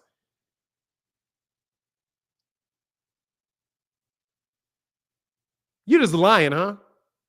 Dude, you for real, man. Come on, man. That's lying. That's lying. You said it didn't go 12 rounds. Yes, it did go 12 rounds. Yeah, I like that. That's what you be doing too. No, what lie did I tell? Because I'll get on here and say, like, bro, you just said this or you said so this. You admit that you just lied. No worries. So you just admitted that you just lied. I'm just bringing and so you say that's because that's what I do. You lied because I lied. What did I lie about? I just told you like 3 minutes before I got back on here that you said he could get a lawyer and he could look at the terms and he could send back some of his own. I didn't say that. Play it back. You can play it back. No, I'm not going to say that. I'm not going to play that back. Last time I'm not going to play that back because I wasn't talking about Gary Russell Jr. And absolutely, Gary Russell Jr. First of all, dude, Gary Russell Jr. absolutely could have sent some other shit back. So what? It's a waste of time, is what I said. As it applied directly to Gary Russell Jr., I said it's a waste of time because Bill Haney doesn't have any money. It's a waste of time when I talk about it, but then you say the same thing. No, I said it was a waste of time for Gary to send anything back to Bill because Bill was not paying for the fight. It's a waste of time. It's the same scenario that if you offer me to buy a car for me at CarMax, I might as well go to CarMax by myself. Bill did not offer him anything and just tried to tie him to something. It's a waste of time. It was a bad faith. First of all, it was bad faith because you're supposed to send a non-binding term agreement and he didn't. He sent a binding one. And one was only buying. Non-binding to Bill Haney and Devin Haney and DHP Promotions. It was non-binding. What? That's who it was non-binding to and non-binding for. Exactly, but it was supposed to be non-binding for both parties.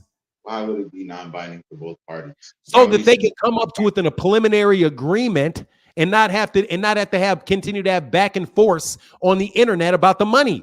They could just come up to an agreement, a non-binding agreement over the money and when it was going to take place. Nah, you be moving the goalposts, bro. You're a fucking idiot. Dude, are you done? Are you done? Are you done?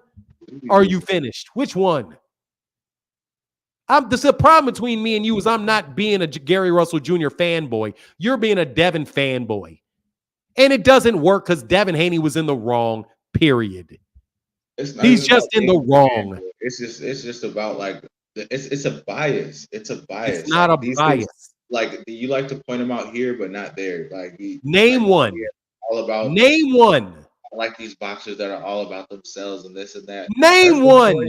That's a Floyd Mayweather. Give me an example of a contract that I have that is ludicrously one-sided and not what the parties agreed to in their preliminary discussions where I sided with the other guy. The funny thing is like that you have this contract. Like that's what I'm saying. Like what do you mean? I'm the one. Why is it funny that I have it? No, because like, do you have access to other contracts? Yes. Like, for the simple fact, okay, so like I've never seen you answer the question. I told you, yes, I do have access. I've never seen you pull up other contracts to compare it to, and I said that this is probably something that's in the business of boxing because you hear guys talking about shitty deals and shitty contracts. Dude, this piece of shit contract is a piece of shit contract. Okay, what do we have to compare? I already know that there's other pieces of shit contract, and you're not telling the truth because I've also pulled up a Don King contract. I pulled up a Don. Man, shut up, man. Dude, seriously, you're a fucking buffoon. And I say that with more respect than you deserve. I pulled up a Don King contract, and I did the same thing. I related it to Don King without even. Well, do you know why Don King's contract is bad? Do you know why Don? Have you ever read a Don King contract? Not at all. I like not at all. So then shut up. I have. I have. I knew it was the Don King method just by listening to you. It's not a Don King method. That's not Don King's method. You knew what I was talking about because you brought up the Ali King's method. It's not Don King's method. That's not Don King's method. I'll tell you Don King's method if you want me to tell you. Nah, I'm good. You sure? We already went through that. You sure we didn't? Because I would be more than happy to tell you. Now you want to move the goalposts again. So go ahead. It's not moving a goalpost. I'm just going to tell you what his method was. Well, I already mentioned that. What was Don King's method? It sounded similar to the Don King. What was Don King's method? That the non-binary. No, it was not. No. Like that's exactly what it was. But with Don King, it was not. No, let me teach you, son. Be quiet. I have seen two tactics that Don King used to take advantage of fighters. Two. The first was adding an excessive amount of cost to the fighter's training camp. So, Don King, this is what Don King was accused of, which is completely different. Don King would agree to pay fighters money. Let's say he agreed to pay Larry Holmes $3 million for a fight. But Don King would say, we are going to take your expenses out of your purse, your training expenses, because I'm going to front the expenses, right? So you have to have what? You have to have hotels, you have to have your training camp, you have to have all these different things that Don King Promotions would pay for. So what would they do? In order to make money to keep from having to pay all the money, what they would do was they would say, okay, I bought a towel. How much did the towel cost? This towel was $700. Who did I buy the towel from? I bought the towel from a business that I own. So he would buy a towel. This is what he was accused of. He would buy a towel for $50 and he would sell it to Larry Holmes for $700, and he would decrease the amount of money that he had to pay Larry Holmes by $600. That was one method that he was accused of doing. That does not saying that he was not paying money and that the agreement was not binding on both parties. Completely different. Now let's talk about a second method that he used that he was accused of using against Mike Tyson. Mike Tyson had a fight with Don King, and I read the contract. I was mind boggled by the contract. And it took me a long time to figure out what the promise was. But in essence, it was this. Don King got money at cash advance from a casino for the fight. And Don King got to keep the cash advance for the fight. Don King then agreed to pay Mike Tyson in stock, for private stock for the hotel. That Mike Tyson could only sell if he was allowed to sell by the hotel. So in essence, Don King got paid cash in advance. Mike Tyson got paid in stock minus the amount of advance that was paid to Don King in cash. So what wound up happening was Mike Tyson didn't get paid any cash. He had to sell, in order to get any money, he had to sell his stock back to the hotel at the price that the casino said it was worth. So Don got guaranteed cash. Mike Tyson's was variable. Now, that's not the same thing as not committing to pay any money, but like you said, you don't know contracts, so maybe you should be quiet.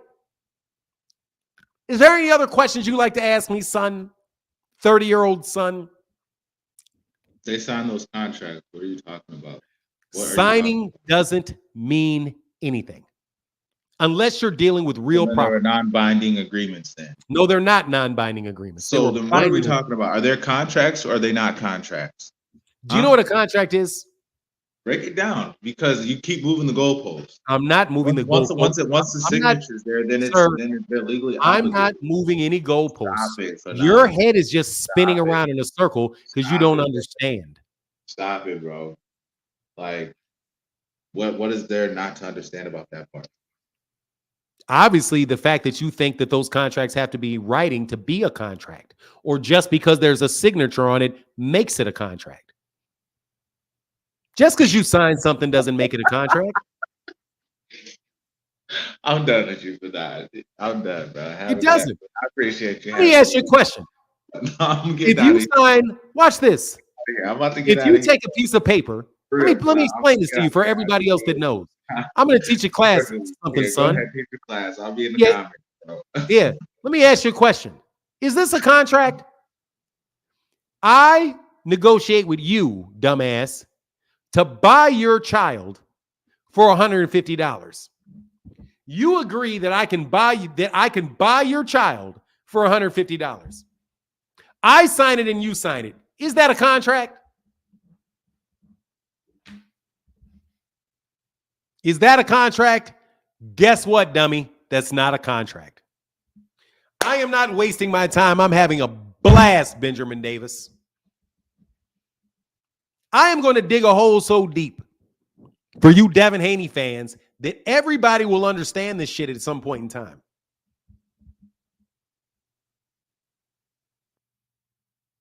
You don't see what I'm doing.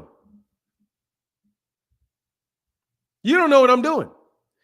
There's a lot of people listening to this, and some people will actually understand this. And when you try it on them, they're going to look at you like you're a fucking crook. I told y'all when I started my channel, I speak snake. This was written in fluent snake.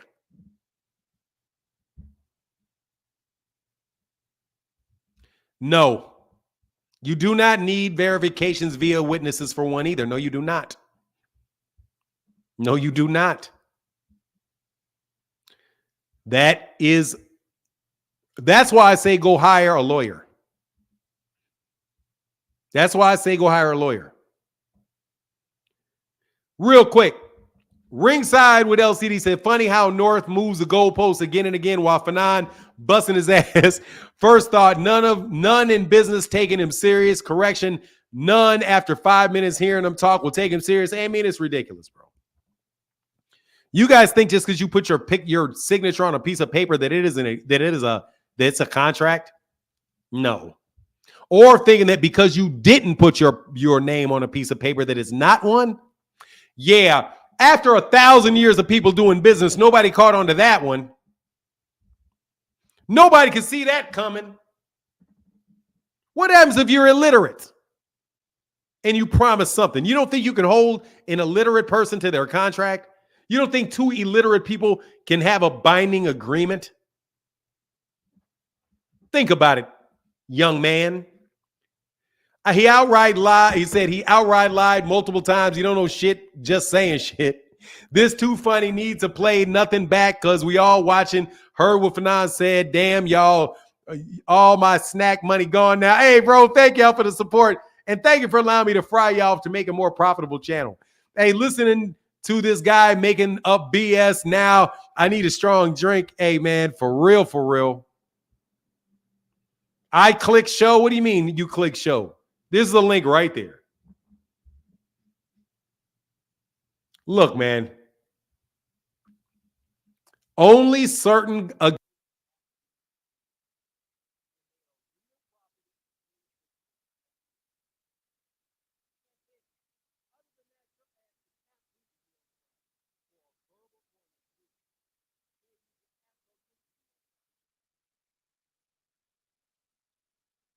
I'm sorry. Thank you. Look, I'll repeat that. If you all think for a second that just because you misspell your name at the end of an agreement like this, that just even if you misspell your name, that's going to get you out of it. Accepted and legally binding as of September 11th. What a boy, y'all are tripping. I got you. I'm back. Anyway, I'm one more link and then I'm gone. That was really fun. I enjoyed that. I got to tell you, I enjoy that, bro. One more call and I'm gone. But I think you guys can understand, dude, that I got to call Devin Haney. I get to call everybody associated with that shit a snake. And I can prove it as a snake. And I would love, please. Dude, I gave that shit to T. Orlando. T. Orlando was like, what is this shit? Dog, T. Orlando was like, man, what is this bullshit? Man, that shit is terrible, bro. Going for his naps. Hey, dog, seriously, man. What do you mean, panty? What is this slap? You keep saying thing, bro. Echo's here, man. It's going to be my last caller, man. I'm going to bounce. What's going on, Echo? T. Orlando was like, well, what is it? Okay. Yeah, I've turned it off. It's okay. I was listening to the replay. Yeah, I've just been listening to your callers. I mean, we've got to come with the right facts. It's just ridiculous. Saying that Gary Russell's not a good fighter. I mean, in my opinion, he's one of the best fighters in boxing. But he's just not had the fights. And people say that, you know, when he fought Lomachenko he did a really good job. He just got outclassed. That was all it was. And when he won it back, I think he had about 6 defenses or 5 defenses before he lost it to Mark. And you're right, the fight with Mark Magsayo, that was a pure robbery because he dominated that fight with his right jab. He did. And towards the end. And the reason why he did that, because he's the converted southpaw. He's not a natural southpaw. And a lot of people don't realize this about boxers. You know, De La Hoya is not a natural orthodox fighter. Nor was Camacho was a natural southpaw. He was a converted southpaw. A lot of boxers are converted. So Gary Russell would be a good fight for a Tank, I think, if he fought it. And we don't know what's his name can do, Martin can do against Tank, because Tank is a natural southpaw, he's left-handed. And southpaws don't usually do well against other southpaws that well, because it's a different style, because each southpaw has his own style. And when you think about it, 90% of the world's population are right-handed. So when you go to a boxing gym, most boxers are going to be there. They're going to be left-hand forward, orthodox. And the thing is, a southpaw doesn't spar with many people that are southpaws. Or in the gym, there's not many southpaws. So this is the advantage where a southpaw can have against an orthodox fighter. And this is why a lot of boxers, when they shadow box, if they shadow box facing the mirror as an orthodox, they'll see the punches coming back as a southpaw. Does that make any sense? Yeah, it makes sense to me. I understand for sure. Yeah. And also people talking about, that it's a given fight that is good. It's not going to be an easy fight for him, I don't think. And also it depends on who can manage the pivots to the outside on the right foot. So this is going to be a battle of the feet, same as a southpaw against an orthodox. Same as Tyson Fury fighting Usyk. Usyk will try and battle on the outside foot, but what he will do, he'll use a back foot jab. He'll glide foot with a back jab to get his chin out of range or out of the gun sight for Tyson's right hand. Then he'll pivot to his right, and this is the way to avoid the straight right to the chin. This is why a lot of boxers in the past would use what you call a back foot jab, where the back foot would glide to the side and they pin the chin into the shoulder and they hide the chin behind the shoulder. And therefore, a lot of the guys that used to throw the right hand as a counter to the jab couldn't land it. I got a guy right behind you, Echo. Just so yeah, you know. Okay, I'm good. I just wanted to say this. People are going to stop putting people down because they're not doing this and not doing that. Guy Russell is an excellent fighter. He's one of my favorites, by the way. I love Gary Russell as a fighter. Thank you, Echo. He's amazing. Amazing fighter. Take it easy. Have a good day. Yes, bye. You as well. Hope to see you tomorrow. I'll drop by if I can. Thank you. Peace.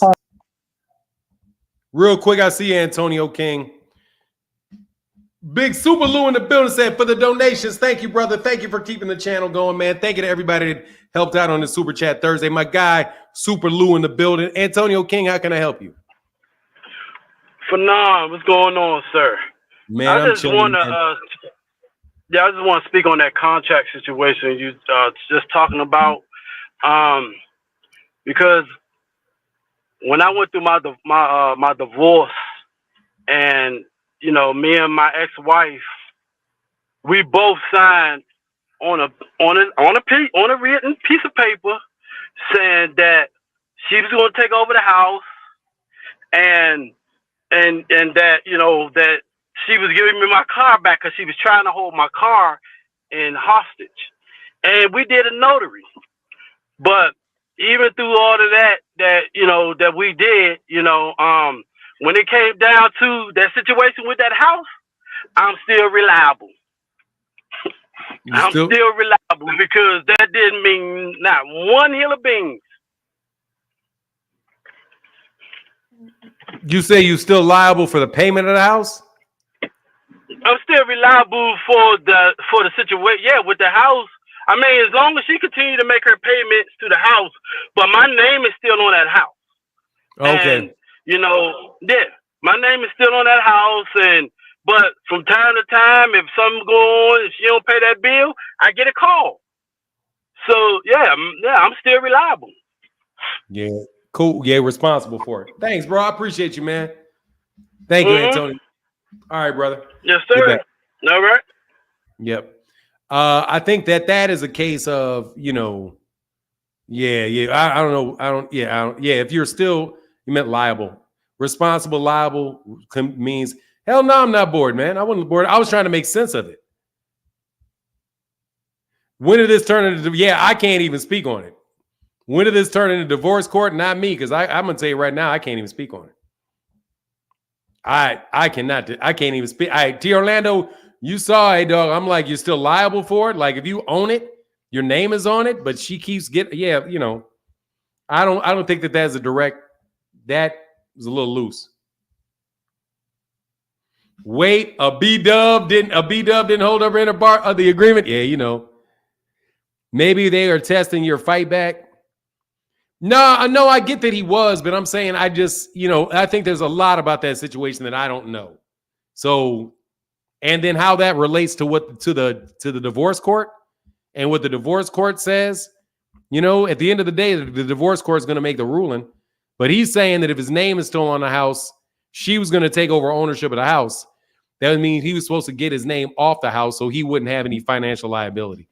I think that's what he's saying. So if she doesn't pay it, it's going to hurt him if he doesn't, you know, if he doesn't step in and pay the bill.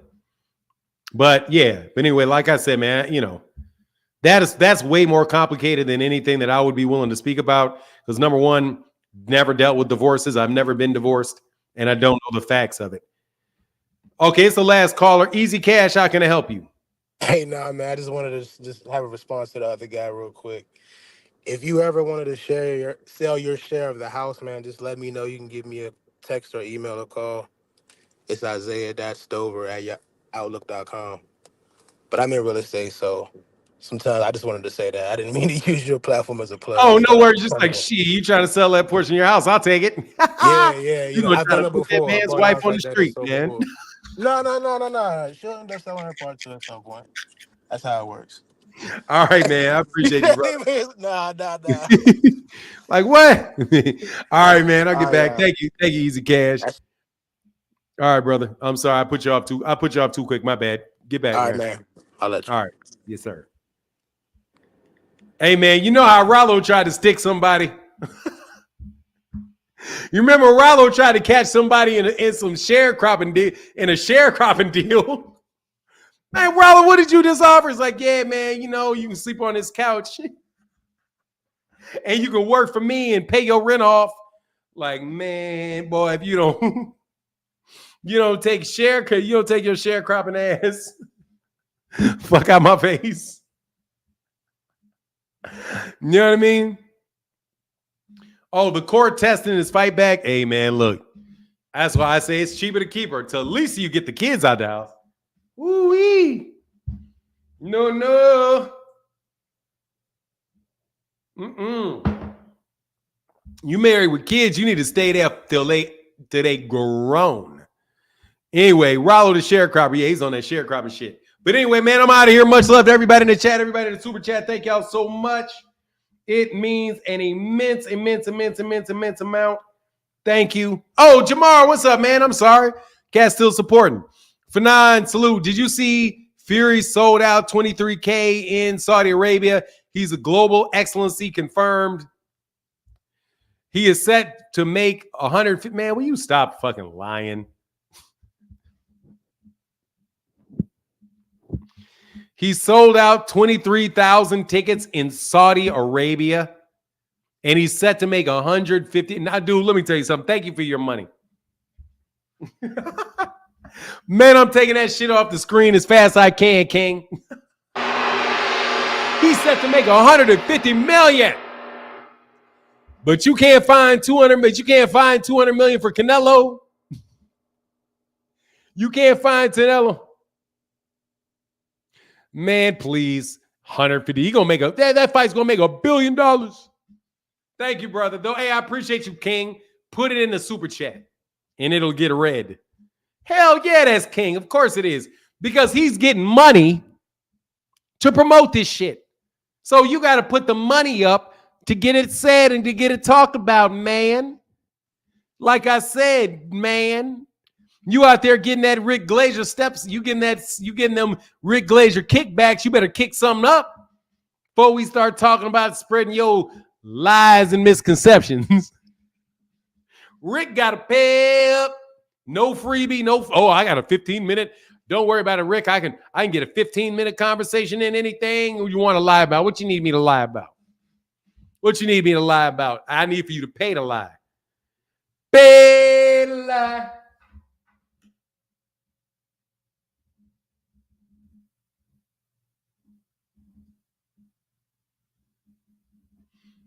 You know what I'm saying? Yeah, that's King for sure. At least I ain't got to hear him, though. Yeah, because he got blocked before. It's the same dude. Hey, dog, let me tell you something, man. I ain't got to hear none of that nonsense, man. It is so much better. Anyway, I'm out. Deuces. Y'all have a wonderful day, man. And I'm out.